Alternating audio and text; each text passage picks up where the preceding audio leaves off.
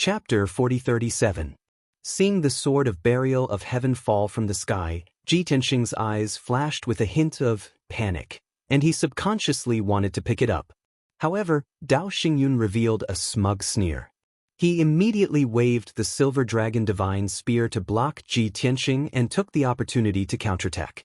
Left with no other choice, Ji Tianxing was forced to defend himself and retreat step by step as he fled into the distance. Naturally, he couldn't pick up the sword of burial of heaven that had fallen from the sky. One of his swords had been shot down, and he had lost a suitable weapon.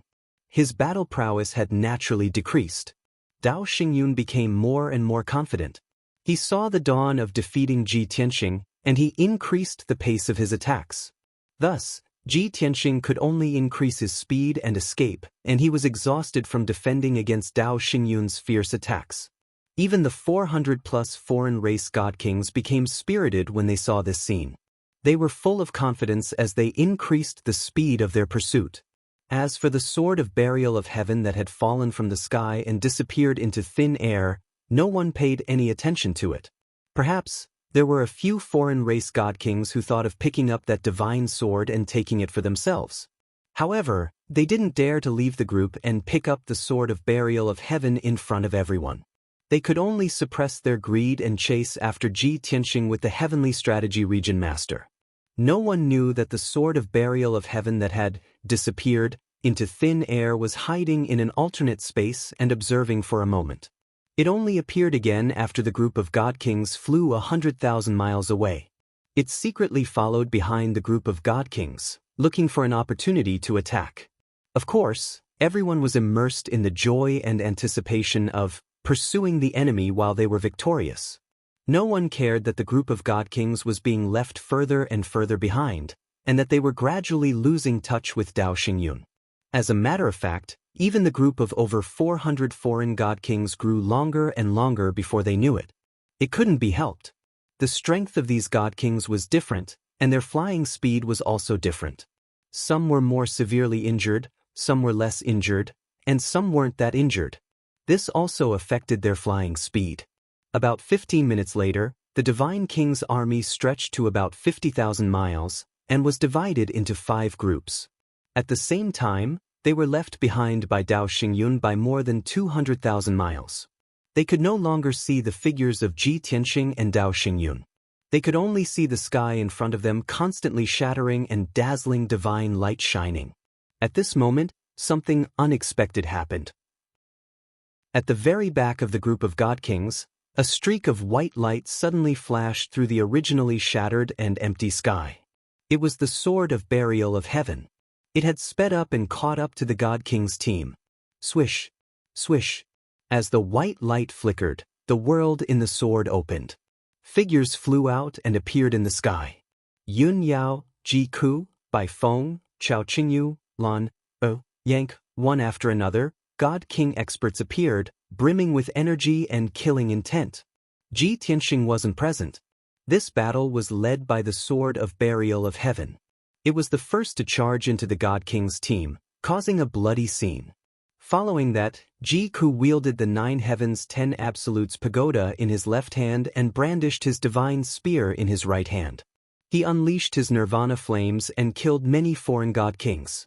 Yun Yao, Bai Feng, Chao Qingyu, and company followed closely behind. They unleashed their most powerful attacks, dealing fatal blows to the foreign god kings. Apart from killing enemies, the Sword of Burial of Heaven was also responsible for supporting everyone. As for Ji Ku, apart from killing enemies, he also used his intrinsic divine artifact, the 9 Heavens 10 Absolutes pagoda, to save everyone at critical moments. As the strongest person in the group, Bai Feng also unleashed her heavenly phoenix shadow.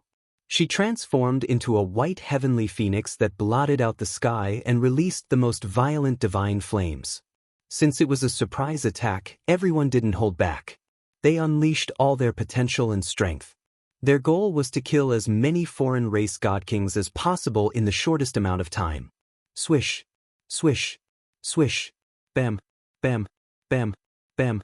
The dozens of foreign god kings at the back of the group were the weakest mid-level god kings to begin with.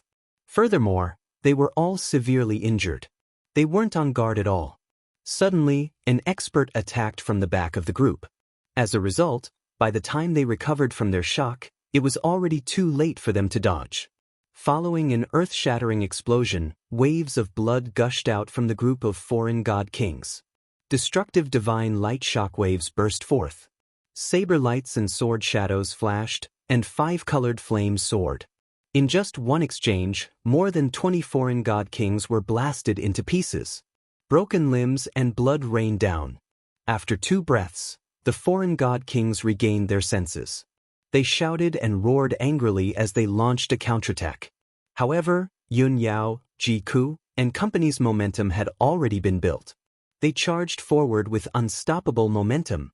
With the sword of burial of heaven as the vanguard, they formed a sharp blade and ruthlessly stabbed into the foreign god kings, tearing them apart. Bam, bam, bam, boom, boom. Loud noises rose and fell one after another, lingering in the ears. The foreign god kings' screams didn't stop either. As the waves of blood surged, many foreign god kings were smashed into pieces and turned into ashes. The outcome was already decided. After 100 breaths, this ferocious attack came to an end. 47 foreign god kings who were severely injured and weaker were all killed by the group. Not a single one survived.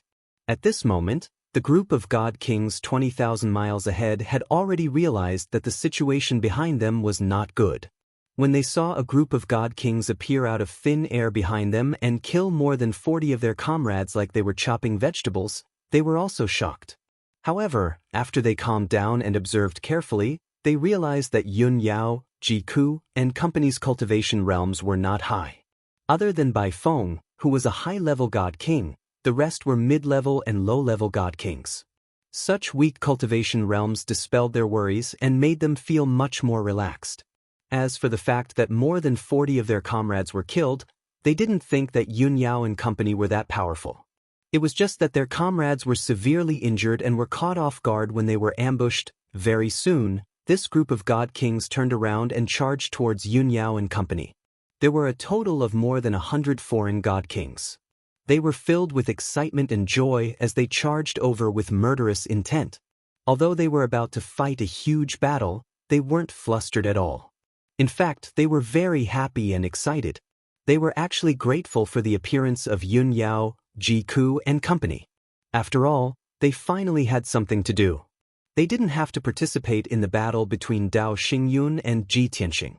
They just had to surround and kill a dozen or so weak god kings. It was simply too easy. Both sides had yet to fight, but many of the foreign god kings were already planning not to use too much strength later. They had to take it easy. This was to prevent them from killing Yun Yao and company in 3 to 5 moves. They wouldn't be able to stall for time and would have to surround and attack Ji Tianxing. Many of the foreign god kings had this thought. They had a tacit understanding. However, Yun Yao, Ji Ku, and company reacted very quickly. Seeing nearly 100 foreign god kings charging over, Ji Ku made a prompt decision to activate the 9 Heavens 10 Absolutes pagoda and put everyone into the distorted spacetime. Then she brought the pagoda into the sword world. The burial of heaven sword that was ready to attack disappeared with a flash of light. It had hidden itself again. Chapter 4038. The Sword of Burial of Heaven was not a supreme-grade king-level divine artifact. However, it was more than enough to deal with those middle-level and upper-level foreign race godly kings. Most importantly, it was even more special than supreme-grade divine artifacts. That was because it had a complete sword soul and had its own consciousness. It used the divine sword's power to hide in an alternate dimension, completely isolating the hundreds of foreign race godly kings from probing. This move was very beautiful, instantly causing those godly kings to miss their target. Ah! Damn it! Where did they go? They were still here just now. Why did they all disappear with a flash of light? Where did they hide? Why can't I detect them with my divine consciousness? Everyone, be careful of traps. Don't panic. Search carefully. The foreign race godly kings who were still excited and fighting bravely immediately quieted down. Everyone stood in the sky and looked around in confusion, searching for something in all directions. However, the sword of burial of heaven had already passed through the alternate dimension and left this place.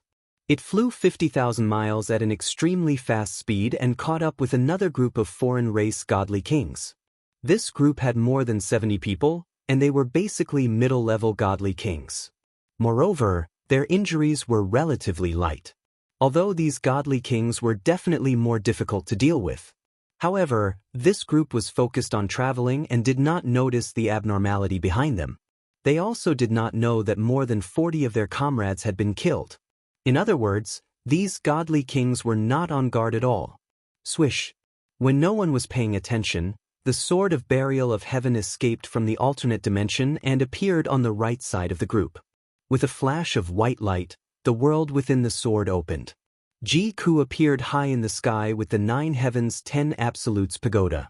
The sword of burial of heaven exploded with the fastest speed and the sharpest sword energy as it charged into the group of godly kings. Ji-Ku also opened the 9 heavens 10 absolutes pagoda and released Yun Yao, Chao Qingyu, and the others. Everyone used the same trick and used their trump cards to attack the foreign race godly kings in front of them. Bam, bam, bam, boom, boom. The scene from before played out once again. Saber lights and sword shadows covered the shattered sky. Dazzling multicolored divine flames and glazed flames poured down like a flood. The shattered sky was instantly filled with dazzling divine light. Following a series of loud noises, destructive shock waves spread out in all directions. As soon as the two sides clashed, 2 alien god kings were insta-killed by the burial of heaven.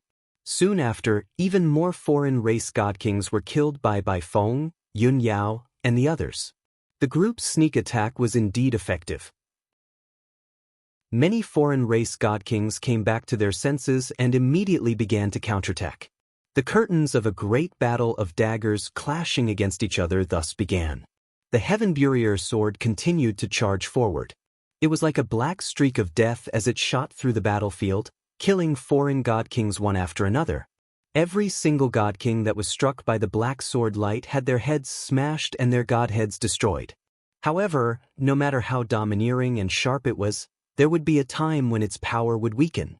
After charging forward more than 10 times and killing 22 foreign race god kings, its aura weakened and its power decreased. At this moment, more than 20 foreign race god kings pounced over and surrounded it. Seeing that a divine sword that no one was controlling could move freely and unleash the battle prowess of a high-level god king, everyone was extremely shocked. However, they were also very curious and interested. Many of the foreign race god kings that surrounded it revealed greedy expressions. They looked at the sword of burial of heaven with burning gazes. Although they knew that the sword of burial of heaven was very dangerous, they could not restrain themselves. However, they were still unable to restrain themselves. They really wanted to obtain this mystical divine weapon. The sword of burial of heaven knew that it would be very difficult for it to break free even if it tried its best to break free. Thus, it played along and pretended that it was not strong enough. Soon, it was captured by 2 god kings. The 2 god kings used their capturing techniques and caught it at the same time. Although it struggled desperately, it could not escape from the 2 god kings' imprisonment. It could not help but let out a sword hum. Seeing this, the 2 god kings felt their blood boil. They did not hesitate to snatch the sword of burial of heaven for themselves. However, the 2 foreign race god kings were evenly matched when they attacked at the same time. As soon as they saw this, the surrounding alien god kings were all stunned. They had never thought that their own people would actually start a fight over a divine sword. However, after thinking about it carefully, they did not feel that there was any problem. Because if they were the ones who caught the sword of burial of heaven, they would also take it for themselves. Thinking of this, more than 20 foreign race god kings' eyes burned with passion. They had made up their minds. If the 2 Star Lords failed in their fight and the divine sword escaped, they would definitely snatch it. In any case, according to the heavenly strategies Starfield's usual practice, such spoils of war belonged to whoever managed to snatch them. Let go of this king. Star-Lord Santoa, it was clearly this king who caught it first. Nonsense. It was this king who made the first move and caught this divine weapon. Then it belongs to whoever snatches it. Strength speaks for itself. When the two Star Lords fought over the Sword of Burial of Heaven, they did not forget to argue, but it was to no avail. The two continued to fight with all their strength. Finally, not far away, a God King who was on good terms with Star Lord Santua's secretly helped him. Star Lord Santua's strength increased greatly, and he snatched the Sword of Burial of Heaven on the spot. The other Star Lord's giant palm of divine light directly collapsed, and he was also knocked back a few hundred meters. He was so angry that his face turned black, and his body surged with killing intent. However, he could not kill his colleague in front of so many people for a divine sword. He could only grit his teeth and swallow this humiliation back into his stomach. After successfully snatching the Sword of Burial of Heaven, Star Lord Santua excitedly raised the Sword of Burial of Heaven and showed it to his colleagues. He excitedly shouted, "This divine weapon belongs to this king."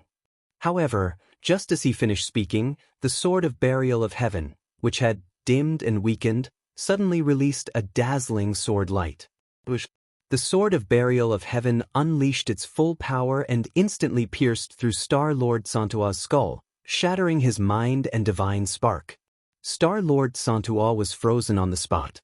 The vitality in his eyes disappeared, and he died on the spot. At this moment, the Sword of Burial of Heaven turned into a streak of black light and escaped the encirclement while the God Kings were still in shock. After 1 second, everyone realized what had happened and immediately exclaimed and roared. "Star Lord Santua is dead. Be careful, everyone. That divine sword is very strange. It's not weakened yet. It was just pretending to be weak. Don't be fooled by it. Oh my God! How can a sword be so cunning and capable? What kind of weapon is that? How can it be so smart?" Although it's not an ultra-quality divine artifact, it seems to be alive and intelligent. It's definitely more valuable than an ultra-quality divine artifact. Everyone chase it. We can't let it escape. As everyone shouted, more than 20 God Kings of other races chased after the Sword of Burial of Heaven. Not far away, the dozens of God Kings who were besieging Yun Yao, Ji Ku, and the others were fuming with anger, but there was nothing they could do. Chapter 4039. We were all attacking these dozen or so godly kings and the two divine beasts. Yet, you bastards only care about snatching that divine sword? Damn bastards. I will definitely report this to the Domain Lord later and let her punish you severely. These thoughts flashed through the minds of the dozens of godly kings who were attacking Yun Yao and the others, and they became even angrier. However, they could not leave their posts, nor could they join in the commotion and chase after the Sword of the Burial of Heaven. They could only grit their teeth and use all their skills to attack Yun Yao and the others. However, Ji Ke used the power of the 9 Heavens 10 Absolutes Pagoda and formed a shield with 5 colored flames to protect everyone. The divine arts cast by the dozens of foreign race God Kings landed on the barrier, but they were completely ineffective. Instead, Yun Yao, Ji Ku, and the others' counterattacks landed on the crowd and caused a large number of casualties. The two sides fought high up in the sky for 100 breaths of time. Yun Yao, Ji Ku, Bai Feng, and the others were all injured. Their hair and robes were dyed red with blood. However, the dozens of godly kings suffered even more casualties. More than 20 of them were killed and another 20 were injured. If the battle continued, the remaining 20 or so godly kings would be killed by Yun Yao and the others sooner or later. At this moment, the 100-man team from behind rushed over to support the surviving godly kings. Seeing that the situation was not good, Ji Ke decisively used the 9 Heavens 10 Absolutes Pagoda and pulled everyone into the distorted spacetime. The intense battle just now came to an abrupt end just like that. Ji Ke also hid in the pagoda and used his mind to control the pagoda. He turned into a black light and fled into the distance. A moment later, the Sword of the Burial of Heaven killed 2 godly kings and met up with the 9 Heavens 10 Absolutes Pagoda. Swoosh! A white light flashed, and the pagoda entered the sword world. The Sword of the Burial of Heaven disappeared in front of everyone's eyes again. When the hundreds of godly kings rushed over, they missed again. Everyone was shocked and angry. They were so angry that they cursed and roared angrily. They had never thought that a mysterious black sword would be so cunning and difficult to deal with. At the critical moment, a white-haired, experienced Star Lord made a suggestion calmly. We can't go on like this. We can't trap that divine sword, but it's possible that it will kill us all one by one. We must report this to the Domain Lord and request the Domain Lord to take action. Everyone will join forces to destroy that divine sword and those dozen or so foreign race god kings. The 100 or so foreign god kings in the surroundings all calmed down from their greed and excitement. Everyone logically agreed with the white-haired Star-Lord's suggestion. Although they all wanted to obtain the divine sword, they wanted to preserve their lives even more. Shua! Seeing that everyone agreed, the white-haired Astral Lord took out a messaging jade strip and sent a message to the Heavenly Strategy Domain Master, who was 80,000 kilometers away. At the same time, the Region Master of the Heavenly Strategies region was leading over 60 high-level God Kings in pursuit of Ji Tianxing. This team was at the forefront, the closest to Ji Tianxing and Dao Xingyun. They were only about 35,000 kilometers away. The Region Master of the Heavenly Strategies region and these high-level God Kings were charging with all their might and would soon catch up with Ji Tianxing. However, they were obviously holding back. They kept following behind, pretending that they could not catch up with Dao Xingyun and Ji Tianxing.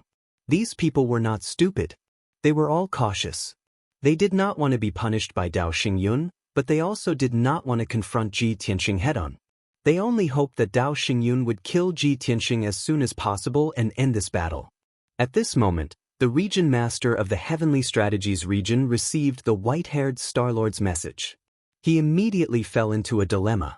A few of his trusted subordinates beside him saw his hesitation and asked, "Region Master, what happened? Is there anything we can do for you? Is there anything we can help you with?"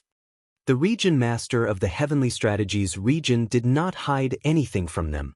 He said truthfully, a divine sword appeared behind the team. There were also a dozen of foreign races god kings. They have already killed dozens of our brothers. I am considering whether to continue chasing Kenshin or to deal with that divine sword. These subordinates were not stupid. While they were shocked, they also suddenly understood. A divine sword? Was it Kenshin's sword that was knocked away by Lord Supreme? The Region Master of the Heavenly Strategies region nodded. That trusted subordinate said with certainty, "If that's the case, then that divine sword can move freely as if it has a consciousness. It must be a peerless divine sword. Moreover, it seems that Kenshin's sword was knocked away. In fact, this might be Kenshin's scheme." After this person's reminder, the Region Master of the Heavenly Strategies region's eyes lit up. He suddenly had an idea. Good. Then I will report this to Lord Supreme. I will now destroy that divine sword and destroy Kenshin's scheme. This can also be considered as helping Lord Supreme, right? Of course. His subordinates nodded in agreement. Thus, the Region Master of the Heavenly Strategies region sent a message to Dao Xingyun. After reporting the situation, he led the group of God Kings and turned around to fly back. However, after flying for tens of thousands of miles and meeting the white-haired Star Master and the other God Kings, they did not see any trace of the sword of the burial of heaven. The Region Master of the Heavenly Strategies region frowned and asked in a dignified tone, "Didn't you say that you were attacked by a divine sword and a dozen foreign races god kings? Where is that sword? Where did it go?" The white-haired Star Master's expression was bitter. He explained awkwardly, "Region Master, that divine sword is very cunning. It is hiding." The others also nodded in agreement. Yes. That divine sword will only sneak attack us when we are unprepared. Once there are too many of us, it will run away. The Region Master of the Heavenly Strategies region's expression became more and more unsightly. He sneered, "It's just a weapon. Even if it has some intelligence, it can't have such intelligence and scheming. Is that sword too smart or are you too stupid?" No one could answer this question. More than 100 God Kings' faces turned green. They stammered and could not explain clearly. The Region Master of the Heavenly Strategies region did not waste any time. He ordered in a deep voice, "Don't dawdle. Everyone, gather together and be on guard at all times." All high-level god kings, use your divine abilities and secret skills to search for the divine sword. This method was indeed the wisest. More than 300 god kings gathered together and were on guard. Of course, the sword of the burial of heaven did not know where to start. Moreover, the region master of the heavenly strategies region was a 9th-degree god king. Together with dozens of high-level god kings, they would definitely be able to find the sword of the burial of heaven. But the problem was that the sword of the burial of heaven had already left this place to meet up with Ji Tianxing. 500,000 miles away, Ji Tianxing and Dao Xingyun were still fighting. They quickly moved the battlefield, leaving behind fragments of heaven and earth along the way. Until now, the two of them were still in a stalemate. Neither of them was injured, but Dao Xingyun was full of confidence. He wanted to further undermine Ji Tianxing's confidence. He mocked and ridiculed, "As a Kenshin, you can't even hold your sword and were even sent flying. Kenshin, you don't deserve this name. Either change your name or kill yourself." Ji Tianxing sensed the sword of the burial of heaven approaching quickly. The corner of his mouth hooked up into a playful smile. The highest realm of the sword Dao is to have no sword in hand, and the world is a sword. I don't need a sword to kill you. What's more, my sword is back. Chapter 40. When Dao Xingyun heard the first two sentences, he felt that it was true. Although he didn't major in sword Dao, he also believed that Ji Tianxing's words were the truth of sword Dao. But the last sentence made him freeze on the spot. Your sword is back? Dao Xingyun didn't know how to react. He thought that the sword had already been sent flying and fell hundreds of thousands of miles away. How could it be back? But a thought flashed through his mind, and he suddenly recalled the events from 1,000 years ago. Instantly, his body shook and disbelief shot out of his eyes.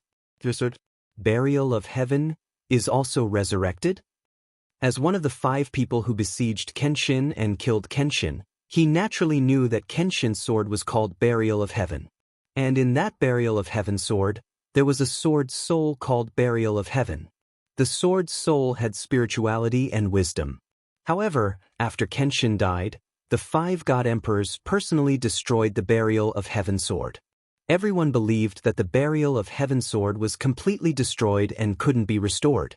Even when he saw Kenshin being resurrected and returning with an identical Burial of Heaven sword, Dao Xingyun thought that it was a replica. After all, Kenshin being resurrected was shocking enough. How could the Burial of Heaven sword that had been destroyed for 1,000 years reappear? Now that he heard this sentence, he finally reacted. If the Burial of Heaven sword could return to Ji Tianxing's hands, it must be because of the Burial of Heaven sword soul. As expected, what happened next confirmed Dao Xingyun's guess. Swoosh! A black light flew from the shattered sky and landed in Ji Tianxing's hands. Dao Xingyun looked over. It was the sword of Burial of Heaven. Seeing the Burial of Heaven sword fly back with his own eyes, he could no longer suppress the shock in his heart. He exclaimed in disbelief, "It really is the Burial of Heaven. It had been destroyed for 1,000 years, so how could it be revived? Kenshin, how did you do it?" Ji Tianxing held the godly hammer in his left hand and the sword of Burial of Heaven in his right. He had regained his previous aura. Since the existence of the Burial of Heaven had been exposed, he no longer had to pretend to be weak. You want to know? Then I'll let you do it personally." He sneered and didn't say anything else. He waved his divine hammer and the sword of Burial of Heaven and launched a fierce attack on Dao Xingyun. Life and death of the Thunder Sea. Sword of Destruction. The godly hammer shot out billions of lightning bolts, forming a colorful sea of lightning that rained down on Dao Xingyun. The sword of Burial of Heaven absorbed the power of the 5 elements world and formed a giant golden sword that was tens of thousands of feet long. It slashed down from the sky. After fighting for so long, Ji Tianxing knew that it was time to end it. The Burial of Heaven had already told him about the situation of the foreign race's godly kings behind him. This was the best time to defeat them one by one. Rumble! Kaboom!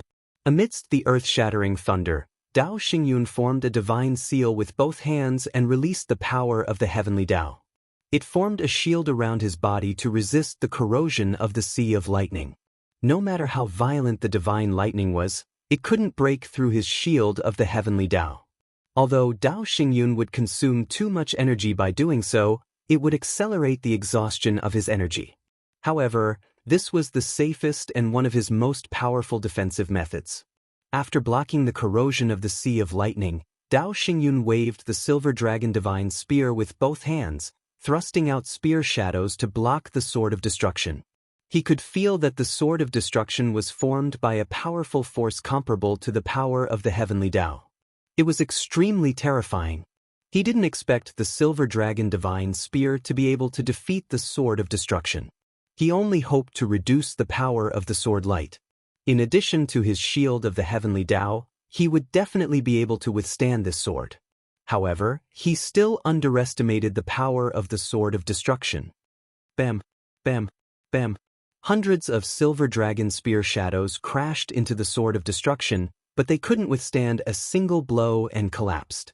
On the other hand, the Sword of Destruction's power and speed didn't decrease. It was still dazzling with golden light as it slashed down. Kaboom! Finally, the giant golden sword that was tens of thousands of feet long struck Dao Xingyun. It wasn't that he didn't want to dodge, but the sword chi and invisible suppressive force had already firmly restrained him. Moreover, he had the shield of the Heavenly Dao, so he was 80% confident. However, the reality was beyond his expectations. Amidst an earth-shattering sound, the shield formed by the Heavenly Dao was actually broken by the giant sword. At that moment, Dao Xingyun's eyes widened and his pupils constricted. Deep shock filled his heart. He finally realized that the special force that formed this sword light was the legendary power of the world. It was the magical power that could create everything and evolve the entire world from nothing. In the ancient legends, it was the power of the Creator, and it was comparable to the power of the Heavenly Dao. It's over. I've overestimated myself. Dao Xingyun suddenly regretted it, but it was already too late. The dazzling golden sword light drowned his body. His sturdy and broad arm was instantly severed by the sword light, and a pile of debris splattered everywhere. This was an avatar, not a body of flesh and blood, so there was naturally no scene of blood splattering everywhere. However, Dao Xingyun's entire right arm was severed, and his arm shattered into pieces, splattering everywhere. Such a scene still sent chills down one's spine. In the next moment, the power of the sword light completely exploded, and Dao Xingyun was sent flying, rolling and crashing thousands of miles away. You deserve to die. Dao Xingyun, who was shocked and angry, let out a low roar like muffled thunder. This was the first time he had been injured in the battle with Ji Tianxing. Moreover, the injury was so serious that it accelerated the loss of his power, and his strength was also weakened. Ji Tianxing took the opportunity to chase after Dao Xingyun and sneered. I've already said that your avatar will definitely die. Are you angry? Do you want to take revenge? Then let your real body come here personally. He had angered Dao Xingyun again because he wanted to test what Dao Xingyun's real body was doing. How important was it? Although the avatar of the god of the underworld had been destroyed, and the real body had not come to take revenge, he was already confident. However, Dao Xingyun's reaction confirmed his guess even more. As expected, Dao Xingyun shut up when he mentioned that his real body would come here personally. When he was sent flying for 800 miles, Ji Tianxing arrived in front of him again and slashed down with his sword again. Sword breaking 9 heavens. Next, the two of them fought fiercely in the sky and continued to move the battlefield. Although it was very difficult for ordinary sword skills to hurt Dao Xingyun. This could accelerate the depletion of Dao Xingyun's power and make his injuries worsen. Ji Tianxing also could not continuously use the Sword of Destruction in a short period of time. He needed some buffer time. In White Dragon's words, it was called skill cooldown. Finally, after the two of them fought for another 15 minutes, they moved the battlefield millions of miles away. At this moment, the Region Master of Heavenly Strategies caught up with more than 300 God Kings. Ji Tianxing waved the Burial of Heaven again and used the Sword of Destruction. Dao Xingyun had not been able to dodge the previous sword strike. Now that he was severely injured and weak, it was even more impossible for him to dodge this attack. Boom! Under the gaze of hundreds of foreign race god kings, the huge golden sword slashed down on Dao Xingyun. Everyone saw with their own eyes that Dao Xingyun's body collapsed under the sword light. He was split into two, and countless fragments flew out. Those fragments scattered in the shattered world, turned into pure divine power, and quickly dissipated. Instantly, everyone was dumbfounded. Chapter 40-41. For hundreds of years, the Heavenly Strategy Region Master and the other godly kings had held Lord Jizun in high esteem. In their knowledge, Lord Jizun was a supreme expert who had surpassed the godly king realm and was unparalleled. After witnessing what had happened today, the illusions and reverence in their hearts were shattered. First, Lord Jizun fought with Kenshin, who was a peak godly king. After fighting for so long, Lord Jizun was still unable to kill Kenshin, which made everyone feel surprised and disappointed. Then, thousands of miles of heaven and earth were shattered, and countless innocent people died. Lord Jizun could not do anything to Kenshin. Now, it was even more ridiculous. Lord Jizun was hacked into pieces by Kenshin. The Heavenly Strategy Region Master and the other godly kings could not believe this scene. They could not accept that Lord Jizun, who was above the godly king realm, could not even defeat Kenshin, who was a peak godly king. Could it be that Kenshin had also surpassed the godly king realm and reached Lord Jizun's realm? Lord Jizun was also a peak godly king. He was not a Jizun. He had lied and deceived everyone. This thought flashed through the minds of the Heavenly Strategy Region Master and the other godly kings at the same time, and they believed it without a doubt. Their spiritual pillar had collapsed, and so did their faith and courage. Everyone was stunned as they looked at the pieces flying in the sky and fusing with the heaven and earth. They were not sad, and they forgot about their fear. They were only shocked and in disbelief, and their expressions were complicated. Until the pieces in the sky dissipated, and the loud noise between heaven and earth disappeared. Ji Tianxing held the godly hammer and the sword of burial of heaven, and turned to look at the crowd. Only then did they regain their senses.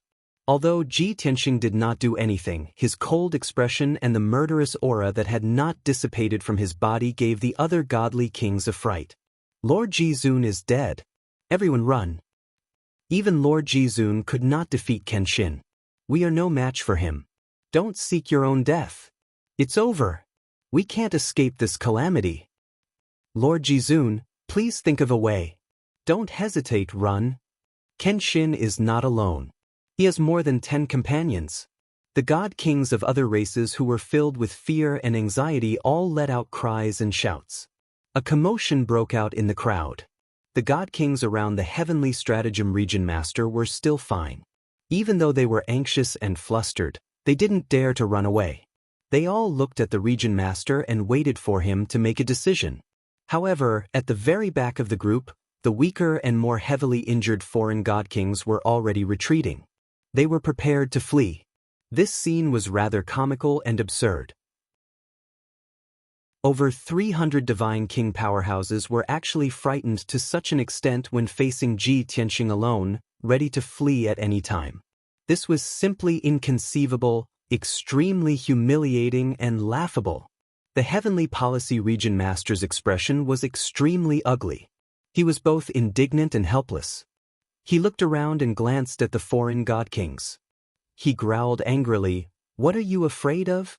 He was alone, so what was there to be afraid of?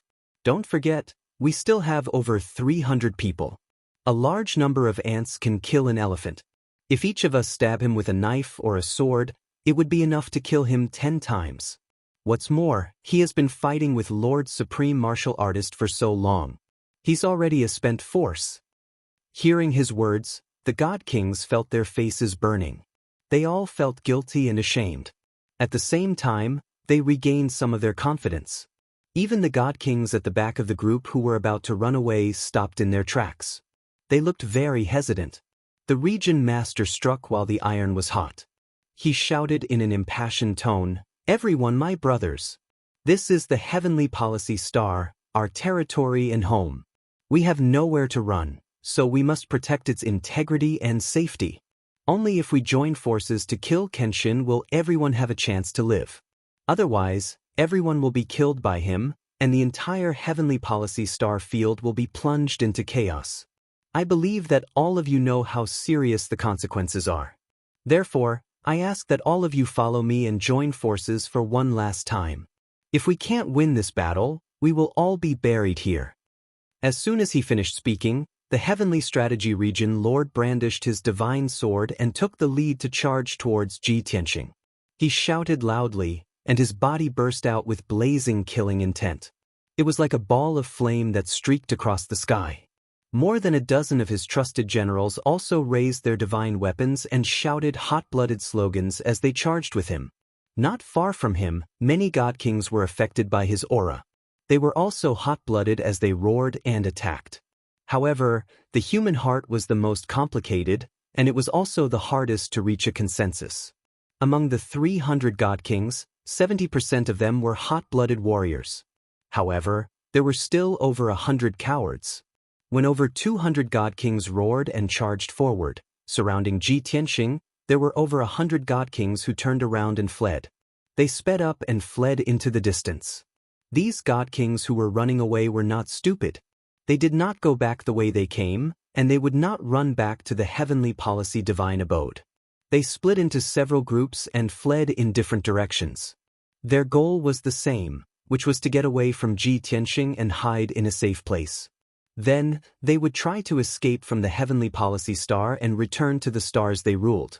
Swish, swish, swish, swish.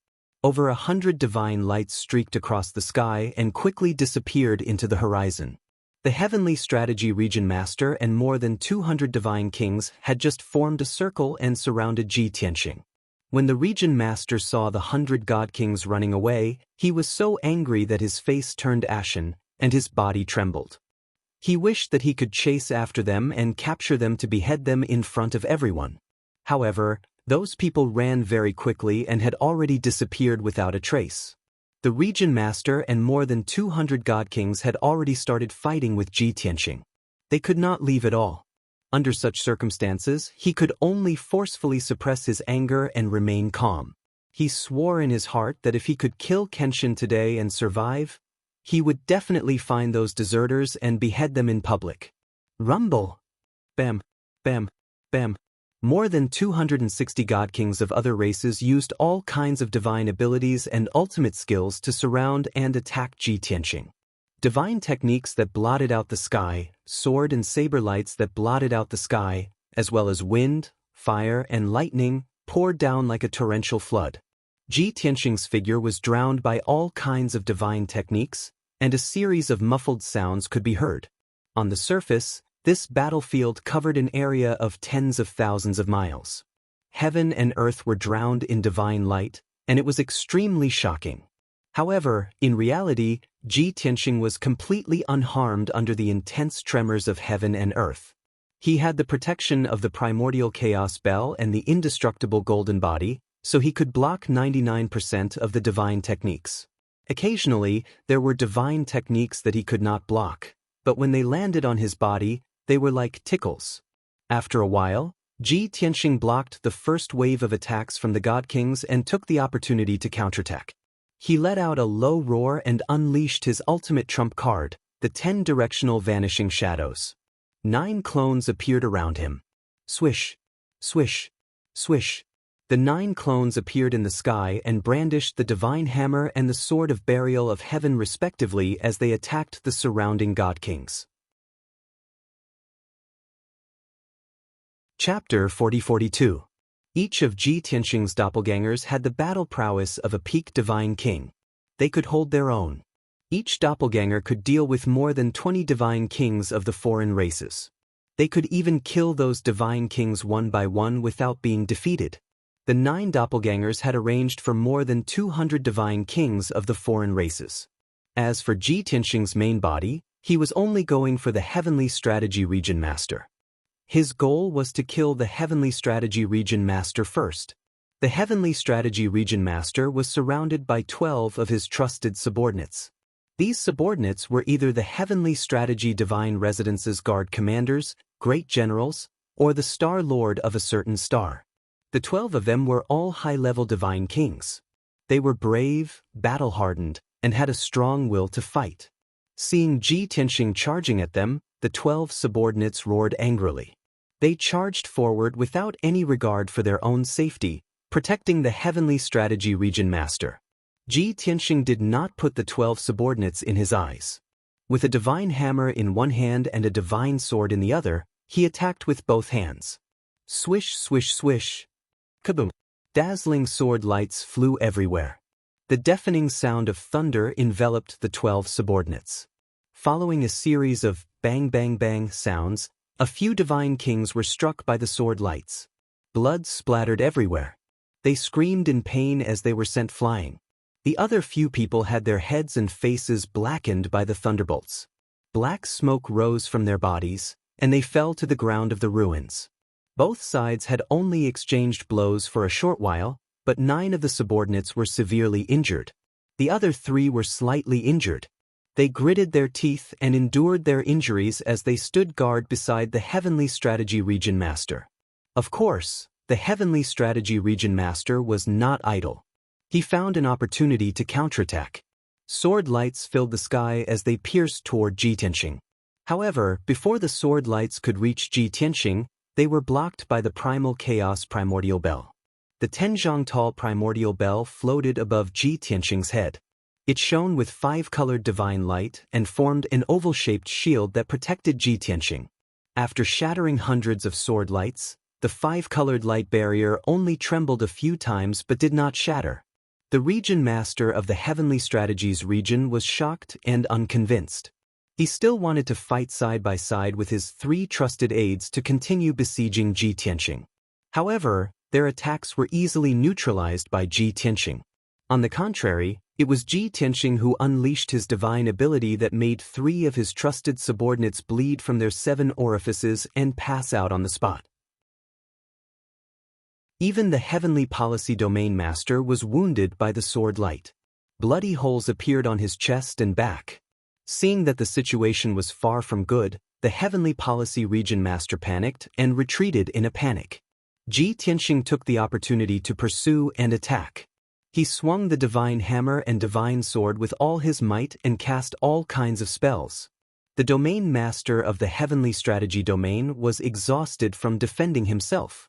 He was trapped in the whirlpool of sword light and thunderbolts, unable to escape.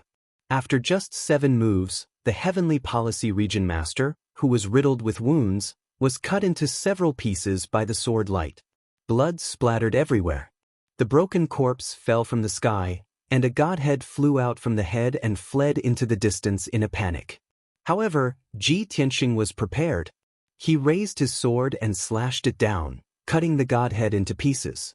Crack! With a crisp cracking sound, the diamond-shaped godhead turned into a dozen pieces and fell from the sky.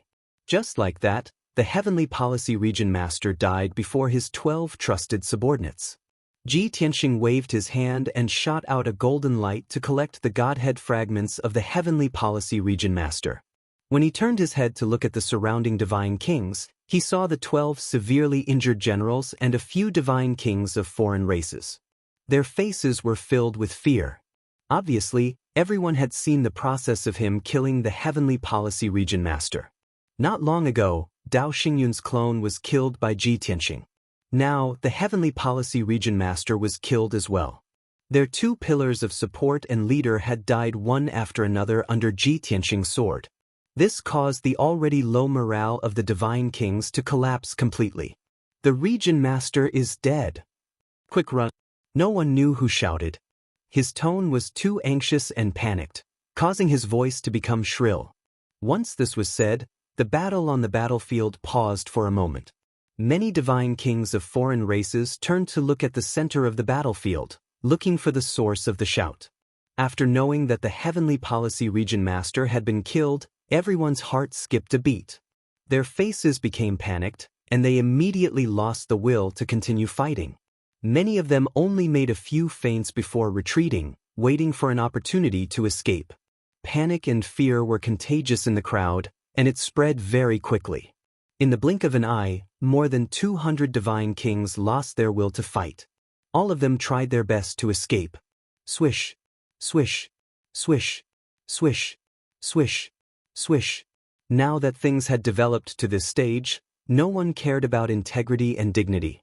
No one cared about the survival of the heavenly policy star or the billions of people. There was only one thought in everyone's mind, and that was to escape as fast as possible and as far as possible. Tianxing and his 9 avatars pursued, taking advantage of the opportunity to kill the fleeing divine kings. More than 200 people split into several groups and fled in different directions. This way, their chances of survival would be higher. However, Tianxing and his 9 avatars also split up, looking as though they would not let anyone go. As countless sword lights and lightning flashed, deafening explosions rang out, and the number of divine kings rapidly decreased. With every breath of time, a few foreign race god kings would be beheaded, their bodies pulverized. The muffled sounds of divine arts clashing and shrill screams echoed through the world. Tianxing and his 9 avatars pursued the divine kings, picking up the quintessence fragments scattered in the sky. After an entire hour, this pursuit that spanned millions of miles finally ended. Not a single one of the 264 divine kings managed to escape. They were all killed.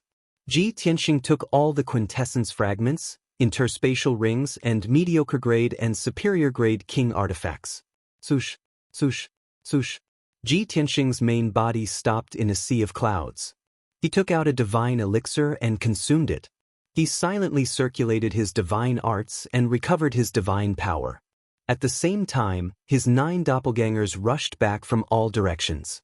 If those avatars did not carry any spoils of war, he could have used a secret technique to make the 9 avatars dissipate millions of miles away. However, each avatar carried a large amount of spoils of war, so they had to meet up with his main body. Very quickly, 45 minutes passed. The 9 avatars returned to Tianxing's side. After handing over their spoils of war, they disappeared one after another. Tianxing kept more than 260 quintessence fragments, interspatial rings, and more than 300 divine artifacts into his interspatial ring. There were too many spoils of war. After leaving Heavenly Policy Planet, he would find time to organize and count them. Currently, after circulating his divine arts and recuperating, he had recovered a lot of his divine power. His mental state was also full. Now, he had to think about how to leave Heavenly Policy Planet. Although Dao Xingyun and the Heavenly Policy Region Master were dead, and more than 200 divine kings of the foreign races were also killed. However, Dao Xingyun's sky-shrouding formation still sealed off the entire Heavenly Policy Planet. There were nearly 10,000 divine sovereigns scattered all over Heavenly Policy Planet guarding more than 300 formations. They still did not know about Dao Xingyun and the Heavenly Policy Region Master's death. If they did not get rid of them, the sky-shrouding formation could still seal off Heavenly Policy Planet for many years.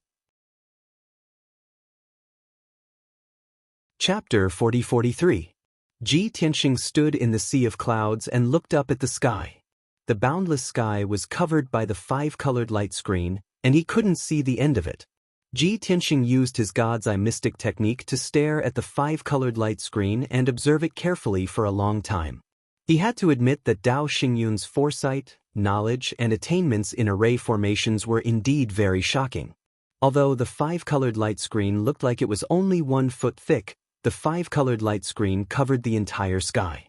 However, the 5-colored light screen that enveloped the entire Heavenly Policy Planet was seamless and had no loopholes to speak of. If one wanted to use brute force to attack and destroy the 5-colored light screen, no matter how powerful the attack was, it would be dispersed and dissolved by the light screen.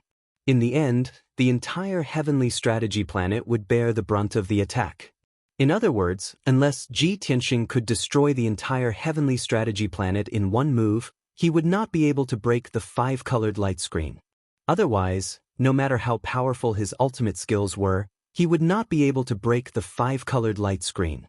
The more than 300 divine arrays that were scattered all over the Heavenly Strategy Planet were actually able to merge into one seamlessly after they started operating. There were no flaws at all. It was obvious how precise the 300-plus grand formations were.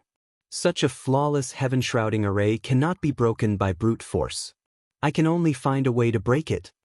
After a long while, Ji Tianxing looked away and muttered to himself with a serious expression. Since he wanted to break the heaven-shrouding array, he had to find a certain divine array and break through a node before finding a way to break it. Ji Tianxing decisively took action. He took out the supreme-grade king-grade god-slaying battleship and steered it toward the southwest. When he observed the 5-colored light screen, he saw the hidden array network in the sky. That was also the path of the divine array's energy flow.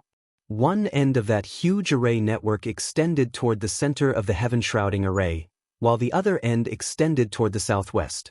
Ji Tianxing compared the geographical map of the heavenly strategy planet to that array network and guessed that there must be a divine array at the southwest border of this continent. The god-slaying battleship was extremely fast. It only took 6 hours to cross half of the continent. When the sun set, Ji Tianxing arrived at the southwest border of the continent. This place was a sea of dark green trees that covered the undulating hills, stretching as far as the eye could see. After passing through this sea of trees with a circumference of hundreds of thousands of miles, one would reach the dark golden coastline and see a large stretch of beach. If they continued forward, they would reach the vast sea. Ji Tianxing kept the god-slaughtering battleship and strode across the sky above the forest. He flew into the depths of the forest. As he advanced, he observed the 5-colored canopy above his head. Although, on the surface, there was nothing unusual. However, he could see with his divine eye secret technique that the origin of the formation was in the depths of the forest. As it turned out, his judgment was correct. An hour later, he entered the depths of the vast forest and discovered an unusual place. There were 2 unusual details here. Firstly, this was just an ordinary forest. It wasn't a spirit vein or a holy land for cultivation. However, in this forest that stretched for hundreds of thousands of miles, divine power was abnormally abundant. Secondly, every hill and mountain in the sea of trees was covered by a dense forest, and there were many birds and beasts living in it. Only a few mountain ranges in the depths of the forest, which had a circumference of tens of thousands of miles, were unbelievably quiet. There was no sign of life. Ji Tianxing's intuition told him that this was the location of the formation. As expected, when he used his divine eye secret technique, he discovered that this area was enveloped by an invisible formation. An upper-grade king-level invisible formation sealed off an area with a circumference of 30,000 miles. This made it difficult for anyone who passed by this place to notice anything strange, unable to see any clues. Only a formation Dao expert like Ji Tianxing would be able to find traces of it. Boom! Crack! Ji Tianxing swung the burial of heaven without hesitation and slashed out a 1,000-foot-long sword light with all his might. With a thunderous explosion, countless fragments of divine light burst out from the seemingly empty sky. A huge hole was cut in the invisible divine formation on the spot. The invisible effect was broken, and the situation inside the formation appeared clearly before Ji Tianxing's eyes. The area with a circumference of 30,000 miles, which was supposed to be a mountain range and a sea of trees, had been flattened. There were densely packed gullies on the ground, forming billions of formation patterns that formed a heaven and earth formation. In the middle of the formation, there was a 5-colored altar that was 1,000 feet tall and 10,000 feet wide. 36 divine lords were sitting cross-legged around the altar. There were 3 circles inside and outside, and each of them was sitting in a specific position. These divine lords were concentrating on maintaining the operation of the altar and ensuring the stable operation of the heaven and earth formation. Of course, that tall altar was the eye of the formation that Dao Xingyun had asked him to set up. There were 365 similar array eyes in every corner of the heavenly policy planet that connected so many heaven and earth formations to form the heaven and earth formation. Just as I expected. Ji Tianxing walked through the gap in the invisible formation and swaggered towards the altar. He came from the sky with a dignified and sacred aura, and there was a cold smile on his face.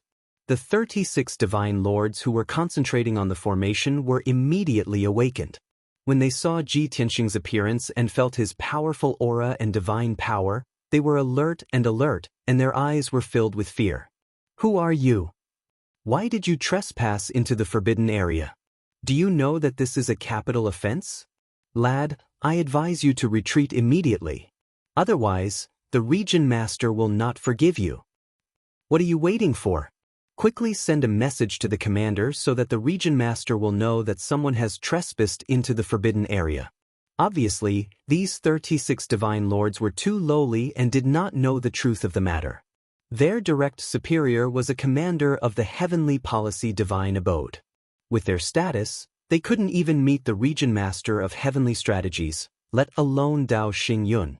They only knew that they were ordered to guard this forbidden area and not allow anyone to trespass. They did not know the inside story at all.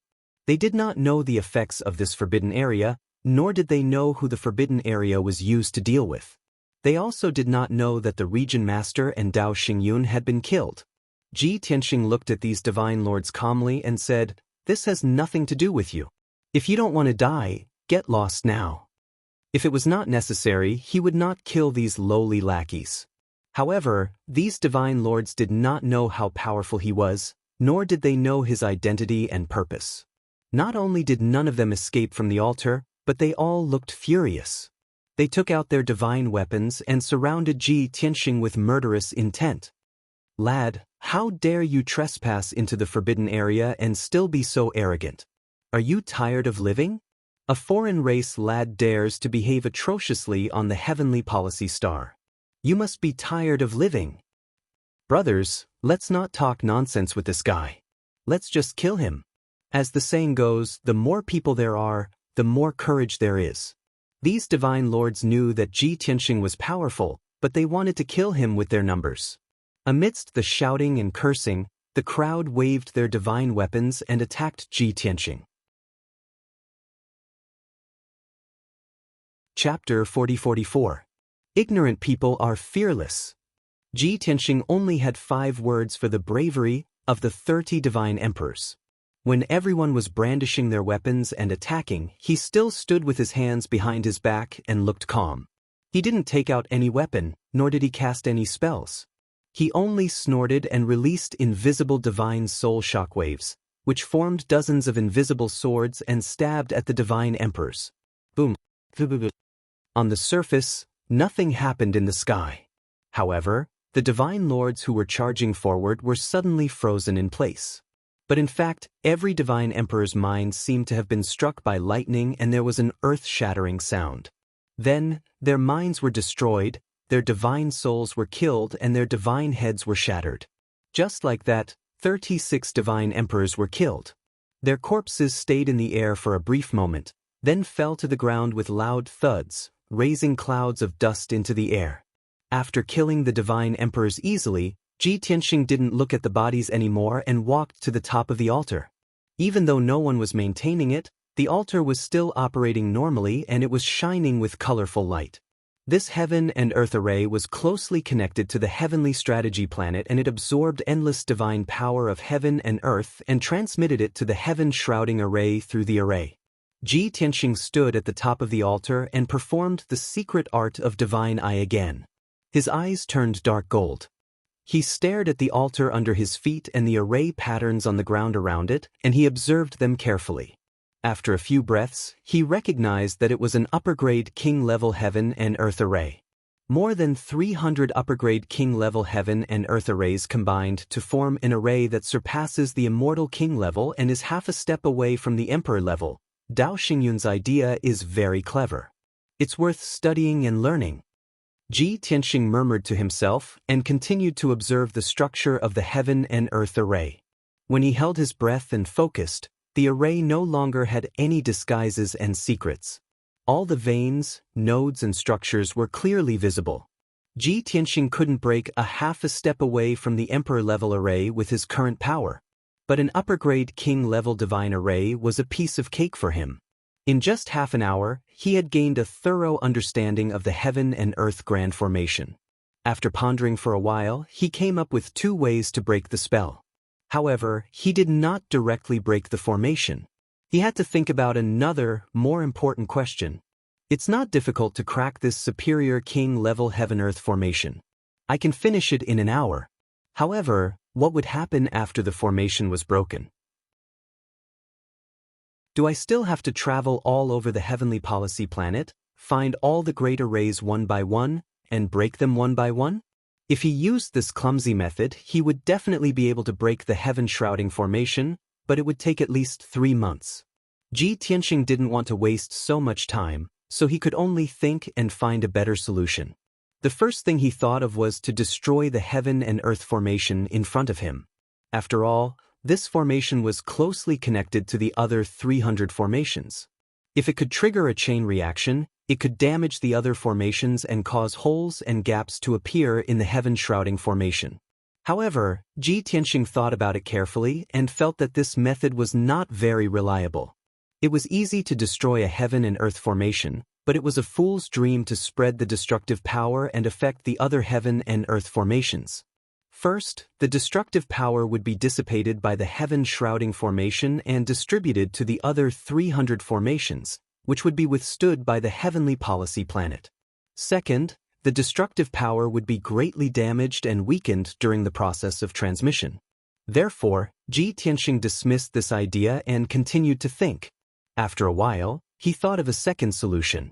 Extract the world energy of the 5 elements world and force it into the heaven and earth formation. After destroying a great formation, he could use his mind to control the world energy and destroy the other great formations through the veins of the great formation. However, on second thought, this method was feasible, but it would consume a terrifying amount of world energy. Perhaps, the trillions of cultivation resources that he had spent to cultivate the 5 elements world would be wasted here. Helpless, Ji Tianxing thought of another way. Suddenly, a flash of inspiration flashed through his mind, and he had a new idea. Instilling the world energy into the great formation consumes too much. If this doesn't work, then I'll use the heaven-mending pearl to extract the power of the heaven-shrouding formation. In any case, the heaven-shrouding formation is supported by the world energy. The heaven-mending pearl can extract the world energy to replenish itself and cultivate the 5 elements world. This method was, of course, the safest. Taking a step back, even if he couldn't successfully destroy the heaven-shrouding formation, it would still be profitable. Ji Tianxing decisively took out the heaven-mending pearl, placed it on the altar, and began to cast the technique. Under his urging, the pearl-sized heaven-mending pearl quickly expanded to the size of a millstone. The heaven-mending pearl lit up with a sacred white light, releasing a terrifying devouring power that enveloped the entire altar. Swoosh! Immediately, the world energy absorbed by the altar rushed into the heaven-mending pearl at an extremely fast speed. The heaven-mending pearl devoured the world energy too quickly, causing a dazzling divine light vortex to appear around the altar. In such a situation, it was like a giant whale opening its bloody mouth to suck up the water in a pond.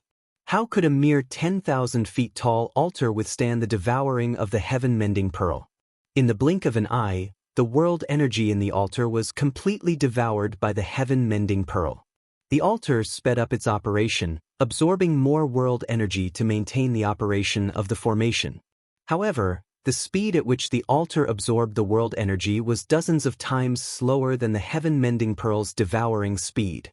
The altar couldn't support the heaven-mending pearl, so it couldn't support it anymore. It began to shake violently, and cracks appeared on its surface, accelerating its collapse. Boom, boom, boom. As time passed, the altar shook more and more violently, and began to shatter and collapse. In less than 10 breaths, the entire altar fell apart, and the heaven-shrouding formation collapsed.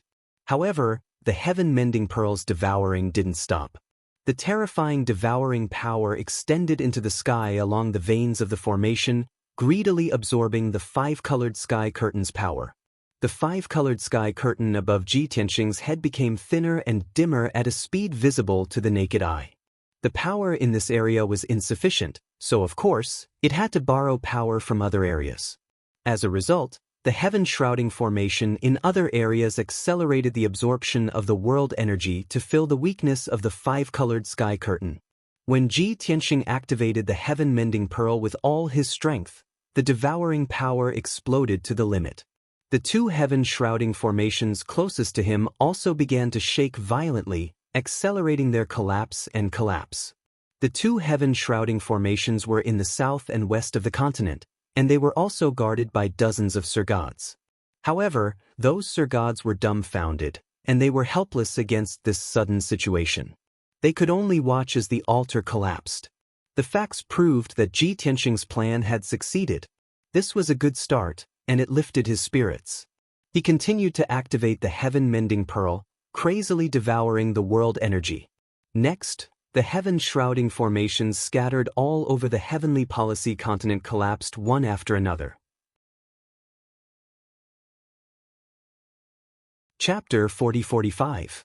When the heaven and earth divine arrays collapsed, the heaven-mending orb also absorbed a huge amount of heaven and earth divine power. Half of the divine power was purified by the heaven-mending orb and turned into pure energy that was absorbed by the heaven-mending orb. The other half was transferred to the five elements world by the heaven-mending orb, causing a divine power storm to sweep through the five elements world. The citizens of the five elements world were all excited when they saw the five-colored divine light that covered the sky and the five-colored spiritual liquid that filled the sky. The entire world began to expand, and all living things grew wildly. Countless birds and beasts gained intelligence and entered a state of cultivation. As for the human martial artists and geniuses, they obtained unimaginable benefits, and their strength and realm increased slightly. Next, as long as they cultivated diligently and absorbed the heaven and earth divine power, their strength would quickly increase. Those martial artists who were stuck in a bottleneck and could not break through in a short period of time also obtained a chance to advance. Without a doubt, after this divine power storm, another batch of divine spirits would appear in the five elements world. Compared to the huge changes in the five elements world, the heaven-mending orb also obtained great benefits, but the changes were not as obvious. It only became more dazzling, and its aura was more complete and restrained. But other than that, there were no obvious changes. As time passed, the heaven-mending orb devoured more and more divine power, and its strength and aura were about to recover to their peak. But recovering to its peak was not the end. The heaven-mending orb's power would continue to increase. Unknowingly, for hours passed. Of the 300 or so heaven and earth divine arrays scattered all over the heavenly policy planet, more than 50 had already collapsed. These collapsed altars and heaven and earth divine arrays were not far from each other. Most of them were scattered on the same continent, and a few were at the borders of neighboring continents. The 1,000 or so monarch god experts guarding these arrays were all in a state of shock and confusion. They did not even see the enemy, nor did they know what was going on. After the altars and heaven and earth divine arrays collapsed, they did not know what to do, and could only report the news to their direct superiors and ask for instructions. But only now did they realize that they could not contact their superiors at all. No matter how many communication jade slips they sent out, they could not receive a reply. This situation filled the monarchs with shock and worry, and they had all kinds of bad guesses. Everyone realized that something big must have happened, but no one knew what was going on. For a time, everyone was in a state of panic and unease. The divine lords that were guarding the various arrays were contacting each other and asking about each other's situation. However, after a long discussion, they still couldn't come up with an answer. In short, they were very aggrieved, confused, and panicked. Ji Tianxing was still casting spells, and the heaven-mending pearl was still crazily devouring the divine power of heaven and earth. The five-colored canopy that sealed the heavenly policy planet began to expand from the center, and a slight change occurred. It was visible to the naked eye that the five-colored light curtain in that area had become thinner. The surrounding network of formations that extended out were like bulging blue veins, very conspicuous. After all, they were desperately absorbing the divine power of heaven and earth from other divine formations. But even so, the great heaven-shrouding formation was too big. The speed at which the veins of the great heaven-shrouding formation mobilized divine power was far from being able to keep up with the devouring speed of the heaven-mending pearl. Therefore, the heaven and earth divine formations were still collapsing one after another. Pung ping ping. Rumble. From time to time, loud, muffled booms could be heard from every corner of every continent on Heavenly Policy Planet. Every loud noise represented the collapse and destruction of a heaven and earth divine formation. There were even some divine lords who had slower reactions or were dumber. They tried to stop the collapse of the divine array and cast spells to block it. The result was no surprise. Their divine power was also completely devoured. Even if they sensed that something was wrong and desperately struggled and retreated, they couldn't escape. In the end, they were all devoured by the heaven-mending pearl and died on the spot. Their divine bodies also turned into ashes. Seeing the miserable end of those divine lords, the others didn't dare to go near the altar. They could only watch the altar collapse and the heaven and earth divine formations collapse. Time passed quickly. An entire day passed just like that. The world of 5 elements had obtained an immeasurable amount of divine power of heaven and earth. The divine power storm that enveloped the entire world would continue for a long time. The heaven-mending pearl had also recovered to its peak state and its power was still increasing. It seemed to have the potential to surpass a king-level divine artifact. Ji Tianxing stopped casting spells and activating the power of the heaven-mending pearl. Because the more than 300 heaven and earth divine formations that formed the heaven-shrouding array had all collapsed and been destroyed. Those divine formations were the foundation of the heaven-shrouding array. Since the foundation was destroyed, the heaven-shrouding array no longer existed and was destroyed. The 5-colored light curtain that sealed the Heavenly Policy Planet had already been torn into pieces and turned into billions of divine light fragments that scattered around the world. Such a rare scene was witnessed by billions of people on the Heavenly Policy Planet. Countless people cried out in shock, worry, and confusion. No one could answer them. However, their worries and concerns were not unfounded. After a short while, an unexpected disaster swept across the entire Heavenly Policy Planet. Previously, the heaven-shrouding array had sealed the entire Heavenly Policy Planet and used more than half of the divine power of heaven and earth on the planet. Now that the heaven-shrouding array had collapsed and more than half of the divine power of heaven and earth had been sucked away by the heaven-mending pearl, the Heavenly Policy Planet had returned to its normal state. The result was obvious. The Heavenly Policy star's spatial barrier began to crumble. Countless cracks appeared, and densely packed gaps appeared. There were also violent vibrations between heaven and earth. The earth shook, jumped, and trembled, causing a terrifying earthquake. Several continents shook violently. The sky also began to collapse and crack. Countless spatial cracks appeared, and a large patch of pitch-black void appeared. Rumble, bam, bam, bam. The eruption of a super-earthquake caused a series of chain reactions. Several continents were faced with tsunamis that blotted out the sky. The continental plates were also shattered. Vast mountains and rivers collapsed and shattered. Lava and volcanoes erupted violently from the planet's core, blotting out the sky. The space barrier shattered and the sky collapsed. Naturally, it was eroded by the void. A large patch of darkness began to appear in the sky above the Heavenly Policy Planet. Boundless spatial storms surged into the Heavenly Strategy Planet, wreaking havoc and destroying everything in their path. Such a terrifying disaster was equivalent to a natural disaster. If the Heavenly Policy Region Lord and a few hundred divine kings were still alive, they could still resist and resolve it. However, those divine kings were all dead. There were less than 30 divine kings left on the Heavenly Policy Planet. In the face of such a terrifying disaster, they were also helpless. They could only watch helplessly as a few continents shattered, as countless divine kingdoms collapsed and were destroyed. Tens of thousands of cities were destroyed by the void storms and the blazing divine fire. Chapter 40-46. Mountains and rivers were destroyed, homes were destroyed, and billions of alien life forms died in blood and fire, turning into ashes. That tragic scene played out everywhere on the Heavenly Strategy Planet. Even though Ji Tianxing had left the Heavenly Strategy Planet and was in the void, he still couldn't bear to see the tragic scene. He could even hear faint screams and roars coming from the various continents. No one could calculate the casualties on the heavenly strategy planet for the time being. However, Ji Tianxing had observed more than half of the heavenly strategy planet. He could roughly estimate the result from the damage done to a few continents. There were hundreds of billions of alien life forms on the heavenly strategy planet. In this calamity, at least 80% of them were affected. Of these 80% of living beings, 70 to 80% were injured. The number of deaths should be no less than 30%. A rough estimate put the number of deaths on the heavenly strategy planet at more than 20 billion.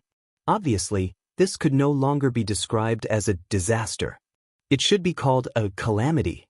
However, who could be blamed for this?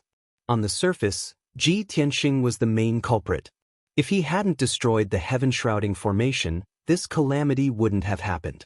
However, he was also a victim. He had only destroyed the heaven-shrouding formation to protect himself and escape. The real culprits were Dao Xingyun, the heavenly strategy region lord, and the few hundred alien god-kings. Looking at the tragic state of the heavenly strategy planet, Ji Tianxing muttered to himself. When he set up the heaven-shrouding formation, Dao Xingyun had already made plans and preparations. Even if he had to destroy the entire heavenly strategy planet, he would still kill me. Although I killed his clone and ruined his plan, I also triggered a calamity and caused the heavenly strategy planet to be plunged into misery and suffering. If Dao Xingyun knew about this result, he probably wouldn't be sad about the loss of the heavenly strategy planet. He would only be angry and regretful that he couldn't kill me. Such a tragic calamity will definitely alarm the heavenly Dao and send down its wrath, right? Thinking up to this point, Ji Tianxing looked up into the void and thought to himself, although I was forced to defend and only attack to protect myself, I still have a lot to do with this. However, I'm still involved in this huge karma. I should be punished by the heavens, right? According to past experience, even if the heavenly tribulation were to descend, it would only descend after the calamity was over. Thus, Ji Tianxing observed the heavenly policy star's movements and waited for the disaster to end. The flow of time seemed to have slowed down. Only half a day had passed, yet it felt so long. 12 hours later, the chaotic and calamitous heavenly policy planet gradually calmed down. Regardless of whether it was the shattered spatial barrier, the collapsed sky, or the collapsed earth, everything was gradually restored under the restoration of the heavenly Tao. Seeing that the disaster was over, the non-humankind beings, who had just experienced blood, fire, suffering, and death, all cheered excitedly, as if they had just survived the disaster. However, the sadness and heavy atmosphere still overshadowed the joy and excitement of surviving. Even though the disaster was over, the heavenly strategy planet was still in ruins. Countless souls had perished, and blood flowed like rivers. The living people still had to treat the injured, settle the dead, and rebuild their homes and countries in the future. Of course, this was a long-term matter, so it would not be mentioned for now. In the dark and cold void, seeing that the calamity had finally subsided, Ji Tianxing raised his head and looked into the depths of the void, quietly waiting for the wrath of heaven to come. As expected, the heavenly Tao was furious. In the depths of the vast and boundless void, a dazzling blood-red light lit up, as if a raging fire was burning a prairie for thousands of miles. Amidst the blood-red light, there were billions of lightning bolts flashing and deafening thunder roaring. This was a sign of the heavenly Tao's anger. The blood-red light and billions of lightning proved the words, furious. One could imagine how angry the heavenly Tao was. Ji Tianxing felt the mighty heavenly might, and his pupils constricted. He could not help but tighten his grip on the burial of Heaven's Sword and Divine Hammer. He also activated the power of the indestructible Golden Body and the primordial Chaos Bell to the extreme.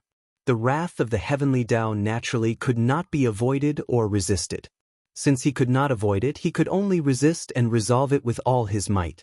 However, when the blood-red light surged and billions of lightning bolts formed red lightning pillars and bombarded him, he realized that something was wrong. Those tens of thousands of red lightning pillars were all bombarding the heavenly policy planet. Ji Tianxing, who was 200 million miles away from the blood-red light, seemed to have been forgotten and ignored. Not a single bolt of lightning or a single streak of bloody light struck him. This, Ji Tianxing immediately frowned with a puzzled look on his face. He did not understand. He should be one of the two people with the greatest karma and could be considered half of the culprit. Why didn't the heavenly Tao punish him? As for the tens of thousands of red lightning pillars that landed on the heavenly policy planet, they also scattered and landed everywhere. Those who were hit by the wrath of the heavenly Tao and the red lightning pillars were the 100 or so divine kings who ran away and the divine king overlords guarding a few continents. It was as if the heavenly Tao was angrily rebuking them. As overlords and guardians of the heavenly policy planet, you didn't save them and caused the deaths of billions of people. You should be severely punished. Not only were the divine kings who were struck by lightning and struck by the heavenly Tao dumbfounded, even Ji Tianxing was a bit dumbfounded. How did this happen? Ji Tianxing muttered to himself. Then, an idea flashed across his mind as he thought of a possibility. Maybe this is just the first punishment of the heavenly Tao, just an appetizer. Let's punish those divine kings first. Next, the heavenly Tao will send down an even more terrifying punishment to punish me and Dao Xingyun. Thinking of this possibility, Ji Tianxing did not dare to let his guard down and continued to be vigilant. On the continents of the heavenly policy planet, the muffled sound of thunder sounded one after another. Those divine kings who were struck by lightning were already severely injured and were very weak. Now that they were being punished by the heavenly Tao, their fates were even more tragic. Almost 80% of the divine kings were killed by the heavenly Tao divine lightning on the spot and turned into ashes. Only about 20% of the divine kings were lucky enough to survive, but their injuries were extremely terrible and they were on the verge of death. The punishment of the heavenly Tao soon ended and the heavenly policy planet returned to normal. At this moment, Ji Tianxing looked at the bloody light with a serious expression. He had also accumulated his divine power to the maximum and was ready to attack. He thought that it should be his turn now. Unexpectedly, the bloody light gradually dissipated, and the billions of lightning bolts surging in the bloody light also quickly disappeared. After a short 10 breaths, the strange phenomenon in the void dissipated. The void returned to its usual darkness and coldness, as if nothing had happened. The heavenly Tao's punishment ended just like that? The heavenly Tao actually didn't punish me? Ji Tianxing revealed a stunned expression. He only felt that it was incomprehensible and unbelievable. Even if he did not take the initiative to take action and cause the deaths of billions of living beings, he was still passively involved and indirectly created this calamity. The heavenly Tao actually did not punish him for such a huge karma? This did not make sense. It was fine if it did not punish him, but Dao Xingyun was the real culprit, a person who had committed the most heinous crimes, but the heavenly Tao actually did not punish him. What kind of logic was this? Chapter 40-47. Ji Tianxing felt that it was inconceivable and unreasonable. However, he definitely could not reason with the heavenly Tao, nor could he. The will of the heavenly Tao was so mysterious and hard to fathom.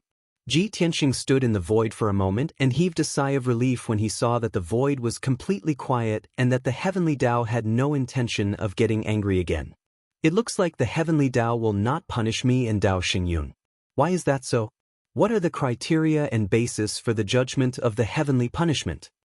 Ji Tianxing frowned and pondered, but he could not figure out this question. Thus, he took out the god-slaying battleship and drove it into the depths of the void, planning to slowly think along the way. The heavenly policy star was still in turmoil and would take a long time to truly calm down. However, all of this had nothing to do with Ji Tianxing. He still had many things to deal with.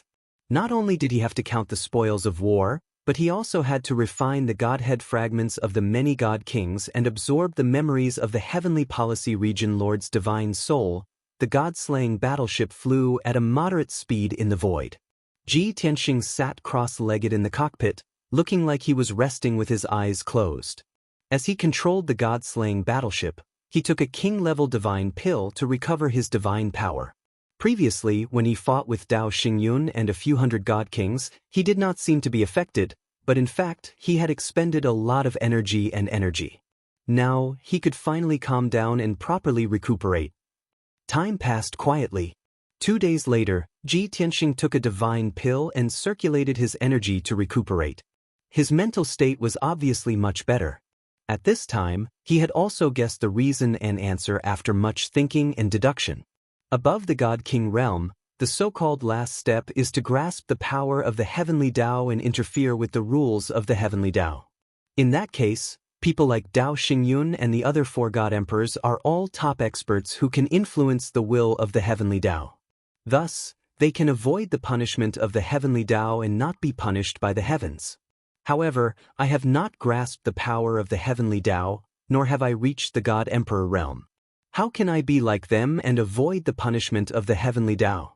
In the past, everyone and I performed meritorious deeds of saving the world. They were all rewarded by the heavenly Tao and obtained the power of merit, but I didn't. Now, it seems that the heavenly Tao will neither reward me nor punish me. It should have completely ignored me? Or perhaps I used the heaven punishment array to come back from the dead and jumped out of the scope of the heavenly Tao's rules? Even though Ji Tianxing's tone was probing and uncertain, he didn't seem to be sure. However, the more he thought about it, the more he felt that this answer was closest to the truth. Of course, whether this was the truth or not, at least he had proven one thing. The heavenly Tao would not reward him, but it would not restrict or punish him either. This made him feel even more confident and at ease. He gradually put aside this question, no longer thinking about it and feeling distressed. He began to sort out the spoils of war he had obtained from this battle. Firstly, there was the silver dragon divine spear and a spatial ring left behind after Dao Xingyun's avatar was destroyed. The silver dragon divine spear was a supreme-grade king-level divine artifact, and it was personally refined by Dao Xingyun. There was no doubt about it. Ji Tianxing used the power of the 9 heavens divine cauldron and the divine hammer to forcefully erase the imprint and soul aura on the silver dragon divine spear, completely severing its relationship with Dao Xingyun and becoming an ownerless treasure. Then, he entered the distorted spacetime and gave this supreme-grade king-level divine spear to Ji Ku. Ku, you've always used the divine spear as a weapon, so you can unleash greater combat strength. The divine spear I refined for you previously was only a medium-grade king-level divine artifact, so it will limit your combat strength in the future. This silver dragon divine spear is for you. It's enough for you to use forever. Refine it well. Ji Ku was naturally pleasantly surprised and excited. She wanted to decline, but she knew that Ji Tianxing was sincerely giving it to her, and no one was more suitable than her for this divine spear, so she accepted it. Ji Tianxing left the distorted spacetime and went to check the interspatial ring of Dao Xingyun's incarnation. The interspatial ring worn by the incarnation was far inferior to that of Dao Xingyun's original body. The resources and wealth stored in it were also incomparable. Even so, Ji Tianxing found 2 trillion worth of cultivation resources from the interspatial ring. There were also dozens of medium-grade and high-grade king-level divine artifacts, thousands of king-level divine pills, and some strange divine items. Ji Tianxing put all these cultivation resources and divine artifacts into his own interspatial ring and put them away in different categories. They might be of use in the future. Then, he continued to check the interspatial rings of the Heavenly Strategy Region Master and the 300 or so foreign race divine kings. In comparison, these interspatial rings were even poorer and shabbier. They could not be compared to Dao Xingyun's interspatial ring. Other than the interspatial ring of the Heavenly Strategy Region Master, there were also cultivation resources worth a few trillion, as well as a batch of priceless divine artifacts and pills. In the interspatial rings of the few hundred foreign race divine kings, there were usually only tens or hundreds of billions worth of resources. However, wealth had always been something that could be accumulated from small amounts to a large amount. In the interspatial ring of a foreign race divine king, there were only a few hundred billion worth of resources. The amount of resources and wealth accumulated in the 300 or so interspatial rings was very shocking. Ji Tianxing made a rough estimate. A conservative estimate would be around 200 trillion, which would be 200 trillion after conversion. Originally, he had planned to pick out some king-level resources and divine artifacts and leave them in his interspatial ring. The rest would be absorbed by the Five Elements world. However, the Five Elements world had already benefited greatly. The divine power storm was still ongoing. Even if he invested 200 trillion worth of resources, it would only be icing on the cake. Therefore, Ji Tianxing stored these cultivation resources in his interspatial ring first. He would distribute them later. It was worth mentioning that he only had one interspatial ring in the past. Ever since he saved more than 10 stars and picked up a large number of star fragments and crystals, the interspatial ring was almost full. Now that he had obtained so many resources, he could only refine a high-grade king-level interspatial ring to store resources and treasures. Therefore, he wore the interspatial ring on both his index fingers. Fortunately, these two interspatial rings were as black as ink. They were simple and unadorned. They did not look funny. It was already 3 days later when he finished counting the spoils of war. At this time, the god-slaying battleship flew past a waste star. Therefore, Ji Tianxing piloted the god-slaying battleship and landed on the waste star. He hid in a remote area of the waste star and took out the Jiutian 10 Absolutes Pagoda. He entered the distorted space-time to refine the quintessence fragments. After the battle on the heavenly strategy planet, he had accumulated 400 quintessence fragments of divine kings. The first thing he wanted to refine was naturally the quintessence fragment of the heavenly strategy region master. Not only was the heavenly strategy region master the strongest, but he also wanted to extract the memories of the heavenly strategy region master to investigate clues related to the heaven-sealing dragon emperor.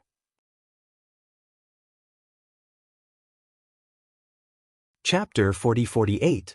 In the distorted space-time, under the blood flame sacred tree. Ji Tianxing sat cross-legged, circulating his energy to refine the quintessence fragment of the heavenly strategy region master. Not far from him, Yun Yao, Ji Ku, Ji Wushuang, and Ji Wuhan were circulating their energy to heal their injuries and cultivate. On the other platforms under the sacred tree, Chao Qingyu, Yank, and the others were circulating their energy to heal their injuries. Those who had participated in the battle on the heavenly strategy star were all severely injured. Fortunately, the sword of burial of heaven and Jiku had protected them and prevented them from dying at the critical moment. Although their injuries were quite serious and required a long time to heal, it would take them a few decades to 100 years. However, after experiencing that battle, they had gained a lot of combat experience and their foundation of the divine Tao was more stable. Every expert had to go through the tempering of blood and fire before they could truly grow. They had the most suitable cultivation illusory realms and the most abundant cultivation resources. They also had many companions to discuss and verify their cultivation path. They even had a top expert like Ji Tianxing to protect them. In addition, they had been tempered by the battles of the God Kings. Under such circumstances, how could they not work hard and improve their strength rapidly? Unknowingly, the god-slaying battleship had sailed in the void for an entire day. 50 days had passed in the distorted space-time. Ji Tianxing had already refined the quintessence fragment of the heavenly strategy region master and absorbed his memories. After sorting out the heavenly strategy region master's memories, he obtained the information he wanted. However, he felt a little regretful that the heavenly strategy region master had never heard of or seen the heavenly strategy dragon emperor. In the past 1,000 years, a few major events had happened in the heavenly strategy star region, and they were all related to peak god kings. However, none of them were related to the heavenly strategy dragon emperor. In short, the disappearance and death of the heavenly strategy star region definitely had nothing to do with the heavenly strategy star region.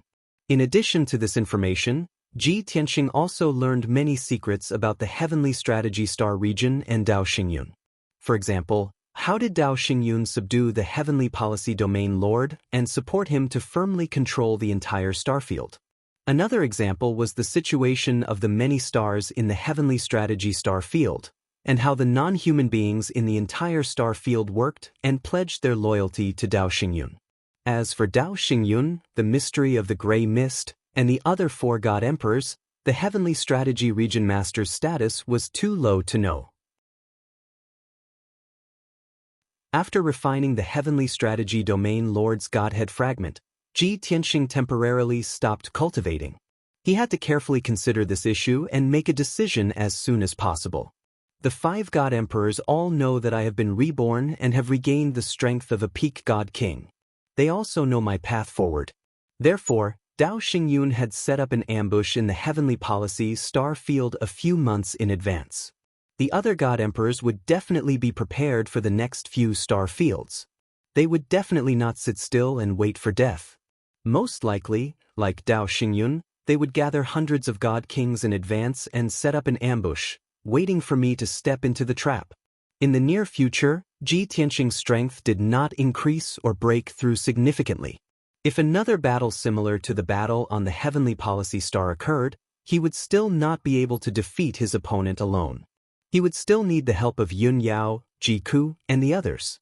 As for Yun Yao, Ji Ku, and the others, they were still in a severely injured state and were still recuperating in the distorted spacetime. Ji Tianxing knew that now was not the time to head to the next star field. If he rushed there rashly, he would most likely have to fight alone, and his life would be in great danger. After all, the God Emperors were not weak. They all had powerful strength and methods. Even if he could deal with one God Emperor's clone, he would not be able to deal with hundreds of God Kings. Even if Yun Yao, Ji Ku, and the others recovered from their injuries and assisted him in the battle, the other God Emperors might very well join forces to set up an ambush. If 2 God Emperors' clones joined forces and hundreds of God Kings from other races helped, there was a high chance that he, Yun Yao, and the others would be killed. With this in mind, Ji Tianxing decided to temporarily avoid the brunt of the attack and plan for the long term. He wanted to bring everyone to a safe place where they could recuperate and improve their strength in peace. When everyone was fully prepared, he would act according to the circumstances. At first, Ji Tianxing wanted to leave the Heavenly Policy star field and find a place to hide in the vast void. However, when he looked into the dark and cold void, he suddenly saw a bright golden sun in the depths of the distant void. It was an incomparably huge golden star. It floated alone in the void, emitting an endless sacred golden light that illuminated the various star fields. Ji Tianxing was stunned for a moment before he reacted and recognized that golden star. He immediately revealed a look of relief, and a smile appeared on his face.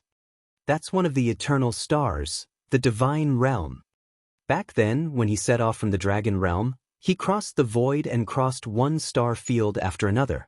When he was about to reach the Heavenly Policy star field, he was already more than halfway there. The Heavenly Policy star field and the Heavenly Leader star field were very close to the divine realm. He already knew this when he was still a Kenshin. However, he had always been thinking about exploring the 9 star fields and finding the mystery of his master's death, so he did not pay attention to the divine realm. Now that he saw the divine realm again, he immediately had an idea. Why should he find a place to recuperate in the void? If he returned directly to the divine realm, not only would he be able to recuperate in peace, but he would also be able to deal with many matters. For example, he could destroy the foundations of the 5 God Emperors' forces and gather the old subordinates and remaining forces. The 5 God Emperors' bases were in the divine realm, and they each controlled 5 continents. They also left many trusted experts to help them guard their bases. However, the 5 God Emperors' true bodies were deep in the void, studying the mystery of the gray fog. Their clones must be lying in ambush in the Heavenly Crane, Heavenly Phoenix, and other star fields, waiting for Ji Tianxing to walk right into their trap. As such, the divine realm was naturally empty. At the very least, the God Kings and Peak God Kings guarding the divine realm would definitely not be able to withstand Ji Tianxing's attacks. After making up his mind, Ji Tianxing left the 9 Heavens 10 Absolutes Tower and appeared in the cockpit of the God-slaying battleship. He sat cross-legged on the disc array and controlled the God-slaying battleship to change direction and fly toward the divine realm. At the same time, he took out a large number of divine pills and elixirs to heal his injuries and cultivate. Although the divine realm could be seen clearly from the Heavenly Policy star field, it seemed as if the distance between the two was not far. In reality, the distance between the two was more than 100 billion miles. Even with the God-slaying battleship speed, It took half a year to reach the vicinity of the divine realm. Only when he was close could he feel the majesty and vastness of this eternal star. This eternal star with a diameter of 10 billion miles was completely enveloped by a golden barrier. It was the strongest spatial barrier in the world. No matter how terrifying the meteorites were, they would not be able to destroy its protective layer. Unless the heavenly Tao collapsed or an extraordinary power destroyed it, this star would be eternal and indestructible. Ji Tianxing was filled with anticipation and hope as he drove the god-slaying battleship straight toward the Divine Realm's golden barrier. Divine Realm, I'm back. When I left the Divine Realm, I was chased by many god kings and was forced to flee to the Dragon Realm. This time, not only will I avenge my past humiliation, but I will also turn the Divine Realm upside down.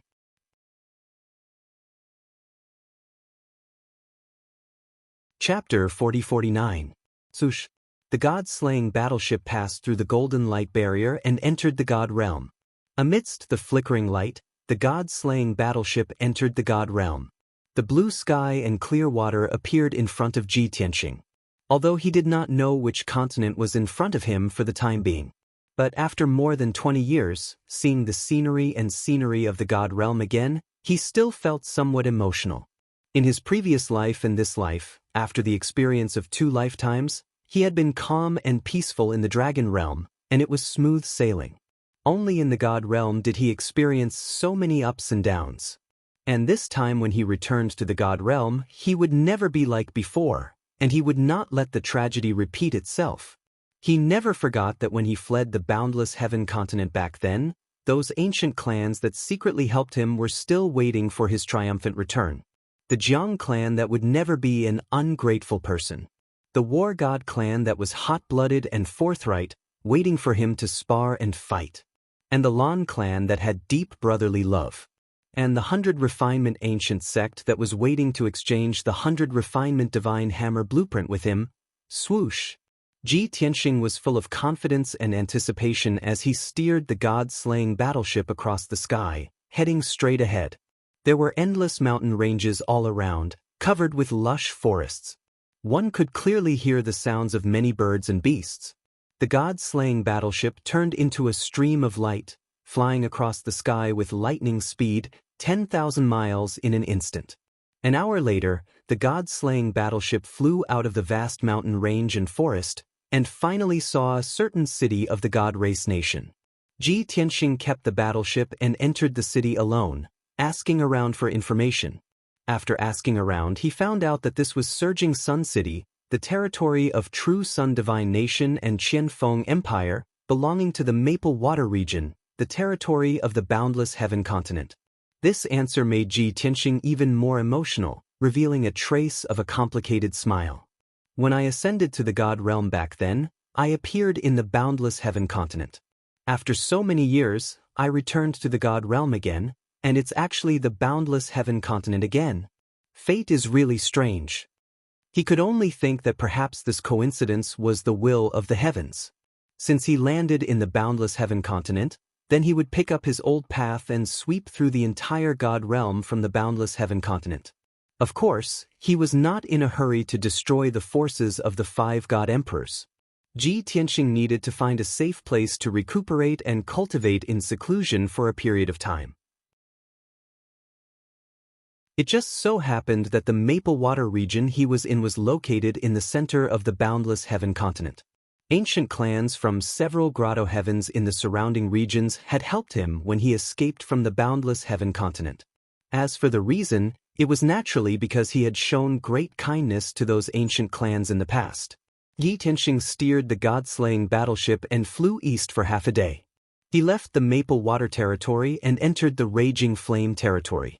It took him a while to find Yen Su's paradise. This cave was located in the center of the Raging Flame territory. It was hidden deep inside a primitive forest and a mountain range. Almost no one had ever set foot here. The entrance to the grotto heaven was invisible and sealed. Without the guidance of the people from Yenshu's grotto heaven, no one from the outside would be able to find it. Ji Tianxing also spent some effort to find this place. After all, he had been to Yenshu's cave before and stayed there for about half a month. The ancient clan that occupied Yenshu's cave was called the Nangong clan. It was an ancient clan that had inherited the legacy of the ancient times. More than 1,000 years ago, Kenshin was asked by a friend to come to Yenshu's cave to help the Nangong clan.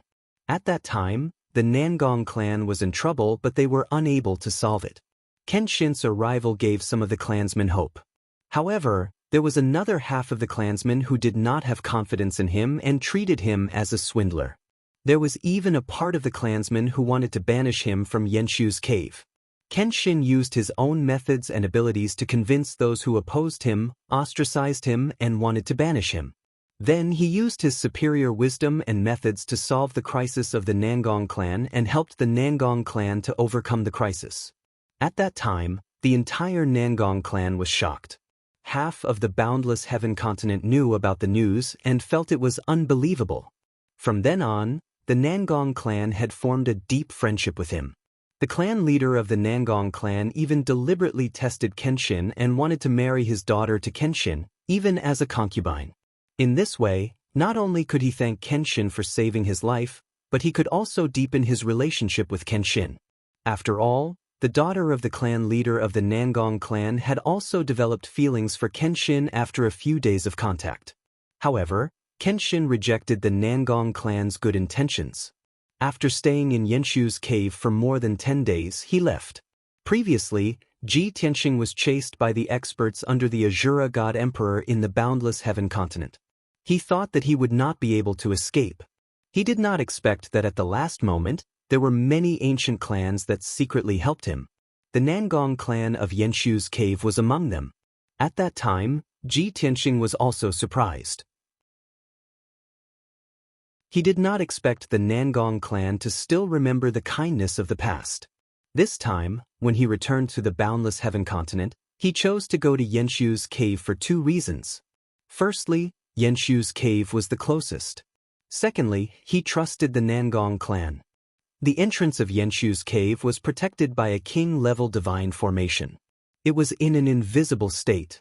Dozens of God Lord Realm guards, led by 2 God King experts, guarded the entrance firmly. Ji Tianxing landed in the sky above a large canyon.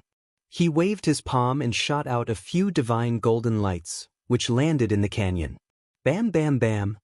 Following a few muffled sounds, the canyon lit up with a dazzling divine power radiance. A formation plate with a radius of 10 miles appeared.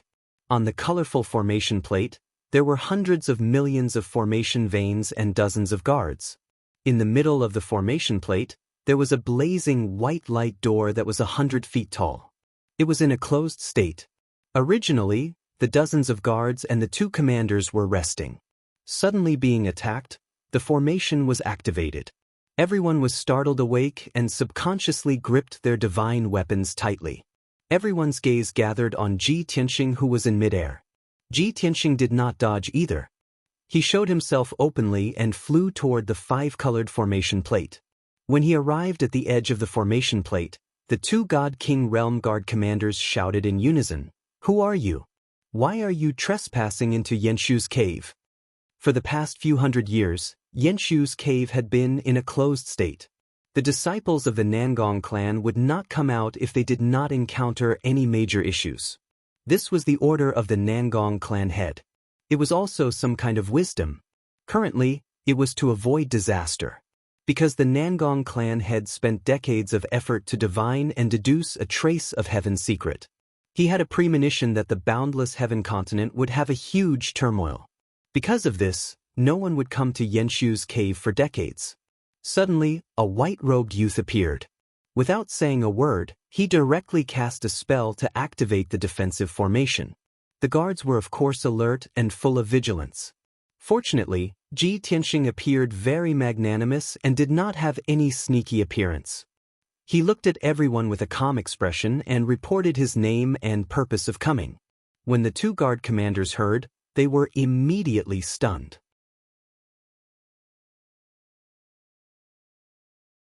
Chapter 40-50. Kenshin's name reverberated like thunder in one's ears. As the publicly acknowledged #1 expert in the divine world and the youngest peak divine king, his life could be said to be legendary. It was no exaggeration to say that thousands of years ago, many cultivators and deities idolized him and imitated him. Almost 70 to 80% of the cultivators who were born 1,000 years ago had heard of his name and knew of his deeds. Even ordinary people were like this, let alone the Nangong clan who had received his favor and even seen his true appearance. It was not hard to imagine how the dozens of guards and the 2 guard commanders would feel and react when they heard that the sword god Longtime was here to visit the Nangong family's patriarch. Everyone was stunned on the spot and looked at Ji Tianxing with their mouths agape. They only reacted after a few seconds of hesitation. Just said, Kenshin? The red-haired middle-aged guard commander on the left asked with a stutter. Are you really, Kenshin? The guard commander on the right with black wings was emotional as he stared at Ji Tianxing with his bright eyes. The dozens of guards were even more so.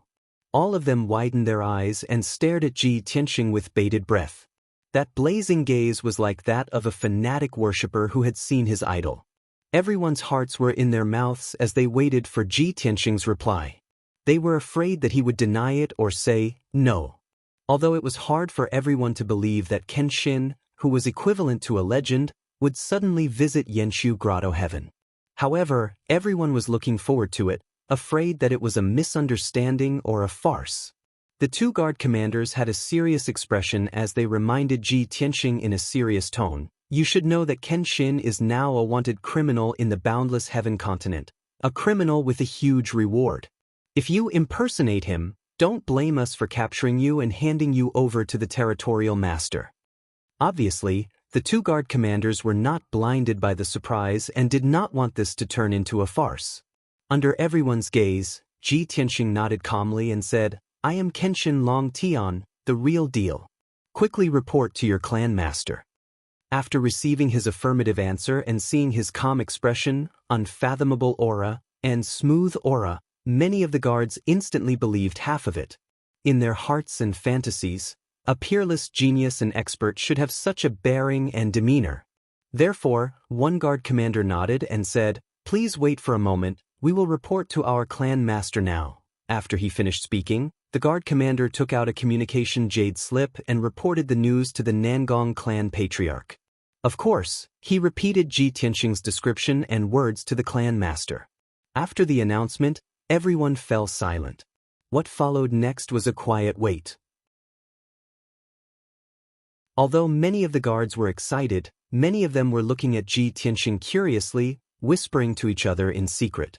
However, before confirming Ji Tianxing's identity, no one came up to him or tried to curry favor with him. Even if these people worshipped Kenshin, the Kenshin was a legend from 1,000 years ago.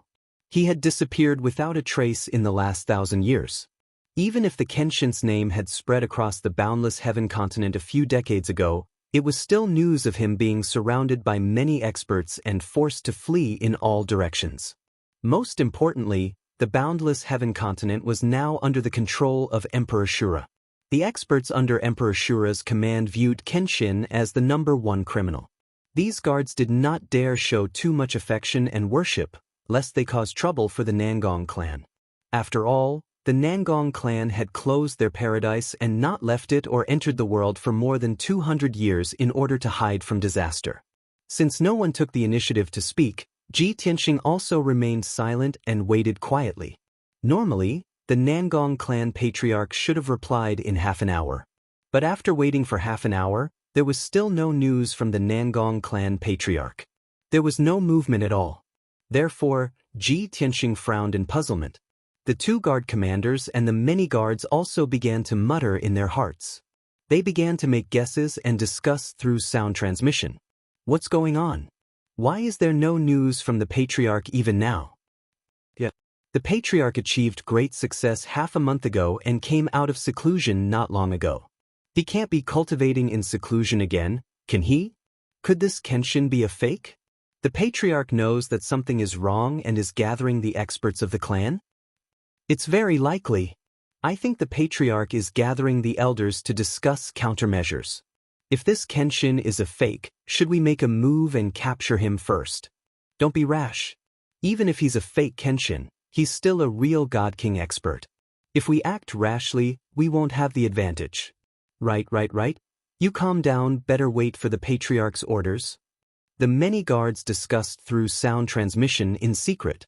Their gazes when looking at Ji Tianxing also gradually became vigilance and suspicion. Right at this time, the white light door that had been closed all along suddenly opened from the inside. Swoosh! Amidst the flickering white light, a middle-aged divine race man who was over 10 feet tall and had a stalwart build stepped out of the light door.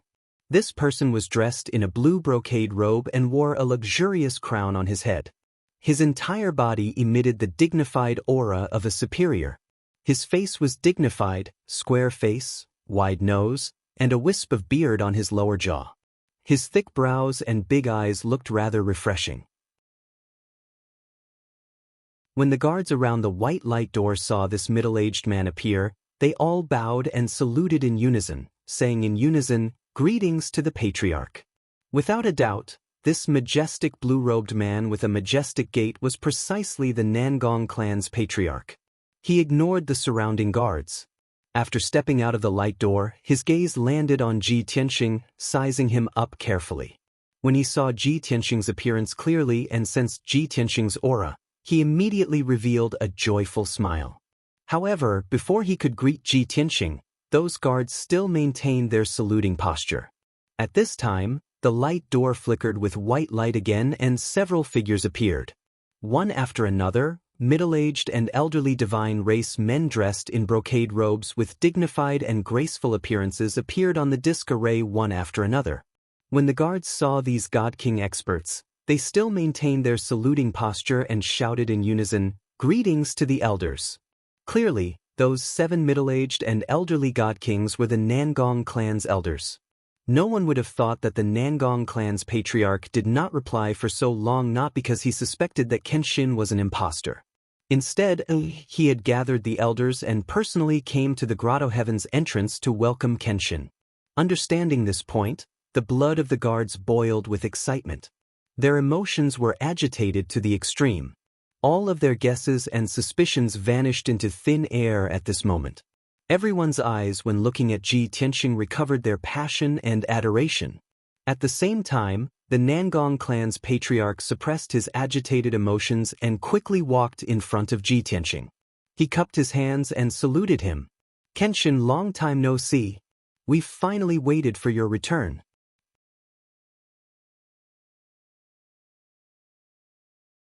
Chapter 4051. More than 1,000 years ago, news of Kenshin's death spread throughout the God world. Many factions, including the Nangong clan, as well as Kenshin's admirers, were shocked, incredulous, and regretful. But that was all. After all, ancient clans like the Nangong clan had only received his favor and were not his relatives. But in these 1,000 years, the 5 God emperors ruled the 5 continents of the God world and enslaved hundreds of millions of people. Almost all of the general public and common people lived in an abyss of suffering, restricted in every way, and extremely difficult. This was especially so for the various ancient clans. They had once been high and mighty rulers of all living things, but now they were reduced to obscure supporting roles. They could only live in seclusion and avoid the world. Their hearts were filled with anger and unwillingness, but there was nothing they could do. Many ancient clans had thought of rebelling and overthrowing the dark rule of the 5 God emperors. But they did not have the guts, much less the strength. If they acted rashly, they would definitely be destroyed by the 5 God emperors, and their fates would be tragic. Thus, they had been enduring silently, waiting for an opportunity. Until more than 20 years ago, news of Kenshin's rebirth and Kenshin's reappearance spread from the boundless heaven continent. Many ancient clans saw a glimmer of hope. Their spirits were lifted, and they were filled with hope and expectation. Thus, many ancient clans rushed to help Kenshin, hoping that Kenshin could escape the pursuit of many experts. Because they knew that Kenshin had a blood feud with the 5 God emperors and would fight the 5 God emperors to the death no matter what. Even if Kenshin was not strong enough and could not fight against the 5 God emperors. But as long as Kenshin lived, there was still hope. That secret rescue successfully helped Kenshin, allowing him to smoothly escape from the boundless heaven continent. While many ancient clans breathed a sigh of relief, They were also incomparably expectant and silently looking forward to Kenshin's early return. They were well aware that when Kenshin returned to the God world and the boundless heaven continent, it would be the beginning of revenge. Today, the Nangong family head received a report from a guard that Kenshin Ryushin had arrived. The moment he heard the news, the head of the Nangong family, who was meditating in the secret chamber, jumped up in excitement and couldn't help but wave his fist. Fortunately, he was the only one in the secret room, and no one saw him so agitated and lost his composure. Otherwise, the people of the Nangong clan would find it hard to believe that their family head, who had always been calm and composed, would have such a huge emotional fluctuation. Senior Nangong, how have you been? Looking at the smiling Nangong family head, Ji Tianxing also cupped his fists and returned the greeting with a smile. After that, the 7 elders of the Nangong clan also lined up in a row. They were all emotional and had smiles on their faces as they saluted and greeted him. Kenshin, I haven't seen you in over 1,000 years, but you're even more impressive than before. Longtime, you were once the #1 expert in the God realm, yet you met with such a tragic end. At that time, it could be said that the world was shaken and millions of people cried for you. However, the heavens have eyes and have returned you to everyone, to the God realm. Kenshin, welcome back. Ha, brother Kenshin, I haven't forgotten those 2 punches from back then. I still remember your teachings. When this world was shrouded in darkness, we, like many people, missed you. When everyone sank into darkness, numb and gave up on themselves, they saw light and hope, and that was you. The first few elders were still all right. They either saluted and greeted Ji Tianxing formally or tried to worm their way into being friends with him. The last elder to speak was the most emotional one. He was the youngest elder of the Nangong clan. He looked to be close to 40 years old, and deliberately kept a beard to pretend to be mature. His name was Nangong Ao. This guy's name was Ao, but his words and actions were not cold and arrogant at all. Instead, they were a little jumpy. Sometimes funny, sometimes deep, sometimes emotional, sometimes childish, sometimes exaggerated.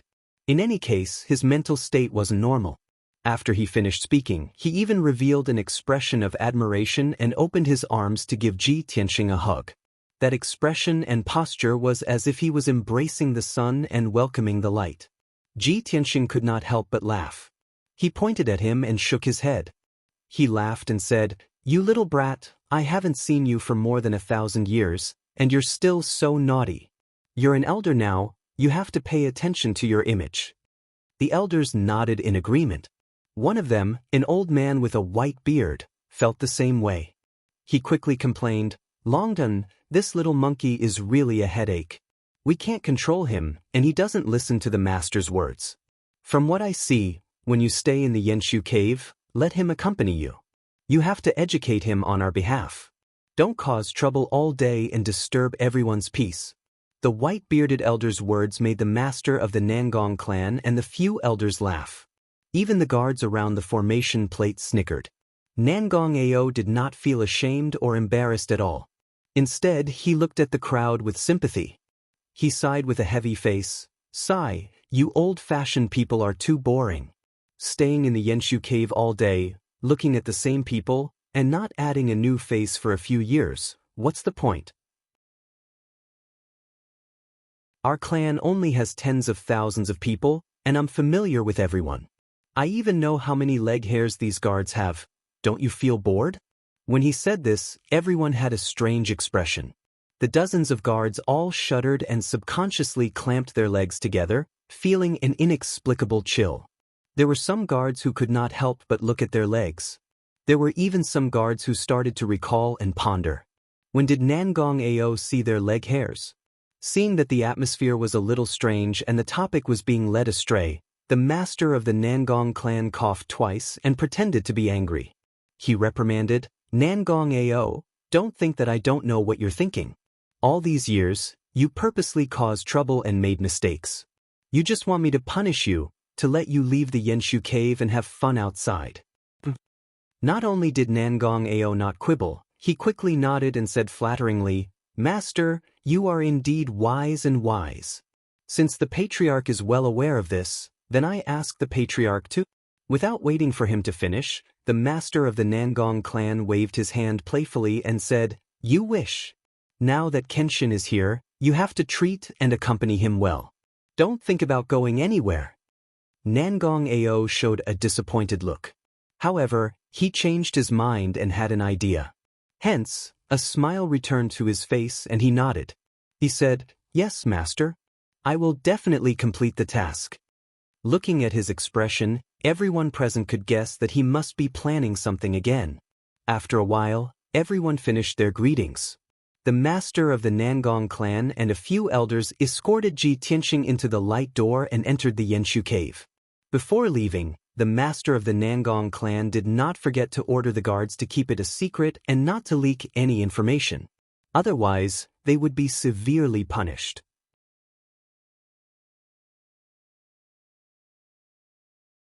Chapter 4052. The Nangong family head was not foolish. Since Kenshin came alone without any fanfare, there must be something going on. Moreover, they had to keep a low profile to prevent the news from being leaked. After all, Kenshin was still a wanted man. Once the news was leaked out, he would be besieged by a large group of experts. By then, not only would Yenshu's grotto heaven be surrounded, Kenshin's life would also be in danger. Keeping it a secret was of utmost importance. After entering Yenshu's grotto heaven, the group flew across the sky, across the mountains and rivers, towards the depths of the grotto heaven. Yenshu's grotto heaven was huge, with a radius of 800,000 miles. This grotto heaven, which could accommodate billions of living beings, only had about 10,000 people living in it. Almost 10,000 of them were the disciples and relatives of the Nangong family. The other few thousand were the servants and relatives of the Nangong family. Yenshu's grotto heaven was rich in divine power and resources, forming a world of its own. As long as the realm of gods was not destroyed, this grotto heaven, which was attached to the realm of gods, could exist forever. Even if the Nangong family lived in seclusion for hundreds of millions of years, it would not be a problem. The palaces of the Nangong family were built on the peak of the mountains in the depths of the grotto heaven. That was where the divine power was the most abundant. Ji Tianxing and the others flew across the sky unhurriedly, chatting about some casual topics along the way. Looking at the surrounding mountains and rivers, it was a beautiful scenery filled with spiritual energy. The atmosphere was even more joyous. After about 45 minutes, the group flew across hundreds of thousands of miles of mountains and rivers and arrived at the palaces in the depths of the grotto heaven. Even though they were still a few hundred miles away, they could see a stretch of towering mountains connected together. Each mountain peak was arranged in a picturesque manner. Ji Tianxing had been here before and stayed for half a month. Of course, he knew that there were 49 mountains. On each mountain peak, there were a few palaces and mansions. Altogether, there should be more than 200 palaces and more than 300 mansions. Looking from afar, the palaces and mansions were dazzling, exquisite, and dignified. There were teams of guards in bright armor guarding the entrance of each palace, as well as the left and right sides of each main road. Yenshu's grotto heaven had been sealed for many years and no outsiders had entered. However, the Nangong clan would not give up on basic precautions. Ji Tianxing had thought that after the Nangong clan had sealed themselves off from the world and lived in seclusion for hundreds of years, their clansmen must have become lazy and slack off. Even if he entered the palaces, most of the Nangong clan members would be cultivating in seclusion. However, he didn't expect that when the Nangong family head and elders escorted him to the plaza of the main peak, a large group of Nangong family members appeared around him. "Welcome back, Lord Kenshin." At least 300 people from the Nangong clan, all wearing luxurious clothes and exquisite accessories, surrounded the square. They were all in high spirits, and their emotions were stirred up. Their faces were filled with joy as they looked at Ji Tianxing with sparkling eyes.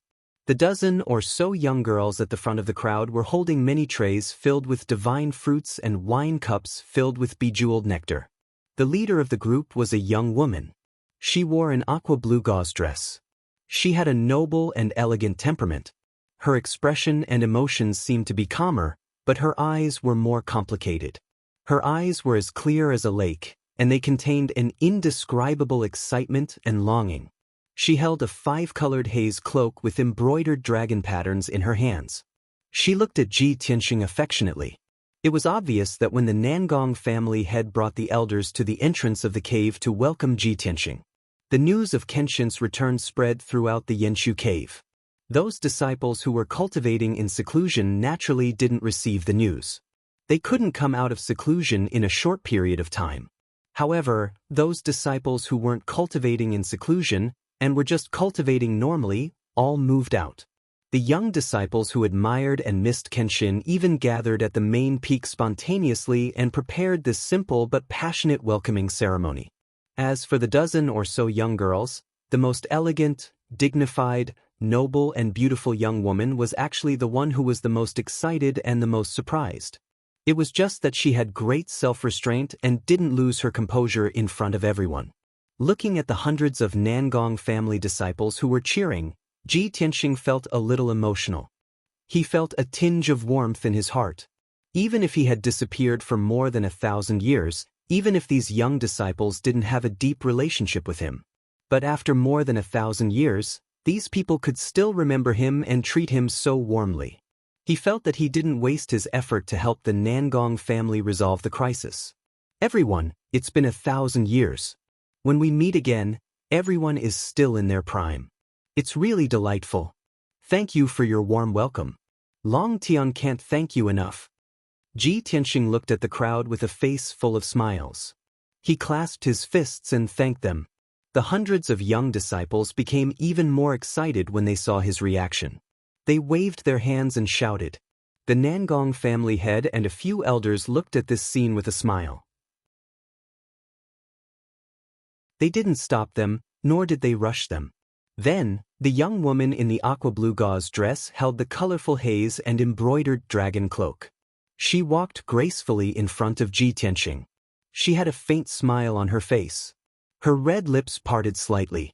Her voice was calm and gentle as she said, "Longden, welcome back to the Yanshu cave. This cloak was embroidered by me back then. It's just that I didn't have the chance to give it to you. Now that you've returned safe and sound, please accept it." Although, she tried her best to maintain her composure and make her tone sound even calmer. But if one listened carefully, one would notice that her voice was trembling. This was naturally because she was too excited and surprised to see Long Tian again. Moreover, he was right in front of her. At this moment, there was only one thought in her mind. To be able to see Long Tian again in this life, the 1,000 years of waiting and longing was worth it. This was also God's favor to her, giving her another chance. After saying these words, she held the gorgeous, exquisite, and dreamlike cloak in both hands and handed it to Ji Tianxing. Ji Tianxing looked at the beauty in front of him and was momentarily speechless. His heart was filled with mixed feelings, and he didn't know what to say. Of course, he knew that this woman was the princess of the Nangong family, the apple of the Nangong family head's eye, Nangong Nihuang. He also knew how much Nangong Nihuang admired and even worshipped him back then. And Nangong Nihuang's feelings for him were well known to the Nangong family. Back then, when he rejected that seemingly illogical marriage, he thought that he had broken Nangong Nihuang's heart and made Nangong Nihuang feel very embarrassed. More than 1,000 years had passed, and Nangong Nihuang should have long forgotten about him. She shouldn't have any feelings for him to speak of. But he didn't expect that when they met again, Nangong Nihuang was no different from back then. Whether it was the way she looked at him, or the way she spoke, it was exactly the same as back then. As for Nangong Nihuang's thoughts and feelings, he was afraid that they were still unwavering.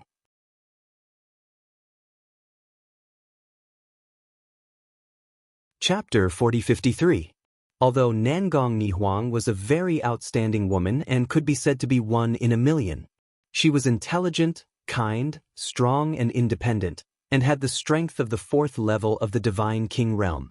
However, Ji Tianxing did not have any feelings for her and only saw her as a friend. Because of this, he had rejected the proposal of the Nangong family head back then. And now, Nangong Nihuang was giving away the cloak that she had spent many years refining and embroidering in front of everyone. Everyone was well aware of what this meant. Therefore, Ji Tianxing was a little hesitant. If he did not accept this gift, Nangong Nihuang would definitely be embarrassed in front of everyone and the Nangong family head would lose face. Even if no one would argue with Ji Tianxing, he did not want to hurt Nangong Nihuang like this. However, if he accepted this gift, he was worried that Nangong Nihuang and the others would misunderstand and cause more trouble and entanglement in the future. Just as Ji Tianxing was hesitating, Nangong Nihuang looked at him and secretly transmitted her voice. Long Tian, you have already rejected me once back then. Are you going to reject me again today? Don't think too much and don't have any psychological burden. This is just a small token of my appreciation. Welcome to Yenshu Cave Heaven again. After all, we are still friends, aren't we? Since Nangong Nihuang had said so, Ji Tianxing had no reason to reject her. He nodded to her and reached out to take the cloak. The hundreds of people around them were watching them. When Ji Tianxing hesitated, everyone was a little nervous and worried for Nangong Nihuang. When the crowd saw Ji Tianxing nodding and taking the cloak with a smile, everyone secretly heaved a sigh of relief and then burst into a burst of surprised cheers. It seemed to them that this meant that Kenshin had accepted Nangong Nihuang's feelings. Nangong Nihuang's unwavering feelings and thousands of years of waiting and waiting had finally been reciprocated. Everyone was gratified and happy for her. After all, these hundreds of people were the disciples of the Nangong family. They knew best how lonely and sad Nangong Nihuang had been for more than 1,000 years. After Ji Tianxing received the cloak, he did not wear it immediately. Instead, he stored it in his spatial ring. Nangong Nihuang's eyes flashed with a trace of disappointment and regret, but she didn't show any unusual expression and still had a smile on her pretty face. In fact, for the past 1,000 years, she had fantasized countless times that one day Kenshin would come back from the dead and return to Yenshu's cave to look for her. The next time she saw Kenshin, she would definitely put this cloak on Kenshin with her own hands. That was a cloak that she had painstakingly weaved with 100 years of effort and countless precious materials. She believed that only a great, legendary genius like Kenshin was worthy of that cloak. When Kenshin put on that cloak, he would definitely be the most dazzling, most handsome man in the world. Unfortunately, her dream could not be realized for the time being. The crowd clamored in the square for a while. Then, Nangong family head, Nangong Nihuang, and several elders escorted Ji Tianxing into the main hall. The main hall was called the Great Light Hall. It was where the top guests were received and where important military matters were discussed. After the Nangong family closed the cave, the Great Light Hall had not been used for more than 200 years. And today, in order to welcome Ji Tianxing's arrival, the Nangong family had opened the Great Light Hall. There were already guards and maids who had tidied up the hall, making it clean and spotless. The dazzling Great Hall of Light was brightly lit, giving off a magnificent and majestic appearance. The Nangong family head sat at the head of the table, with Nangong Nihuang by his side. Ji Tianxing sat at the head of the table on the left, with Nangong Ao sitting next to him. The other elders sat on the right. After everyone was seated, there were young maids who served all kinds of divine fruits, divine tea, pastries, and wine. Both sides exchanged a few simple greetings before they got to the main topic. They talked about Ji Tianxing's intentions and plans. In order not to leak the secret, the Nangong family had dismissed all the guards and maids. He stared at Ji Tianxing with a calm expression and asked in a low voice, "Longtime, why did you come to the Yenshu cave alone this time? Looking at your current aura and state, you are many times stronger than when you left the God world. You should have recovered to your peak state, right?" Nangong Nihuang and several elders stared at Ji Tianxing with expectant eyes. Everyone was guessing in their hearts that the sword god had most likely returned to his peak to take revenge. Ji Tianxing nodded slightly and explained, "My strength has already recovered to the peak of the God King realm, and I have made a breakthrough compared to before. After returning to the God world, I plan to recuperate in the Yenshu cave for a few months. In the past few years, I have been traversing the void, searching for the major galaxies. To be honest, The major galaxies outside the God world are all under the control of the 5 God Emperors. The billions of creatures of different races in those star fields had all become the slaves of the 5 great God Emperors. They worked day and night for the 5 great God Emperors, collecting resources endlessly. Although I have not fought with the real bodies of the 5 God Emperors. When I passed by those galaxies, I killed the puppet masters set up by the 5 God Emperors, making it difficult for them to control those galaxies. In addition, there were a few avatars of the God Emperors who came to kill me, but I destroyed them all. Ji Tianxing roughly recounted what had happened in the past few years. When everyone heard this, they clicked their tongues in wonder. Their spirits were lifted, and they were filled with excitement and anticipation. Especially the elders, who exclaimed and whispered in each other's ears. I see. No wonder the 5 God Emperors have not shown themselves in the God world for the past 1,000 years. The ambition of the 5 God Emperors is huge, and they are plotting far ahead. Fortunately, Kenshin did not fall, or else who could defeat the 5 God Emperors? I'm afraid that in the end, all living things in this world will be enslaved by the 5 God Emperors. Longtian's strength is stronger than before? Is he going to surpass the Divine King realm and become the 6th God Emperor? What's so strange about that? If those 5 guys can become God Emperors, why can't Kenshin? I still believe that if there is a 6th God Emperor in this world, it will be Kenshin. Since Longtian can destroy the avatars of the 5 God Emperors, that means his strength is not far from the God Emperor realm. Patriarch Nangong and the elders were excited, focusing on the difference in strength between Ji Tianxing and the 5 God Emperors. Only Nangong Nihuang's expression changed slightly, looking at Ji Tianxing worriedly, and asked, Longtian, are you injured? Is it serious? Ji Tianxing waved his hand and smiled. Don't worry, it's just a minor injury. I just used too much energy and need some time to recuperate. When I returned to the God world, the first thing I did was to come to Yenshu Grotto Heaven.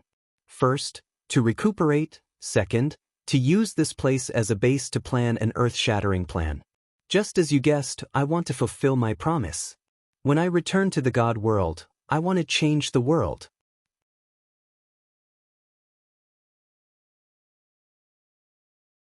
Chapter 4054.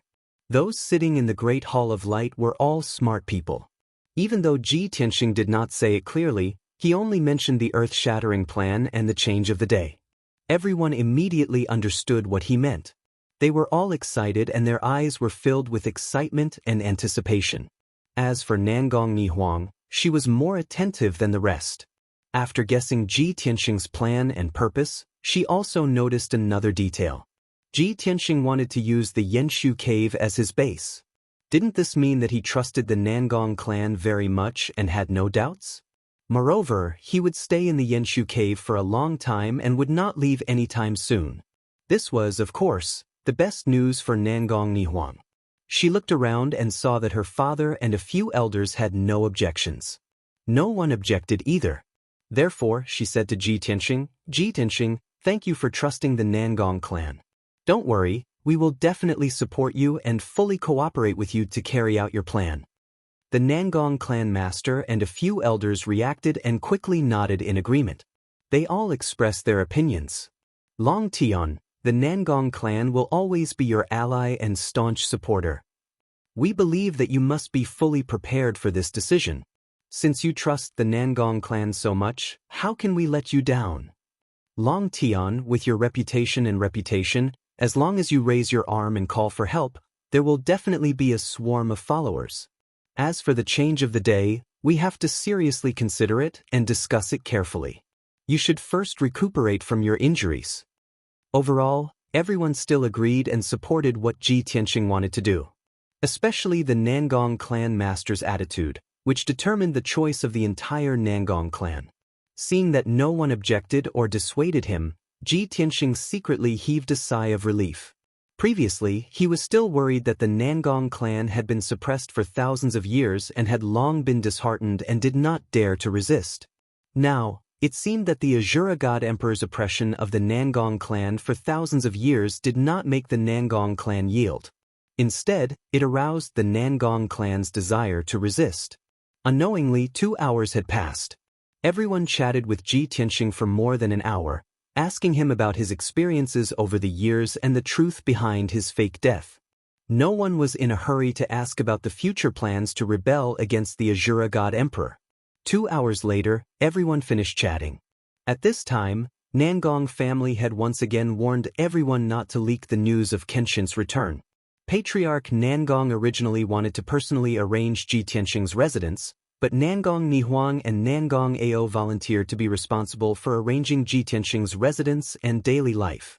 The Nangong family patriarch and the other elders were happy to see this happen.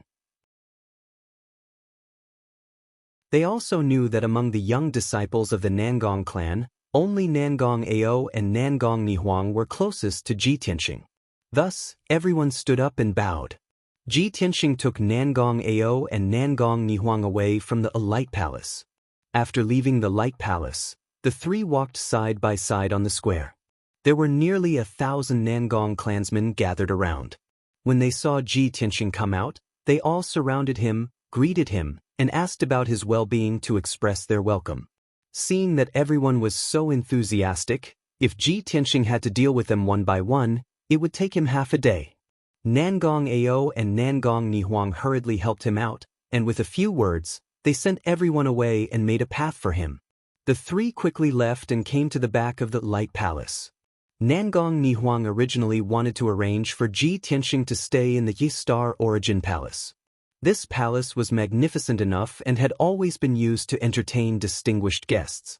Moreover, the Yi Star Origin Palace was very close to the Light Palace, and not far from Nangong Nihuang's residence. There was only one palace in between. She even wanted to transfer the guards and maids in her palace to serve Ji Tianxing. But before Ji Tianxing could express his opinion, Nangong Ao waved his hand and vetoed this proposal. Nihuang, if it were any other distinguished guest, it would make sense for you to arrange for him to stay in the Star Origin Palace, but Longtime is different. There are so many disciples of our Nangong clan who admire and worship him very much. Everyone can guess that he will most likely stay in the Yi Star Origin Palace. At that time, there will be people going to the Star Origin Palace to visit him every day. Wouldn't that be very noisy? He can't refuse, he can't hurt everyone's enthusiasm and face. But this will disturb his recuperation. Nangong Nihuang also felt that what he said was reasonable, so she nodded and said, I didn't consider it carefully. Ninth Elder, where should we arrange for Longtime? Nangong Ao revealed a playful smile, lowered his voice and said, I live on the Flying Cloud Peak, which is far away from the Light Palace. Usually, there are very few people who disturb me. Let Longtime live on the Flying Cloud Peak. There happens to be an elegant and clean house there. I'll send someone to clean it up.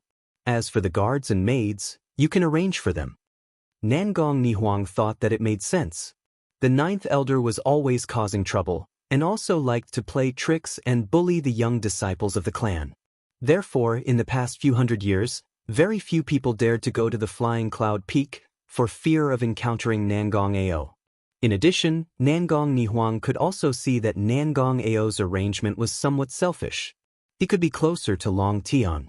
But this was understandable, Nangong Nihuang didn't mind. As long as no one disturbed Ji Tianxing and allowed him to recuperate in peace, it was fine. The two reached a consensus and rushed to the Flying Cloud Peak with Ji Tianxing. After arriving at the Flying Cloud Peak, Nangong Ao ordered more than 20 guards and maids in his palace to clean up the house. Nangong Nihuang sent out a message, summoning the guards and maids who served her to gather at the Flying Cloud Peak. In less than an hour, this matter was done. Next, Ji Tianxing lived in the house, and the 12 guards and 8 maids were arranged to perform their duties. Nangong Nihuang saw that things were arranged properly, and said to Ji Tianxing, Longtime, rest for half a day. Tonight, Father will hold a grand banquet to welcome you. Our Yinshu cave has not held such a grand event for many years. You should prepare a little. This was what Ji Tianxing had expected, and was not surprised. He nodded to show that he understood. Nangong Nihuang left, and only Ji Tianxing and Nangong Ao were left in the study. It was not until then that Nangong Ao winked at him and said, Long, Ni Huang has left. Now can you tell me the real purpose of coming to the Yenshu cave? Ji Tianxing was speechless. He glanced at him and said, My purpose, just now in the Great Hall of Light, wasn't it very clear?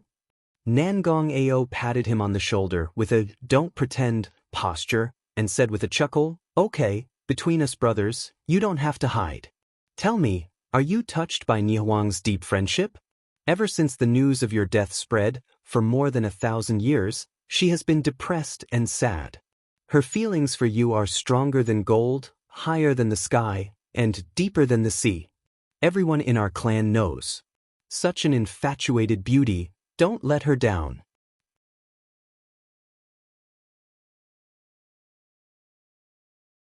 Chapter 4055.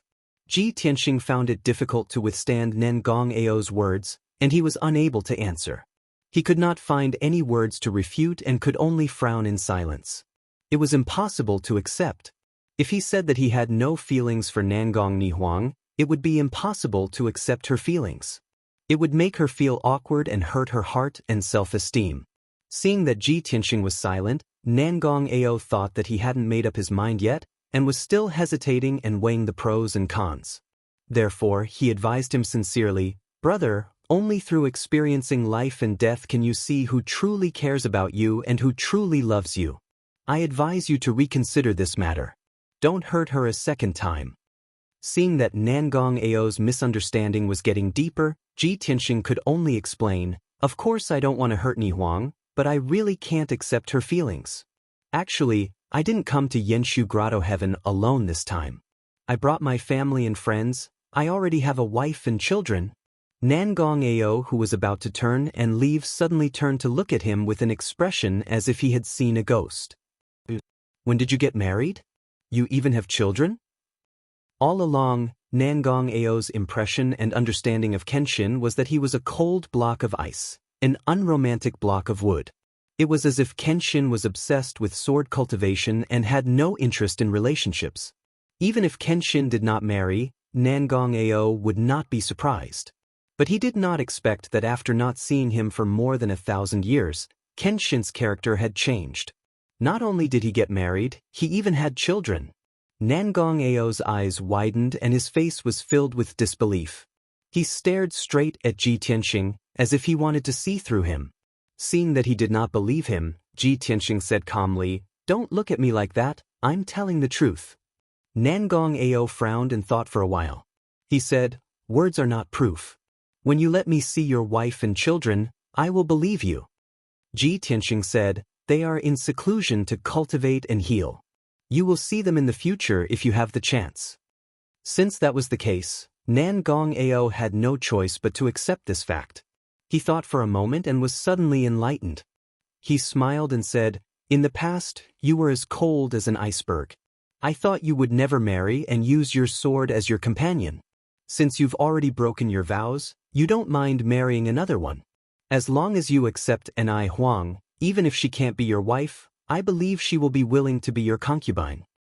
Breaking the precepts? Ji Tianxing could only frown at this word, not knowing whether to laugh or cry.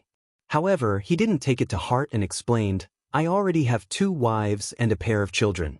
We've gone through a lot of hardships and tribulations before our family can be reunited in harmony. I won't take any more concubines. That would hurt them and be unfair to them. Nangong Ao didn't quite agree with his idea. He smiled bitterly and said, Why are you as stubborn as Ni Huang? Ji Tianxing only smiled and did not explain further. If you want to be Ni Huang's lobbyist, then forget it. If there's nothing else, then I'll prepare to go into seclusion to recuperate. Nangong Ao quickly waved his hand and said with a smile, I'm just asking a few questions. I'm not here to be Ni Huang's lobbyist. I have something important to ask you. Aren't you going to overthrow the rule of the Azura God Emperor and take over the boundless heaven continent? For such an earth-shattering event, you must be well prepared. If we start after your seclusion, we'll have to waste a few months. Why don't you tell me now, what do you need me to do, or prepare and plan in advance? Ji Tianxing glanced at him and said with a smile, It seems like you can't stay idle for even a day in Yanxu's cave. Asking me for a job is also to go out and have fun as soon as possible, right? Hee hee. Nangong Ao grinned, which was considered a tacit admission. Ji Tianxing thought for a while and said, I'll be in seclusion for about 3 months. During this time, help me investigate the details of those territorial masters in the boundless heaven continent. And those above the territorial masters, the divine king powerhouses left behind by the Azura god emperor. You have to make a list, the more detailed the better. Nangong Ao's eyes suddenly lit up. He rubbed his hands excitedly and said, a death list? This mission is very exciting, I like it. Don't worry, I'll do my best to make this list as soon as possible. Ji Tianxing nodded and said, all right, then do it as soon as possible. Nangong Ao thought for a while and asked again, I'm afraid it's impossible to overthrow the rule of the Azura god emperor with just you and the power of our Nangong clan. There are still many ancient clans that are willing to listen and follow you. You have to contact them in advance, right? Ji Tianxing waved his hand and said, of course I have to do this, but not now, and I won't let you do it. Nangong Ao spread his hands and shrugged, all right, my reputation and status are indeed not qualified. All right, you can go into seclusion without worry. I'll go find the master now and ask him to let me go out to carry out the mission. Seeing him turn and leave excitedly, Ji Tianxing quickly reminded him, the powerhouses under the Azura god emperor might have received some news. So, you have to be careful when carrying out the mission. Be careful. Understood. Nangong Ao waved his hand and left the study room without looking back. Seeing his back disappear outside the garden, Ji Tianxing then retracted his gaze. After a while, he entered the secret chamber hidden deep underground and prepared to cultivate in seclusion. Swoosh! After entering the secret chamber, he took out the Jiutianshu tower and entered the distorted space. The reason why he came to Yanxu Cave and decided to cultivate in seclusion for a few months was not to heal his injuries. In fact, his injuries were not serious. He had used up too much energy and was slowly recovering. It did not affect his combat power. The reason why he cultivated in seclusion for a few months was because the great battle on the Tiansu Star had benefited him greatly, and his realm had increased again. Now, he was very close to becoming a peak divine king. He wanted to cultivate in seclusion for a period of time before the shocking plan started. He wanted to break through to the peak divine king realm. Under the bloody flame sacred tree, Ji Tianxing scanned the surroundings with his divine consciousness and checked on everyone's condition. It was quiet under the tree. Everyone was sitting on the platform, focused on healing their injuries and cultivating in seclusion. Ji Tianxing raised his head and looked at the humongous bloody flame sacred tree. His eyes flashed with admiration and relief. In the battle on the Tiansu Star, hundreds of divine king powerhouses and countless Sir God powerhouses were killed. Naturally, the blood essence of those powerhouses were devoured by the bloody flame sacred tree. That battle was the one in which the bloody flame sacred tree had devoured the most energy in its history. Many years ago, it had already grown into an upper king sacred tree, and the battle on the Tiansu Star had allowed it to break through again. It was in the process of becoming a supreme king sacred tree. Now, the entire crown of the bloody flame sacred tree was surging with bloody flame and purple flame. Ji Tianxing believed that in a few years, it would become a supreme king sacred tree. At that time, this divine tree would become the 5th supreme grade divine item he possessed.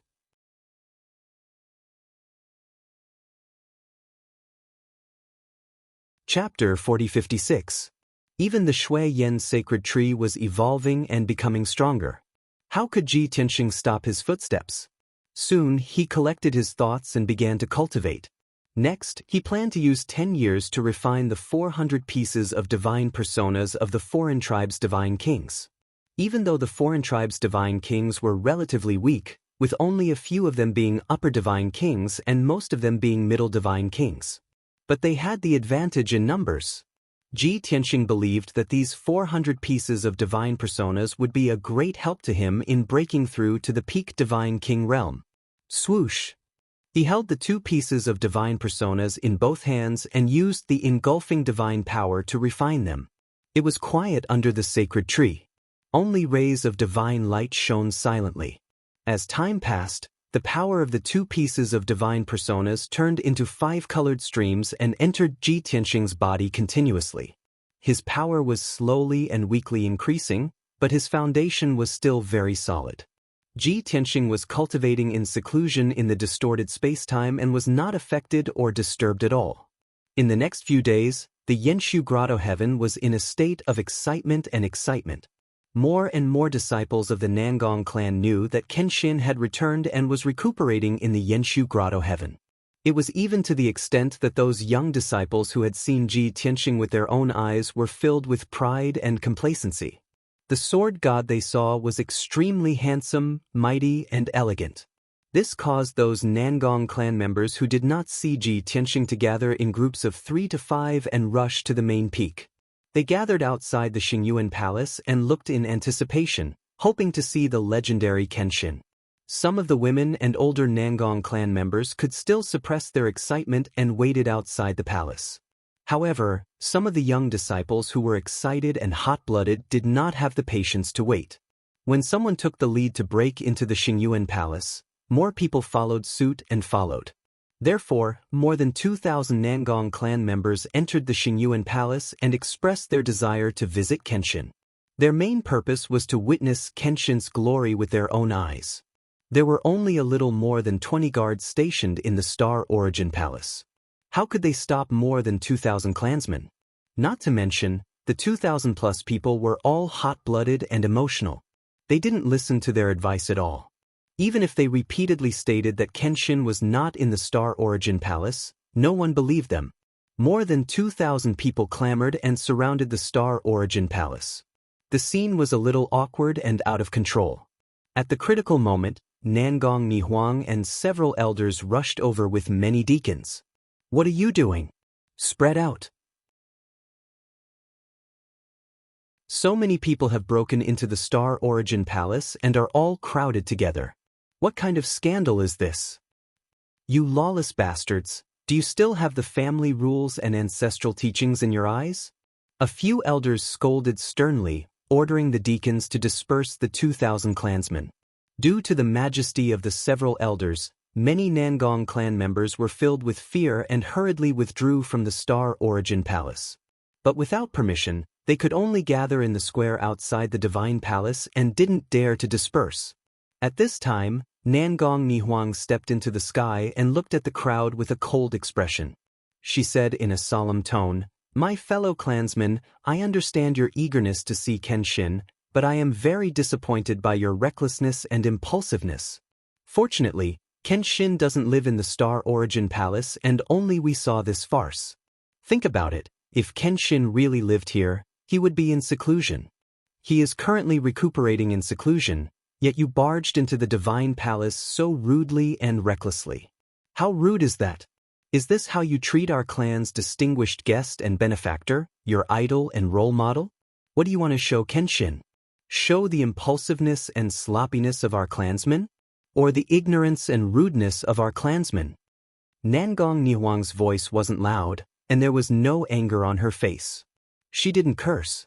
However, her words clearly entered everyone's ears, causing them to feel ashamed, regretful, and self-reproachful. Seeing the crowd's expression and reaction, Nangong Nihuang continued, "Today's matter ends here. I will plead for leniency on your behalf and ask the elders to exempt you from punishment. But I hope you will remember this lesson and think carefully before you do anything next time. If you can't even do such a small thing well, how can you make Kenshin believe that our Nangong clan can take on big responsibilities?" After she finished speaking, she waved her hand and signaled for the crowd to disperse. The more than 2,000 Nangong clan members turned and left as if they had been pardoned. In a short while, the square returned to peace and quiet. When the clansmen left the main peak and were on their way back to their residences, some of the smarter ones reacted and realized a problem. "Eldest Mistress just said that we have to make Kenshin believe that our clan can take on big responsibilities? What does this mean? What kind of responsibilities? Could it be that Kenshin didn't come to Yenshu Cave to marry Eldest Mistress, but to carry out some mission? Take on big responsibilities? What kind of mission can be considered a big responsibility? Could it be that Kenshin wants to lead our clan to fight against the Azura God Emperor and seize control of the boundless heaven continent? It's very possible. Kenshin has a blood feud with the 5 God Emperors. If that's the case, then it's too shocking and exciting. Those meticulous and quick-witted Nangong clan members quickly guessed Nangong Nihuang's meaning. As the crowd conversed, the news quickly spread. In less than a day, the entire Yenshu cave knew about this. Suddenly, the Nangong clan fell into a state of excitement again. Everyone was discussing this matter. Of course, 60 to 70% of the Nangong clan members were looking forward to this event. But there were still 30 to 40% of the clansmen who were worried and anxious.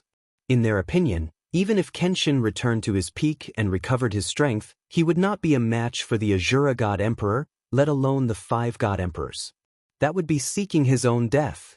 If the Nangong clan followed Kenshin and started this war, the Nangong clan would definitely be annihilated and destroyed.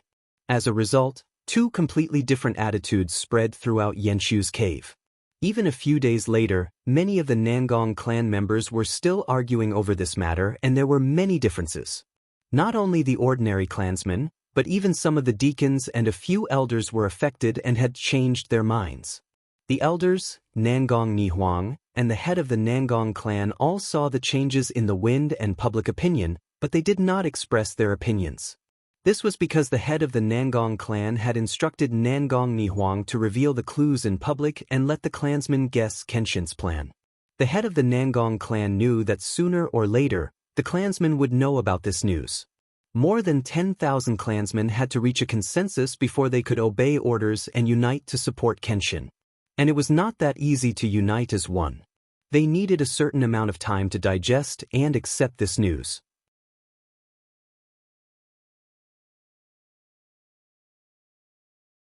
Chapter 4057. More than 10,000 Nangong clan members were still debating. However, the Nangong clan master and a few elders did not express their opinions. Even Nangong Nihuang did not express her opinion in public. Looking at everyone's posture, it was as if the clan members were allowed to discuss this matter. However, as time passed, the impact of this news on the Nangong clan members became weaker and weaker. After discussing the same topic too many times, everyone would eventually feel tired and indifferent. Those who firmly supported Kenshin and believed that the Nangong clan would follow Kenshin to overthrow the Azura God Emperor's rule no longer waved their flags and shouted their battle cries with passion. Those who were full of worries and worried about the fate of the Nangong clan and thought that Kenshin was digging his own grave also gradually lost interest in arguing. They were even too lazy to persuade other clan members to give up supporting Kenshin. Unknowingly, a month had passed. The impact of this matter had completely faded, and no one in Yenshu's grotto heaven was discussing it anymore, let alone arguing about it. After all, everyone's opinions were not that important. In the end, it was still up to the clan master to decide. At this time, some rumors began to spread among the Nangong clan members. According to some deacons, Nangong Nihuang's good sister secretly revealed that Nangong Nihuang was very confident in Kenshin. No matter what Kenshin did, she would fully support him. In less than 2 days, a few deacons spread the news again. They heard from 2 elders that a few elders had a high opinion of Kenshin and were full of anticipation. The Nangong clan was once all-powerful and stood at the peak of the vast heaven mainland. How nostalgic and proud it was. After the Azura God Emperor ruled the vast heaven mainland, the Nangong clan's status plummeted to its current state. They were full of resentment and hatred and had endured for thousands of years. Now, they finally had a chance to take revenge and destroy the Azura God Emperor's rule. Even if they had to risk their lives, they would fight with all their might. Originally, the topic of Kenshin's revenge had already died down. After these few rumors spread, it immediately stirred up the topic again, causing countless clan members to discuss it. This time, the voices opposing the Nangong clan's support for the sword god had decreased by more than half, becoming sporadic. Unknowingly, many people of the Nangong clan were influenced by the words of Nangong Nihuang and the elders, affecting their mentality and decisions. The Nangong clan members who supported the Kenshin became even more determined. Those who were hesitant and wanted to sit on the fence also began to support the Kenshin. As for those clansmen who opposed the decision, they began to hesitate or obey the decision of the patriarch. In short, no matter what the patriarch decided on this matter, the Nangong clan would be very peaceful internally, and there would definitely not be any division or conflict. On the other hand, Nangong Ao and 8th Elder brought 100 elite Divine Lord experts and already started taking action in the Boundless Heaven continent. Back then, Nangong Ao had gone to the patriarch and told him that he had been entrusted by Kenshin to go out on a mission. Of course, the patriarch of the Nangong family nodded in agreement, but he felt that Nangong Ao was not reliable, so he had to send another elder to accompany him. Furthermore, Nangong Ao's mission was very important, and he could not afford to make any mistakes or oversights. Therefore, the patriarch of the Nangong family not only sent 8th Elder, but also sent nearly 100 Divine Lords. He even handed over the intelligence network that the Nangong clan had laid dormant for many years to Nangong Ao. With the intelligence network that was good at gathering information, Nangong Ao and 8th Elder were even more relaxed and could achieve twice the result with half the effort. In just a month's time, they had already investigated 20 domains and gathered information on 20 domain lords. However, at this speed, it would be very difficult to gather information on nearly 100 domain lords in 3 months. In order to speed up the progress, Nangong Ao decisively chose to split up. He and 8th Elder each brought 50 elite divine lords and rushed to the north and south of the continent respectively to gather information. When the patriarch of the Nangong family heard this news, he was naturally worried about the safety of the 2 elders. However, he also knew that time was tight, and if he did not do this, he would not be able to complete the mission given by Kenshin. Therefore, he could only acquiesce. In the next 2 months, some undercurrents gradually appeared in the Boundless Heaven continent. There were many clues and rumors that spread across the continent. It seemed like the news of Kenshin's return was inadvertently leaked out by someone. The various ancient clans and many forces of Grotto Heavens and Blessed Lands were no longer quietly lying dormant and showed some signs of restlessness. Several trusted generals under the Azura God Emperor's command, the few controllers who guarded the Boundless Heaven continent, seemed to have also received some confidential information. No idea what orders they issued, nearly 100 regions on the continent had powerhouses walking and mobilizing troops. Even though these things happened in secret and were carried out in a confidential state. But the Boundless Heaven continent that had been peaceful for many years, suddenly having these movements appear in a very concentrated manner still attracted the attention of people with intentions. The various major factions, sects, as well as many ancient clans, all became restless. Even the countless factions and divine king powerhouses all had their own thoughts. However, they had a premonition that a shocking storm was coming, and they might have the qualifications to get a share of the loot. Therefore, smart people would make arrangements and plans in advance to be in an active state. And not belatedly, when the situation changed, accepting certain results in a passive state. Xianxia's 3-month deadline, the Nangong family head and several elders all knew about it. They were all waiting patiently and quietly carrying out some preparatory work in secret. But the Boundless Heaven continent was surging like a storm. The various factions could not hold back and started to take action in advance. Only 2.5 months had passed, and Xianxia Grotto Heaven welcomed a group of mysterious guests. The newcomers were 5 divine king powerhouses who hid their faces and concealed their tracks. They did not come together, but divided into 3 groups over 2 days to visit the Nangong family head one after another. When they arrived at the entrance of Xianxia Grotto Heaven, they did not reveal their true faces nor did they report their identities. They only took out a token each and let the guard commander pass it to the Nangong family head. When the Nangong family head saw those tokens, he guessed the identities of the 5 powerhouses. He could only let the guard commander pass and allow them to enter Xianxia Grotto Heaven. 2 days later, the 5 mysterious powerhouses gathered in the Great Light Hall and were received by the Nangong family head at the same time. There were only these 6 people in the hall. They were all upper divine kings and were the rulers of a region. Both parties did not talk nonsense and exchange conventional greetings. The atmosphere in the hall was also very solemn and oppressive. The few mysterious powerhouses' words were exceptionally short and surprisingly consistent. Nangong Buhua, we want to see him.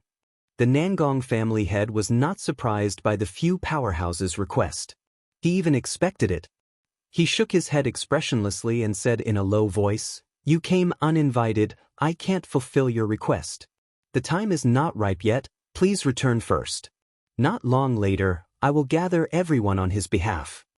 One of the black-robed powerhouses with a hoarse voice snorted coldly and said, "Nangong Buhua, don't play dumb in front of me. Our coming today and coming the next time are 2 completely different matters."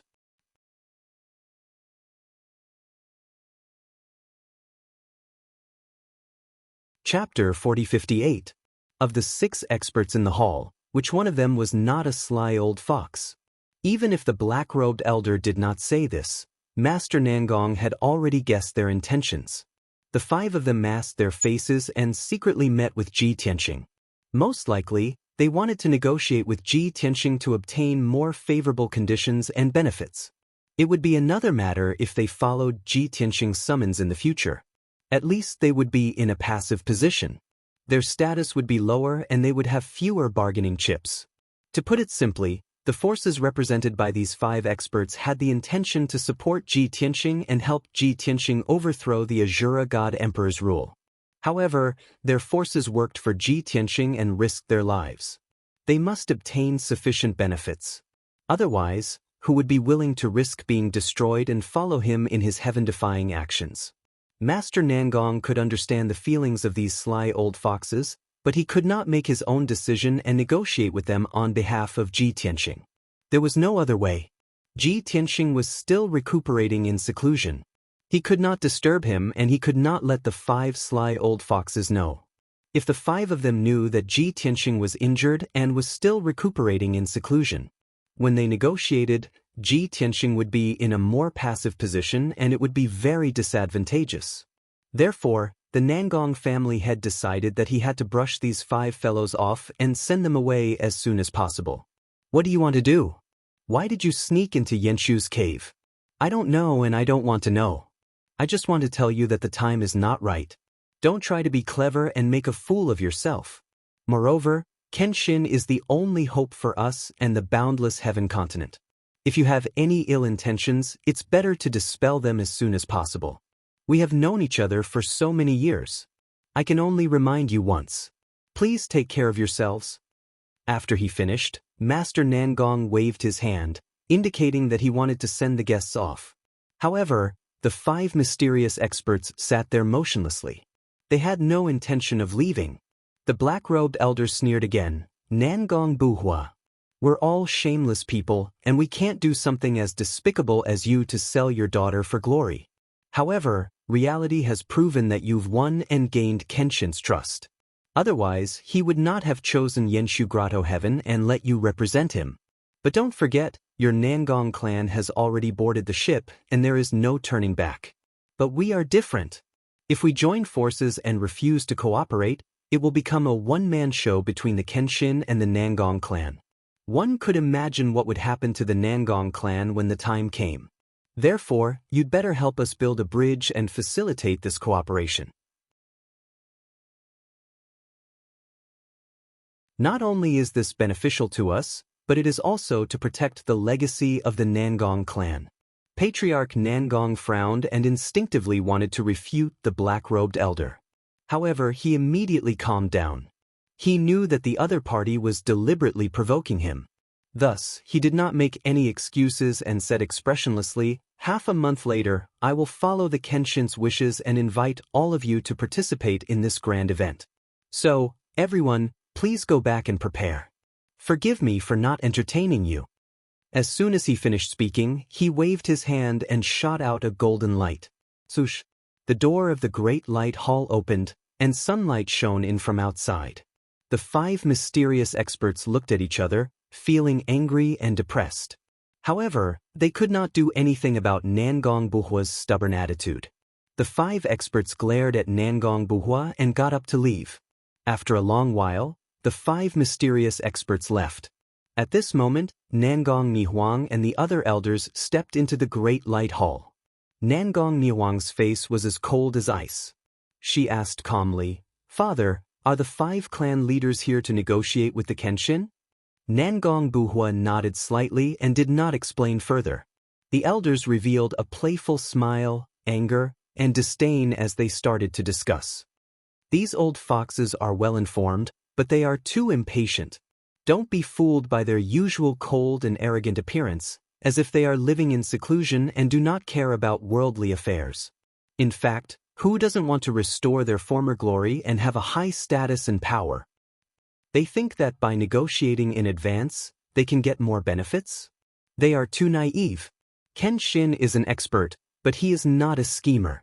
I think they are just jealous that the Nangong clan is trusted and valued by the Kenshin. That is why they are so anxious to jump out. The middle-aged elders were all somewhat proud of themselves, and were quite critical of the 5 forces. Only a white-haired elder reported with a calm expression, "Patriarch, after 2 months of buffer, the opposition of the clansmen has weakened. Now, more than 80% of the clansmen have no objections. When the Kenshin comes out and announces the start of the operation, there should be no more objections." Nangong Buhua nodded and said calmly, "It's within my expectations. It's only right."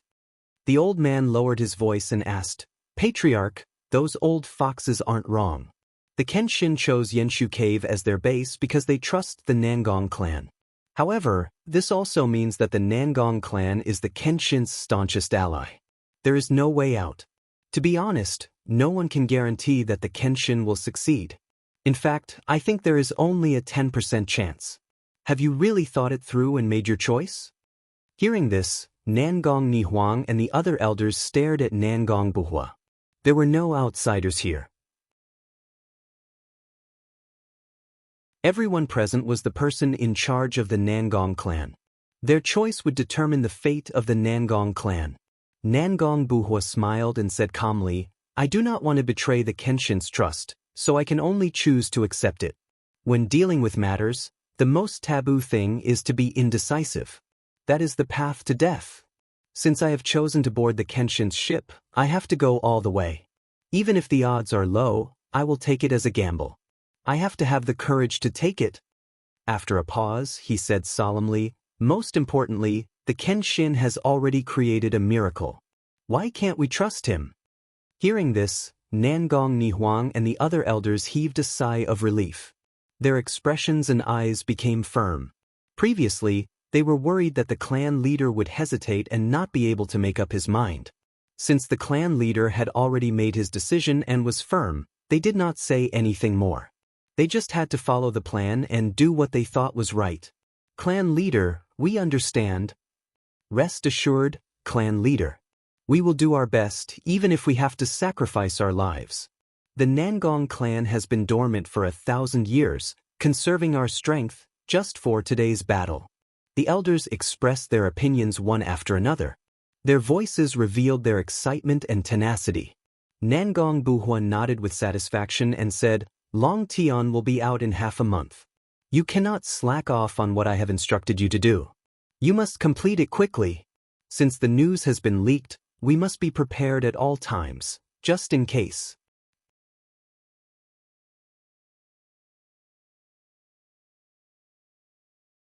Chapter 4059. There was a saying that a prophecy came true. It was very suitable to be used on Nangong Buhua. He had just reminded the elders to strengthen their defenses and put Yenshu's grotto on alert. In less than 2 days, Yenshu's grotto welcomed another group of uninvited guests. Previously, the 5 mysterious experts would take out their tokens and let the guard commander at the entrance of the grotto report to them. This group of uninvited guests was more than 1,000 people. They rushed to the entrance of the grotto with a murderous aura. Sush. 3 upper king-grade divine warships lined up in the sky. Hundreds of cannons poked out and aimed at the formation at the entrance of the grotto. Sush. Swoosh swoosh. 50 Divine King powerhouses led 900 Divine Lord Realm experts as they flew out of the divine battleships. They lined up in the sky and surrounded the entrance of the grotto. They were all wearing armor and holding swords. Their bodies were surging with murderous aura. Although the number of guards at the entrance of Xianxia's grotto had doubled. Currently, there were 200 guards and 4 Divine King Realm guards leading them. However, they did not expect that before Kenshin's plan could even begin, there would be an army attacking Xianxia's grotto. Everyone was caught off guard. They were panicking and worried. Immediately, they pulled out their swords and sabers and gathered together. They stared at the surrounding people vigilantly. Even though the 4 guard commanders were afraid, they could not show their fear. They braced themselves and went forward to question the identity and purpose of the group. Who are you? Don't you know that this is Xianxia's grotto? This is the territory of the Nangong clan. Are you trying to start a war with the Nangong clan by pointing your weapons at us? If you don't want blood to flow like a river and the people to suffer, I advise you to leave immediately. Although the tone of the few guard commanders was strict, their aura was powerful. However, to the group, it sounded like they were trying to put up a strong front. After all, they were well aware of the origin of the other party. At this moment, among the 50 divine kings who stood at the front of the group, a few experts with powerful aura walked out. The leader was more than 10 feet tall. He wore a gold and silver chainmail, a phoenix-winged golden helmet and an ice-blue cloak. This person had a dignified appearance and an extremely powerful aura. Clearly, he was the leader of these 1,000 experts. A sword hung from his waist. His left hand was behind his back and his right hand was on the hilt of the sword. He looked at the several guard commanders with an expressionless face. I, Jin Shuang, have received orders to capture the criminal. No one is allowed to disobey, otherwise I will be punished for treason. Quickly report this to Nangong Buhua. Open up Xianxia's cave and welcome me inside. Otherwise, don't blame me for being ruthless. Even though the Nangong clan's guards were able to guess the origin of those people, they were unable to do so. But when they heard the 2 words Jin Shuang, they couldn't help but tremble and a trace of fear flashed in their eyes. It couldn't be helped. Jin Shuang was the vice commander of the patrol envoy. She had the authority and responsibility to patrol the entire boundless heaven continent. Since Vice Commander Jin Shuang had personally come, there was no need to mention the 7 high-level god kings standing behind him, all wearing silver armor. Those 7 god kings were definitely all patrolling envoys. After all, everyone knew that there were 49 patrolling envoys under the Shura god emperor. Every team of 7 patrolled the world in rotation, maintaining order and peace. Other than that, the remaining 42 god kings were mostly the leaders of the various regions and the leaders of the various forces. In short, those who came were all strong enemies that could not be underestimated. The 4 captains of the Nangong clan made a decision after exchanging glances with each other. One of them secretly sent out a message to report the situation to Nangong Buhua. The other 3 guard commanders acted dumb and pestered Jin Shuang to stall for time. So it is Vice Commander Jin Shuang who has graced us with your presence. Please forgive us for not going out to meet you. Vice Commander Jin Shuang, our Nangong clan had already closed Xianxia's cave more than 200 years ago and no longer cared about worldly affairs.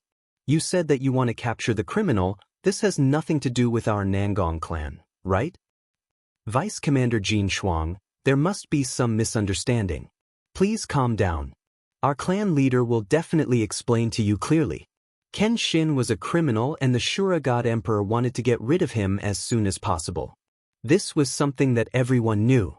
Therefore, the Nangong clan would never admit that they were harboring the criminal and shielding Kenshin. How could Jin Shuang believe the 3 guards' words? He scoffed at this and sneered contemptuously, "None of you are qualified to speak to this king. Shut up." Such arrogance and disdain made the 4 guard commanders feel ashamed and angry. They were so angry that they gritted their teeth. However, they could not do anything and could only suppress their anger and stare at Jin Shuang angrily. Jin Shuang ignored them and patiently waited for Nangong Buhua to appear. In fact, he had already found out that Kenshin was in Yenshu's cave. That was why he gathered so many elite soldiers and rushed to Yenshu's cave. He was also prepared. Whether Nangong Buhua appeared or not, and whether Kenshin was still in Yenshu's cave, he would force his way in. At that time, he would give the Nangong clan a painful lesson to warn the rest of the ancient clans. As for Kenshin, it would be best if he could capture him. Even if he could not, it would not matter. Anyway, he was only here to test the reaction of Kenshin and the Nangong clan. The main force to deal with Kenshin was still gathering and deploying in secret. Unknowingly, 15 minutes had passed. Nangong Buhua had not appeared and Jin Shuang was getting impatient. He frowned and his aura became gloomier. The few patrol envoys behind him started to fan the flames and make sarcastic remarks. "Deputy Commander, you have been waiting here for so long. How could Nangong Buhua not show up? He is not giving you any face. How dare he make our commander Jin Shuang wait here for so long? That Nangong Buhua is too arrogant. Nangong Buhua is avoiding us. He is obviously guilty. Since Nangong Buhua is harboring the criminal, he should be punished as an accomplice. Deputy Commander, I am afraid that Nangong Buhua is packing up his belongings and preparing to escape. We cannot wait any longer. We must rush into Yenshu's grotto heaven and capture the criminal and Nangong Buhua." The few patrol envoys were egging Jin Shuang on to lead the group into Yenshu's grotto heaven. When the 900 overseer gods heard this, their blood boiled and they were eager to give it a try. As for the Nangong clan's guards, they were filled with anger and complained in their hearts. If Jin Shuang really led the group into Yenshu's grotto heaven, they would be sacrificed first. However, the tone and expression of the patrol envoys were very sincere. It sounded like they were threatening them. However, with Jin Shuang's ruthless nature, it was very likely that he would do so. This caused the guards' hearts to be in a mess, and they felt extremely conflicted.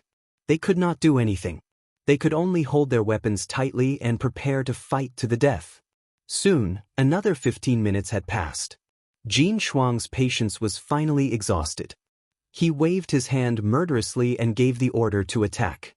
7 inspectors, 42 godly kings, and 900 godly lord experts were all ready to launch an attack.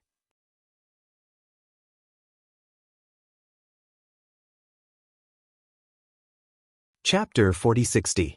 Not only were the deity kings and Sir Gods ready to attack, even the 3 deity warships in the sky had activated their formation. Their cannons were shining with divine light. In the next moment, the few hundred cannons were about to shoot out light pillars towards the entrance of Yenshu's cave. Without a doubt, there was no need for the deity kings and the 900 Sir Gods to attack. Just the divine light cannons from the 3 deity warships were enough to kill the 200 Nangong clan guards. The divine light that covered the sky and the divine skill that could destroy the world was about to explode.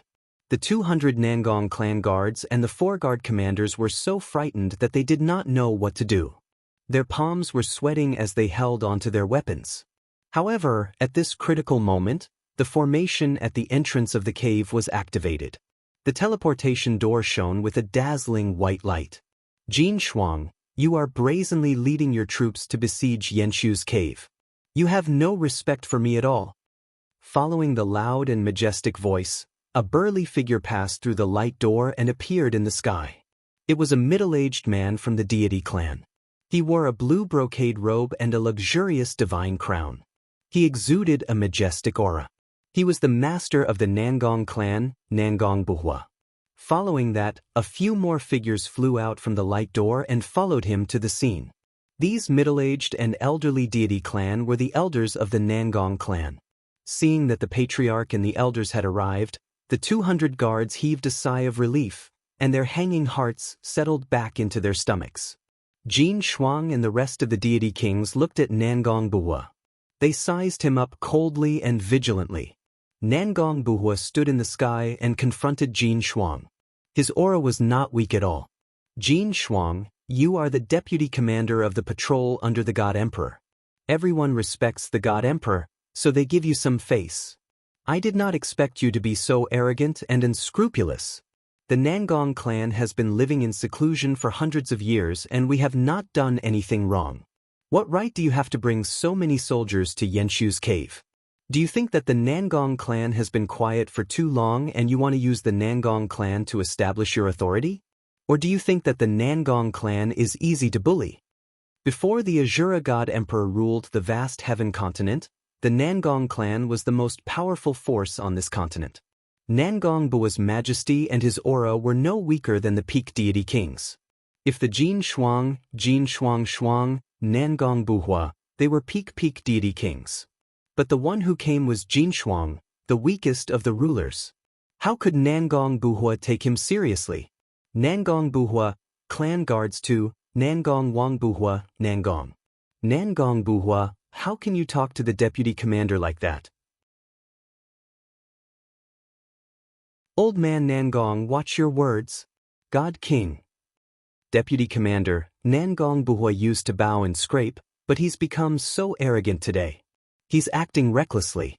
In this subordinate's opinion, he must have been harboring the criminal and thought that he had the criminal's support. That's why he dared to be so bold. That's right. Nangong Buhua has a rebellious heart. That's why he dares to offend the Lord. The inspectors echoed each other and accused Nangong Buhua of a crime. Jin Shuang sneered in his heart but pretended to be angry. He stared at Nangong Buhua and shouted, Nangong Buhua, I don't want to waste time with you. Let's be frank. You only have two choices. Hand over Kenshin and I'll pardon the Nangong clan. Or you step aside and I'll bring my men into Xianxia's cave and find Kenshin. Nangong Buhua was prepared for this. He pretended to be stunned and said in surprise, Sword God? Jin Shuang, what nonsense are you talking about? Are you confused? Kenshin is a legendary expert from 1,000 years ago. Wasn't he killed by the five-god emperor? Could it be that those who had already fallen could still come back to life? Jin Shuang, although I've offended you, you can't use such a ridiculous reason to take revenge on the Nangong clan. If you insist on hurting the Nangong clan, don't blame me for fighting back and defending the dignity of the Nangong clan with my life. Nangong Buhua said righteously. He even took out a divine sword and held it in his hand. He looked at Jin Shuang with murderous intent. Anyone who saw this scene would be convinced by his acting skills and would think that he had been wronged. However, Jin Shuang and the rest did not believe him. They all sneered. Nangong Buhua, stop pretending. Jin Shuang did not want to waste time with Nangong Buhua. He felt that Nangong Buhua must be up to something. Therefore, he gave an ultimatum. I'll give you one last chance. Either you hand over Kenshin and I'll forgive your crime. Or I'll capture Kenshin personally. The Nangong clan will be buried with him. After saying this, Jin Shuang pulled out the sword at his waist and pointed it at Nangong Buhua. He was emitting a murderous intent. 42 godly kings and 900 godly monarchs had also accumulated their strength to the peak and were ready to attack. As everyone mobilized their divine power, their aura rose. An invisible force field appeared and a violent hurricane blew. Everyone from the Nangong clan had their hearts in their mouths as they secretly wiped their sweat. No matter what, the Nangong clan was in a passive position. They were at a disadvantage in terms of numbers. In the next moment, as long as Jin Shuang and the rest attacked, the Nangong clan would suffer heavy casualties. This battle was unavoidable. It was useless even if Nangong Buhua acted dumb. Since that was the case, he could only grit his teeth and make a decision. He sent a message to the four-guard commanders and ordered, "What are you waiting for? Retreat to Xianxia's cave immediately. I'll cover you." The four-guard commanders and 200 guards knew that Nangong Buhua was going to give up the formation plate and retreat to the cave to defend. Therefore, everyone turned around without hesitation. Like an arrow leaving the bow, they rushed towards the blazing white light door. Swoosh, swoosh, swoosh. In the blink of an eye, dozens of guards passed through the light door and escaped into Xianxia's cave. The four-guard commanders were aware that they were not in a hurry to escape. Instead, they held their divine weapons tightly and helped the guards to cover the rear. Nangong Buhua and a few elders were the same. They formed a line of defense and blocked the guards behind. Although the guards were of lower status and could not be compared to the guard commanders and elders, they were still descendants of the Nangong clan. However, they were also descendants of the Nangong clan. Nangong Buhua naturally had to protect them. Seeing the guards escaping, Jin Shuang knew that Nangong Buhua was determined to resist. He did not waste any more time and gave the order to attack. Kill! Following his command, the 42 divine kings and 900 surgods released their divine power with all their might. They used their earth-shattering skills and charged towards the entrance of Yanxu's cave. The 3 divine warships also opened fire and shot out hundreds of divine power light pillars.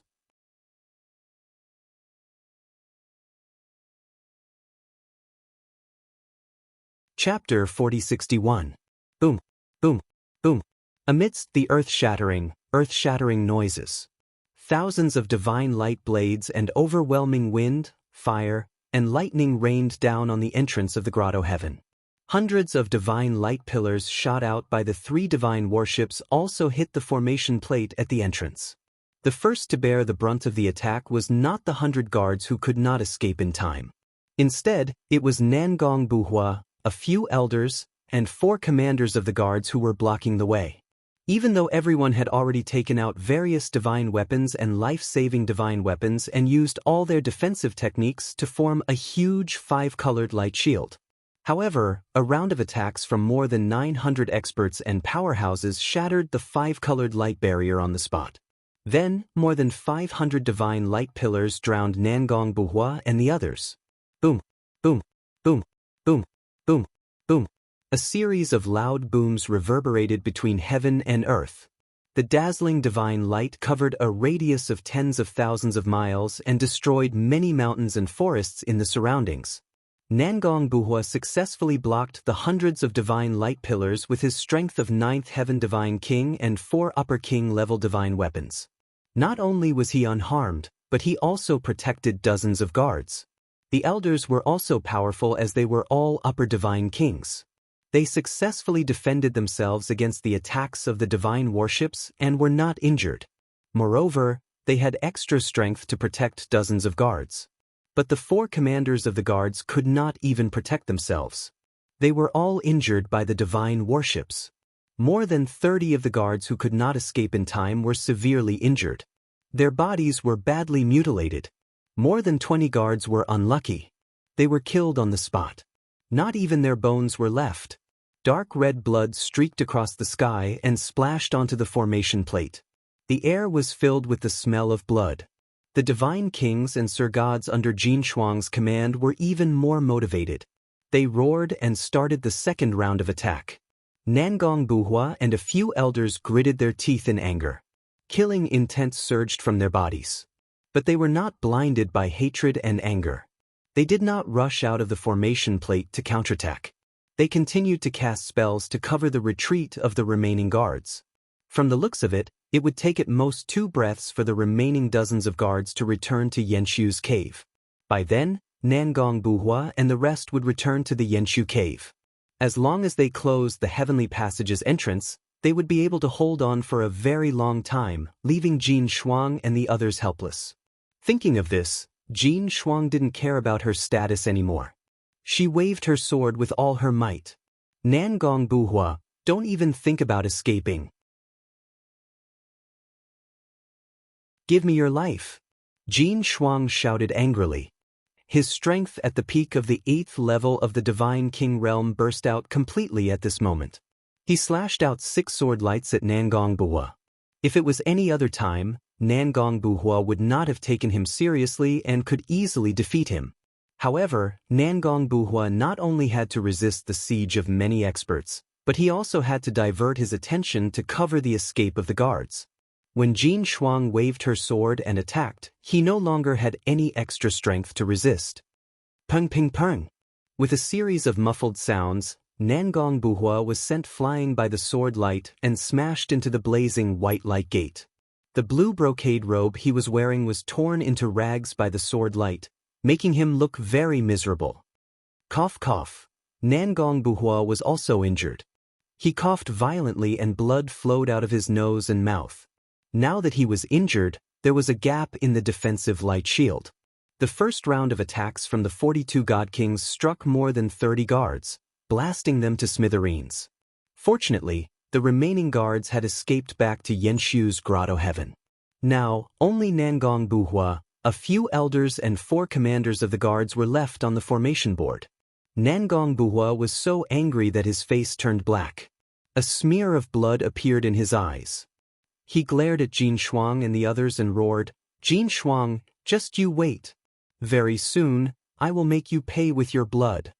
After saying this, he led the elders and the commanders of the guards to escape toward the blazing white light gate without hesitation.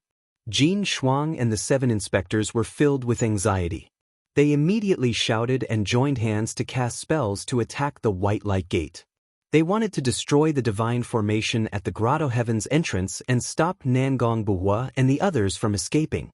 They watched as divine spell shadows fell from the sky like a torrential flood. If Nangong Buhua and the others dodged, the blazing white light gate would be destroyed. However, if they did not dodge, the consequences would be obvious.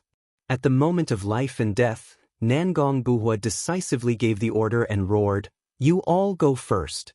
I will cover you." As he roared, he used all his strength to activate 4 king-level upper divine artifacts to block above his head.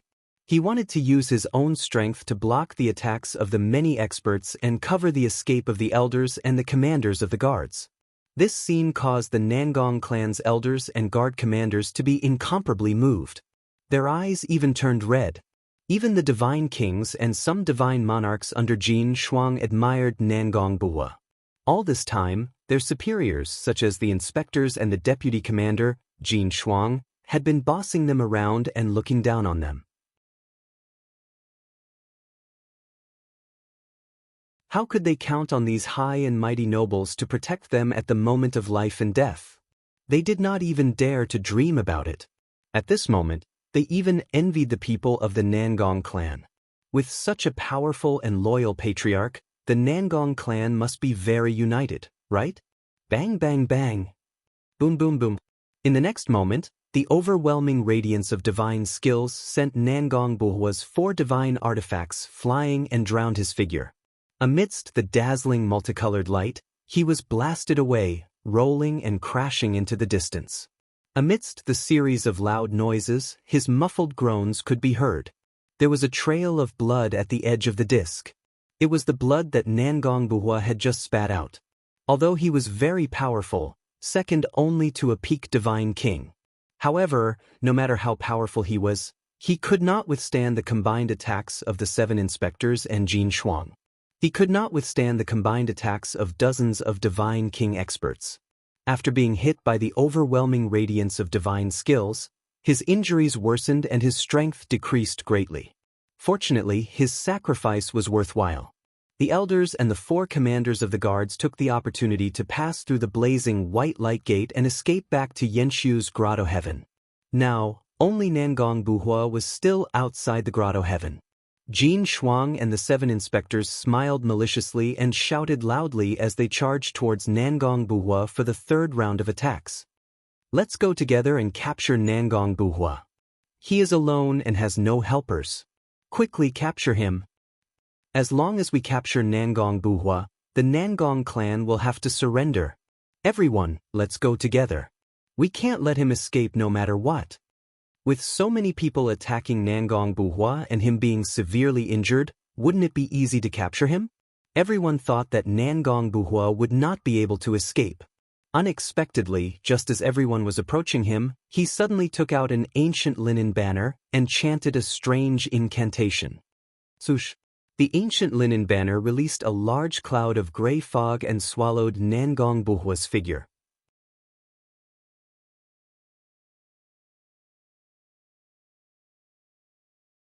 Chapter 4062. In less than an instant, Nangong Buhua had disappeared right in front of everyone's eyes. Not only did he disappear, but so did the linen banner. The only things left in the sky were Nangong Buhua's 2 divine weapons. There were originally 4 divine weapons, but before he escaped, he took back 2 of them. Jin Shuang, the 7 patrols, and many deity kings were stunned. Everyone stared at the empty sky and furrowed their brows. Their expressions were extremely ugly. Damn it. It seems like he was prepared to use that divine weapon to escape. Damn bastard, even if he escapes back to Xianxiu's grotto heaven, he can't escape death. The few patrols were filled with shame and anger as they gritted their teeth and cursed. Jin Shuang felt the same, but he could still maintain his calm and control. After a few moments of silence, he led everyone back to the entrance of the grotto heaven. This time, he did not waste any time. He pointed at the formation at the entrance and ordered, "I'll give you half a day to crack it or break through it." When Nangong Buhua took out the linen banner, the entrance to Xianxiu's grotto heaven was closed. That linen banner of his definitely had a special effect, which was why it was able to help him escape. Jin Shuang and the 900 deity kings and Sir Gods did not have the ability to travel through space and enter Xianxiu's grotto heaven. Even Ji Tianxing did not have this ability. Therefore, Jin Shuang and the rest could only crack the formation of Xianxiu's grotto heaven or break through the formation to enter. Following his order, the 7 patrols and 42 deity kings immediately got busy. They carefully observed the formation at the entrance of the grotto heaven, thinking and deducing a way to crack it. The 900 Sir Gods were on standby. Jin Shuang frowned as he stared at the sky, thinking about his next move. In fact, he also knew that he was sent by the Imperial Preceptor to spy on the military situation. In fact, he and the other 900 people in the field might even become cannon fodder. However, he could not disobey the order, he could only follow it. Nangong Buhua's reaction seemed normal to him. If the Imperial Tutor and the Meng Shuai did not have accurate information to prove that Kenshin was hiding in Xianxiu's cave, he might have believed Nangong Buhua. As early as a few months ago, Kenshin had already escaped back to the realm of the gods, but he hid in the cave of Xianxiu and did not show himself. Just as the God Emperor had sent back, Kenshin was heavily injured and was currently in seclusion to heal himself. If not, Nangong Buhua would not have tried his best to escape back to the cave of Xianxiu to stall for time. This is my only chance to kill Kenshin. I have to rush into Xianxiu's grotto heaven before he recovers and take him down. Thinking of this, Jin Shuang turned her head and glanced at the 900 Sir Gods. Her eyes flashed with worry. However, the Nangong clan is an ancient clan after all. They have a very deep foundation. If Nangong Buhua was determined to protect Kenshin, the 40 god kings and 900 god lords might not be able to defeat the Nangong clan. There is a high possibility that both sides will suffer great losses and we will all die in the cave of Xianxiu. No, I have to think of a way to prevent an all-out war with the Nangong clan. It would be best if the Nangong clan could stand aside and watch us kill Kenshin. At this moment, Jin Shuang was deeply anxious and uneasy. She hated the fact that she had brought too few people with her. Even if she were to send a message to gather more domain masters and god kings, it would be too late. At the same time, in the depths of the cave of Xianxiu, in the sky above the palaces, swoosh, a cloud of gray fog exploded in the sky and a blue figure appeared out of nowhere. The figure's clothes were ragged and his hair was disheveled. His entire body was covered in blood and he looked rather pathetic. He was the heavily injured Nangong Buhua. Not far away in the sky and the palaces below, a few groups of guards noticed him and greeted him in surprise. "Master, how did you get injured?" "Patriarch, are your injuries serious? Quickly send the master back to the secret room to heal."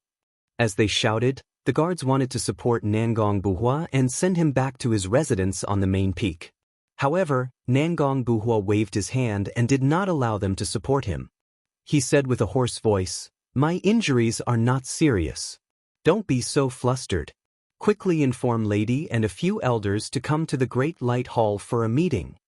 2 groups of guards acknowledged the order and turned to carry out their mission. The other group of guards guarded Nangong Buhua and followed him to the main peak and entered the Great Light Hall. After sitting down on the main seat in the hall, Nangong Buhua took out 2 divine elixirs and consumed them to suppress his injuries. Then he took out a new set of robes and jade crown. After shooting out a few rays of divine light, he changed into a new set of clothes. Although his face was a little pale and his mind was a little weak, At least he didn't look as miserable as before. Not long after, Nangong Nihuang walked into the hall quickly. Sensing that Nangong Buhua's aura was different, she asked worriedly, "Father, are you injured? How is your injury? Is it serious?" Nangong Buhua shook his head and comforted her. After waiting for a while, the elders arrived at the Great Light Hall. As soon as they met, Nangong Buhua asked, "Where are the guards? Are they okay?" The gray-haired great elder quickly reported, "Don't worry, master. The 120 guards who survived have safely returned to Xianxia's cave. The 4 commanders and 120 guards have all suffered either light or heavy injuries. They have already returned to their respective residences and are circulating their martial arts to treat their injuries." Nangong Buhua was relieved and said in a serious tone, "Although I was prepared, I did not expect the Azura God Emperor's lackeys to come so quickly. Although we have all retreated and closed the entrance of the cave. With Jin Shuang and the others' strength and methods, they will be able to break the formation and enter Xianxia's cave within a day. At that time, we will only be able to fight them to a draw even if we use all our strength. I am afraid that after the battle, more than half of our people will be dead or injured." At this point, Nangong Buhua sighed heavily. The elders' hearts were heavy and they frowned anxiously. A few elders hurriedly suggested, "Master, it has been 2.5 months. Kenshin should be coming out soon, right? The situation is urgent. I am afraid that only Kenshin can resolve it and not let thousands of our people die. Master, why don't we knock on Kenshin's door now?" Before Nangong Buhua could say anything, Nangong Nihuang rejected the suggestion. Kenshin is still in seclusion. The 3-month time limit is almost up. He must be at a critical juncture. How can he be disturbed? If he is unable to recover or his strength is affected, won't we be sinners? The elders frowned and wanted to refute. Nangong Nihuang continued, "What's more, the Nangong clan has decided to follow Kenshin and help him with all our strength. It is not just words. We must show real action. Today, Jin Shuang came. We have not started the battle yet and we want to awaken Kenshin to deal with him. If we meet Qi Yan, Meng Shuai, and the Imperial Tutor in the future, won't Kenshin have to deal with them? What else do we have to do?"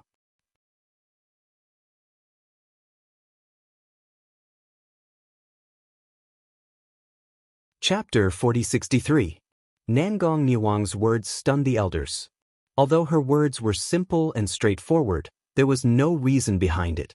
However, it was this simple logic that was enlightening to the apathetic, causing the elders to feel ashamed. The atmosphere in the hall was a little awkward. The elders looked at each other and did not know what to say. Finally, Nangong Buhua made up his mind and spoke. "Nihuang is right. Since we, the Nangong clan, are trusted and valued by Kenshin, we must not let him down. When encountering difficulties and dangers, we should first think of how to solve them. We should not let Kenshin solve everything while we hide behind to ensure our safety. I believe that Kenshin has the ability to solve it. But if that is the case, what is the meaning of our existence? What qualifications do we have to be trusted and entrusted with important tasks by Kenshin?" These sincere and earnest words made the elders nod their heads in agreement. They no longer mentioned the matter of awakening the sword god. Nangong Buhua ordered again, "Immediately gather all the guards, young disciples and deacons of our clan. Enter a state of battle and protect Xianxia Grotto Heaven. If we protect Xianxia Grotto Heaven, we will be able to buy more time for Kenshin. Even if there is more blood and sacrifice, we will not back down." Nangong Nihuang and the elders acknowledged the order and quickly left the Great Light Hall to carry out their mission. Soon, they passed down Nangong Buhua's order. A loud and urgent horn sounded in Xianxia Grotto Heaven. Clan members gathered from all directions and those who were cultivating were also awakened. In just an hour, tens of thousands of Nangong clan members were fully armed and gathered at the square of each mountain peak. Nangong Buhua sat in the Great Light Hall and commanded the 7 elders and dozens of deacons to give out a series of orders. The tens of thousands of Nangong clan members were divided into dozens of teams. Under the leadership of the elders and deacons, They rushed to different places in Yanshu Grotto Heaven to carry out different tasks. The first task was to activate the formation of Yanshu Grotto Heaven and inject divine power into each formation base to strengthen the defense. Only by doing so could the defensive power of the formation be strengthened and delay for a longer time. Just this mission alone had cost 49 teams and almost 6,000 Nangong tribesmen. Next, a few elders and a dozen deacons had to lead more than 3,000 clansmen to set up a few defensive formations with a circumference of 10,000 miles. This mission was personally presided over by Nangong Nihuang, with the full cooperation of several elders. The defensive formation was to cover the mountains and protect the Nangong clan's residents. Once the defensive formation of Yanshu's cave was breached, Jin Shuang and close to 1,000 experts would charge in. At least there would be a second barrier to protect the Nangong clan. When the entire Nangong clan was mobilized and did their best to support and set up all kinds of great formations, the Nangong clan's grand formation had already been set up. At the entrance of Yanshu's cave, the 7 inspectors, 42 divine kings and 900 surgods under Jin Shuang's command were also in a state of bustle. Many divine kings joined forces and understood the mystery of Yanshu's heavenly cave's defensive formation. They began to research on how to break it. Although there was only one formation in Yanshu's fairyland, there were many people who studied the formation. Everyone had their own thoughts and opinions, and their attainments in the Tao of formations were also different. Hence, with the 7 inspectors and 42 divine kings added together, there were more than 30 different suggestions and ideas. Every suggestion sounded reasonable, and there seemed to be a need to put it into practice. However, time did not allow them to do so. Everyone had to quickly come up with an effective plan. A few inspectors and many domain lords argued incessantly. The weaker god kings were basically unable to get a word in edgewise. As such, there were more than 10 suggestions and ideas that were eliminated. However, there were still more than 20 suggestions that needed to be filtered. When Jin Shuang saw this, she frowned and her face darkened. She showed an unhappy expression. When the 7 inspectors saw this, they knew that the deputy commander was unhappy. They did not waste any more time talking to the domain masters and divine kings, and directly eliminated their suggestions. Those domain masters and stronger divine kings were naturally full of grievances, but there was nothing they could do. Who asked the inspectors to have a higher status than them? Even so, the 7 inspectors held different opinions and still needed to be filtered. The 42 god kings had all stepped aside, leaving only the 7 patrol envoys who were still arguing endlessly. Jin Shuang immediately became angry and scolded the 7 inspectors to their faces. The 7 of them immediately became obedient and agreed with a certain inspector's suggestion. In fact, everyone knew that the inspector's suggestion was the best plan. However, everyone had the intention to compete and show off. They were not willing to be outdone. Since Jin Shuang was angry, they did not dare to continue arguing. If they angered Jin Shuang, then the losses would outweigh the gains. Moreover, if they used the inspector's suggestion, even if there was a problem, they could not be blamed. Just like this, the 7 inspectors decided on the plan to break the array. They led the 42 divine kings and began to use their techniques. As time passed, everyone threw themselves into the work of breaking the array. They were especially serious and worked hard. Only the 3 divine warships were idle and were sent away by Jin Shuang. They flew around the entrance of the Grotto Heaven, inspecting the situation within 100,000 li to prevent other powers from coming to reinforce the Nangong clan. Unknowingly, half a day passed. Although many divine kings and divine monarchs were busy in full swing and looked very serious. In fact, the task of breaking the array had just started not long ago. They were not even halfway done. After Jin Shuang observed carefully, he was so angry that he scolded the divine kings again. He was very clear that the more time they wasted, the more danger they would be in. However, the abilities of the 7 inspectors were limited. No matter how much he scolded them, it was useless. Helplessly, he could only join the ranks of breaking the array and personally cast a spell to break the array. In fact, Jin Shuang's worries were not without reason. Nangong Buhua also thought of sending a message to other powers to ask them to reinforce the Yenshu Grotto heaven. However, after much consideration, he gave up on this plan. The Nangong clan did not have many allies. There were only 2 or 3 ancient clans and 2 sections. Not to mention the 2 sects, they did not have enough experts and masters. Even if they came, they would only be sending themselves to their deaths. As for the 2 or 3 ancient clans, among the 5 masked experts, 2 of them were the clan leaders of the ancient clans. Even if Nangong Buhua used his toes to think, he knew that they would definitely watch from the sidelines. They would take this opportunity to observe the Nangong clan's reaction and test the Kenshin's depth and details. After getting an answer, it would be easier for them to negotiate with the Kenshin in the future. They could not wait for such an opportunity. Why would they send reinforcements?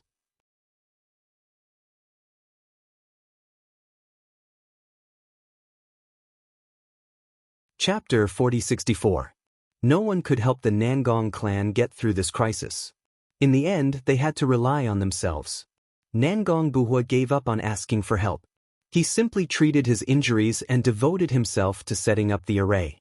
At the same time, he was also paying attention to Ji Tianxing's movements and the situation at the door of the secret chamber. Time passed by in torment.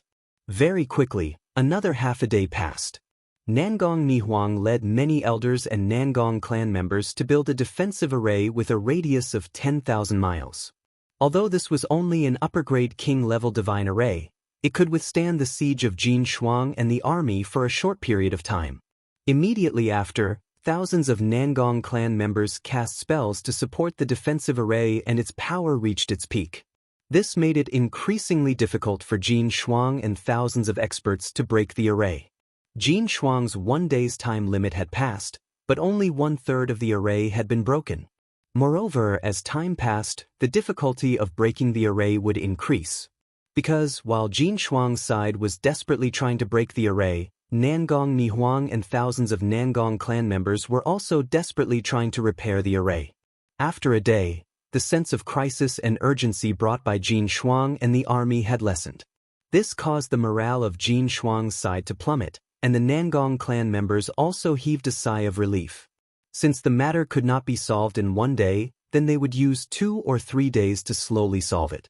Jin Shuang also contacted the domain masters of the surrounding domains, asking them to constantly monitor the movements of the surrounding forces. Those domain masters sent messages one after another, reporting the results of their investigations. The results showed that the ancient clans and top forces of the surrounding domains did not have any unusual movements, and were in a state of observation. This made Jin Shuang secretly relieved, and she was even less anxious. At the same time, Ji Tianxing had already cultivated in the distorted space-time for 10 years and a few months. Within these 10 years, he had already refined 400 pieces of divine persona fragments and obtained immeasurable benefits. Firstly, his strength had increased.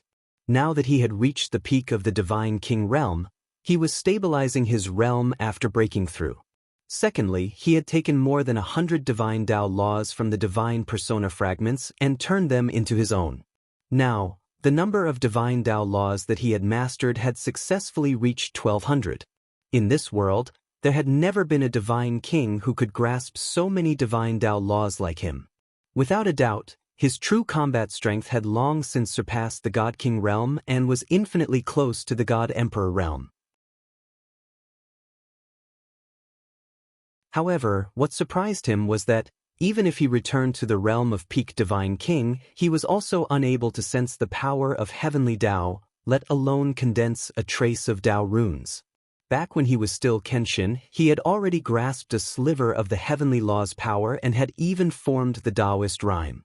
Now that he had returned to his peak, with his previous cultivation experience, he should be able to smoothly grasp the power of the heavenly Dao. But the truth, how could it be like this? Ji Tianxing was puzzled. When he recalled that he had been neglected by the heavenly Dao and had never received any merit rewards, he felt a little depressed. Even though he was still in a state of cultivation, he was still thinking that he had to find out the reason in the future.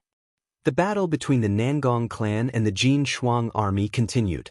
Another day passed. Jin Shuang and the others had already completed half of their task of breaking the formation. It was obvious that the Nangong clan's efficiency of repairing the formation could not keep up. After all, repairing was not as simple as destroying. Moreover, the overall strength of the Nangong clan was not as good as the 900 Surgods led by Jin Shuang. Everyone knew that it was only a matter of time before the defense formation of the Yenshu Grotto was broken. Nangong Nihuang, a few elders and dozens of deacons had finished their tasks and were conserving their energy, waiting for the arrival of the final battle. Nangong Buhua was also recuperating, trying his best to recover his strength. Everyone understood that in about 1 or 2 days, the bitter battle would arrive. Could the Nangong clan resolve this crisis and be valued by Kenshin in the future and become the #1 hero? It all depended on the performance of the Nangong clan in this battle. Therefore, the atmosphere in the Yenshu Grotto became solemn, and the Nangong clan became unprecedentedly united. Just like that, 2 tense and depressing days passed. On the morning of the 5th day, there was a burst of cheers at the entrance of the Yenshu Grotto. Following a series of ping-ping-ping sounds, the defense formation of the Yenshu Grotto was finally broken by Jin Shuang and the others. Thousands of divine lights lit up in the sky. Those were the veins of the defense formation, and they were collapsing one by one. The white light door at the entrance also appeared, but it was broken into pieces, turning into divine light fragments, and scattered between heaven and earth. An ugly, dark hole appeared. That was the opening of the defense formation, like a huge passageway connecting the realm of gods and the Yenshu Grotto. The 7 inspectors and the many godly kings and godly lords cheered excitedly as they quickly retreated. Jin Shuang, however, was not happy. Her face was still gloomy, and there was a tinge of worry in her eyes. This was because the original plan to break the defense formation of the Yenshu Grotto in 1 day took a total of 4 days to complete. In addition, the Nangong clan's reaction was too calm, as if they had a card up their sleeve and were not worried at all. Most importantly, these deity kings and surgods had been casting spells to break the defense formation for 4 days, and their strength had decreased tremendously. When everyone rushed into the Yenshu Grotto and fought with the Nangong clan, they would definitely be affected. However, things had already come to this point, and there was no use worrying and anxiety. They could only take one step at a time. After everyone had retreated, the 3 divine warships flew back and arranged themselves into a formation in the sky. Hundreds of cannons extended out and began to accumulate a vast amount of divine power and lit up with a blinding divine light. Boom. In the next moment, hundreds of divine power light pillars burst out at the same time, and with the power to destroy everything, they violently blasted towards the opening. Divine light exploded in the field, and the light fragments scattered everywhere. The opening, which was originally 10 feet wide, suddenly expanded by more than 10 times, and became 100 feet wide. The veins of the formation around the opening were also severely damaged, and they all broke and collapsed. With such a huge opening in the defense formation, no matter how hard the Nangong clan tried to repair it, it would not be able to recover in a short period of time. At the same time, the 3 divine warships' simultaneous bombardment could prevent the Nangong clan from setting up an ambush on the other side of the opening. When the divine light in the sky dispersed, and the earth-shattering sound disappeared, Jin Shuang then gave the order to attack. Charge and kill. As her voice fell, the 7 patrol led the deity kings, and rushed into the opening, and rushed into the Yenshu Grotto. After everyone had entered the Yenshu Grotto, Jin Shuang then followed in. Only 3 divine warships remained outside to guard the opening, and to assist Jin Shuang and the rest at any time. As for Jin Shuang, the deity kings, and surgods, they rushed into the Yenshu Grotto with murderous intent, but when they looked around, they realized that the surroundings were empty. They originally thought that the Nangong clan would send a large number of troops to ambush them and attack them head-on. Now, it seemed that the Nangong clan did not intend to take the initiative to attack, and were determined to defend with all their might.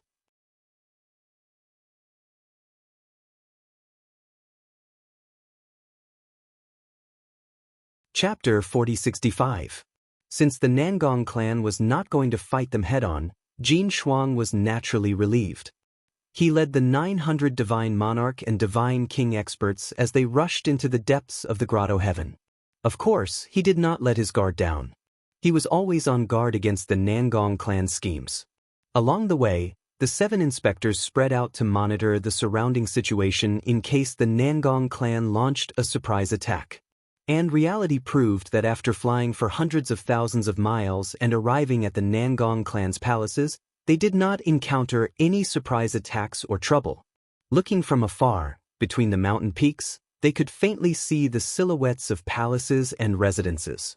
Jin Shuang waved his hand, indicating for everyone to slow down and spread out, slowly approaching the area. We advanced all the way and did not encounter any resistance from the Nangong clan. It seems that they have gathered here and are planning to hold their ground and resist stubbornly. Everyone be careful. They did not set up any traps elsewhere, so they will definitely do something here. Jin Shuang held his divine sword and slowly flew towards the palaces. He transmitted his voice to remind everyone to be careful. The 7 inspectors and divine kings said they understood and obeyed, but they did not take it seriously. They did not encounter any resistance and thought that the Nangong clan was terrified and did not dare to fight them.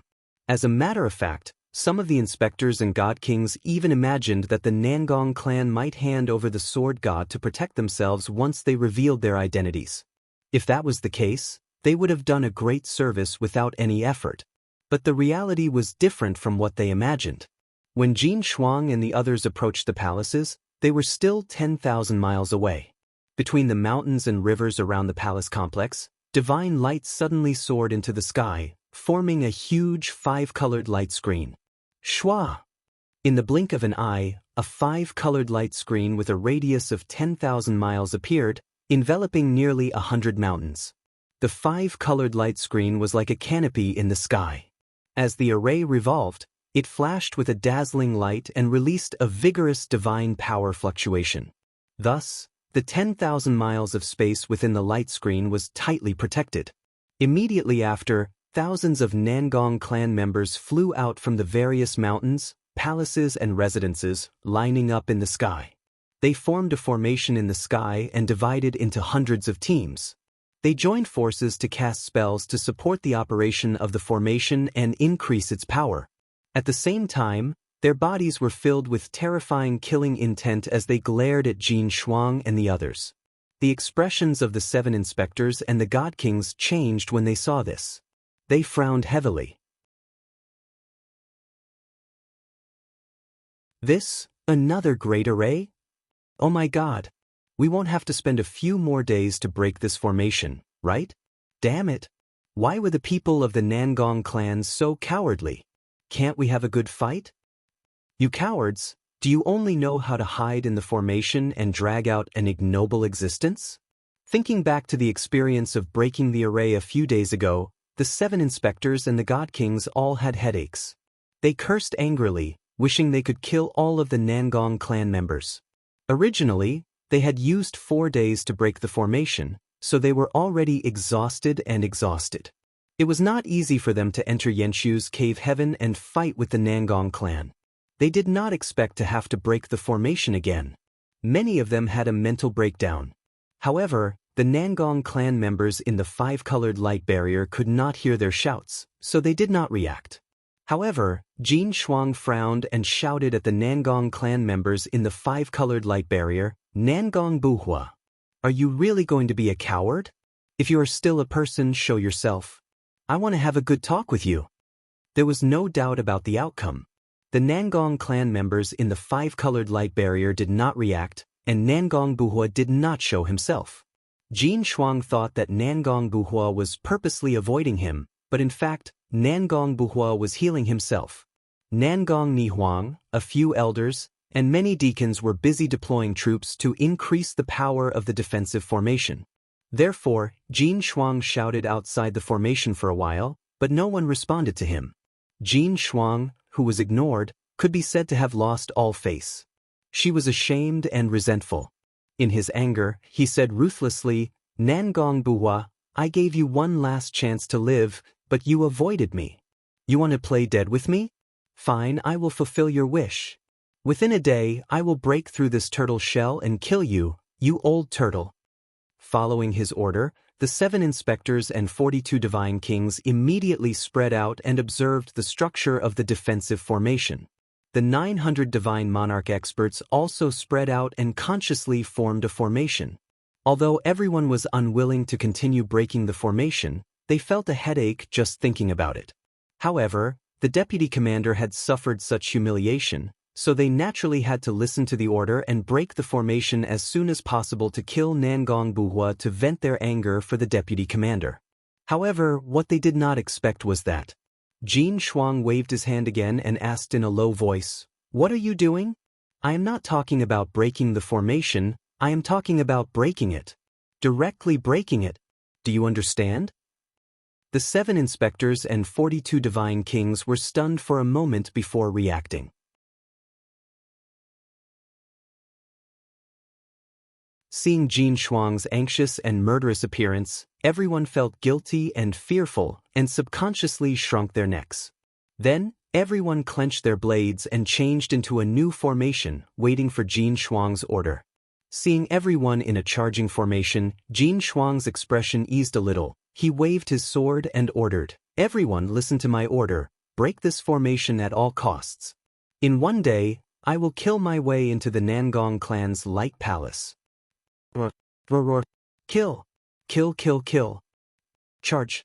The 7 inspectors, 42 divine kings, and 900 divine monarchs were all fired up. They let out deafening roars and attacked with all their might. Even Jin Shuang waved his divine sword and roared as he attacked. Everyone unleashed their strongest divine power and unleashed their most terrifying divine techniques. They unleashed a barrage of sword lights, wind, fire, and lightning that blotted out the sky. Bang! Bang bang bang! Boom boom boom! In the next moment, thousands of divine techniques landed on the 5-colored light barrier, exploding with deafening sounds. Divine light fragments that covered the sky flew everywhere.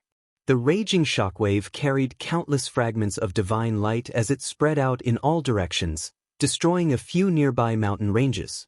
The light barrier that was thousands of miles wide also trembled, exploding with divine light. Seeing that the first round of attacks from Jin Shuang and the others were close to the limit of the formation's defense, the light barrier was about to crack. The thousands of Nangong clan members revealed shocked and worried expressions. Many of the Nangong clan members who had lower mental fortitude let out cries of surprise. Luckily, there were 3 elders and 20 deacons present. They quickly comforted everyone. Under their command, the thousands of Nangong clan members activated their divine power and poured it into the defensive formation. Thus, the defensive formation quickly dissolved the shockwaves and became as stable as a rock.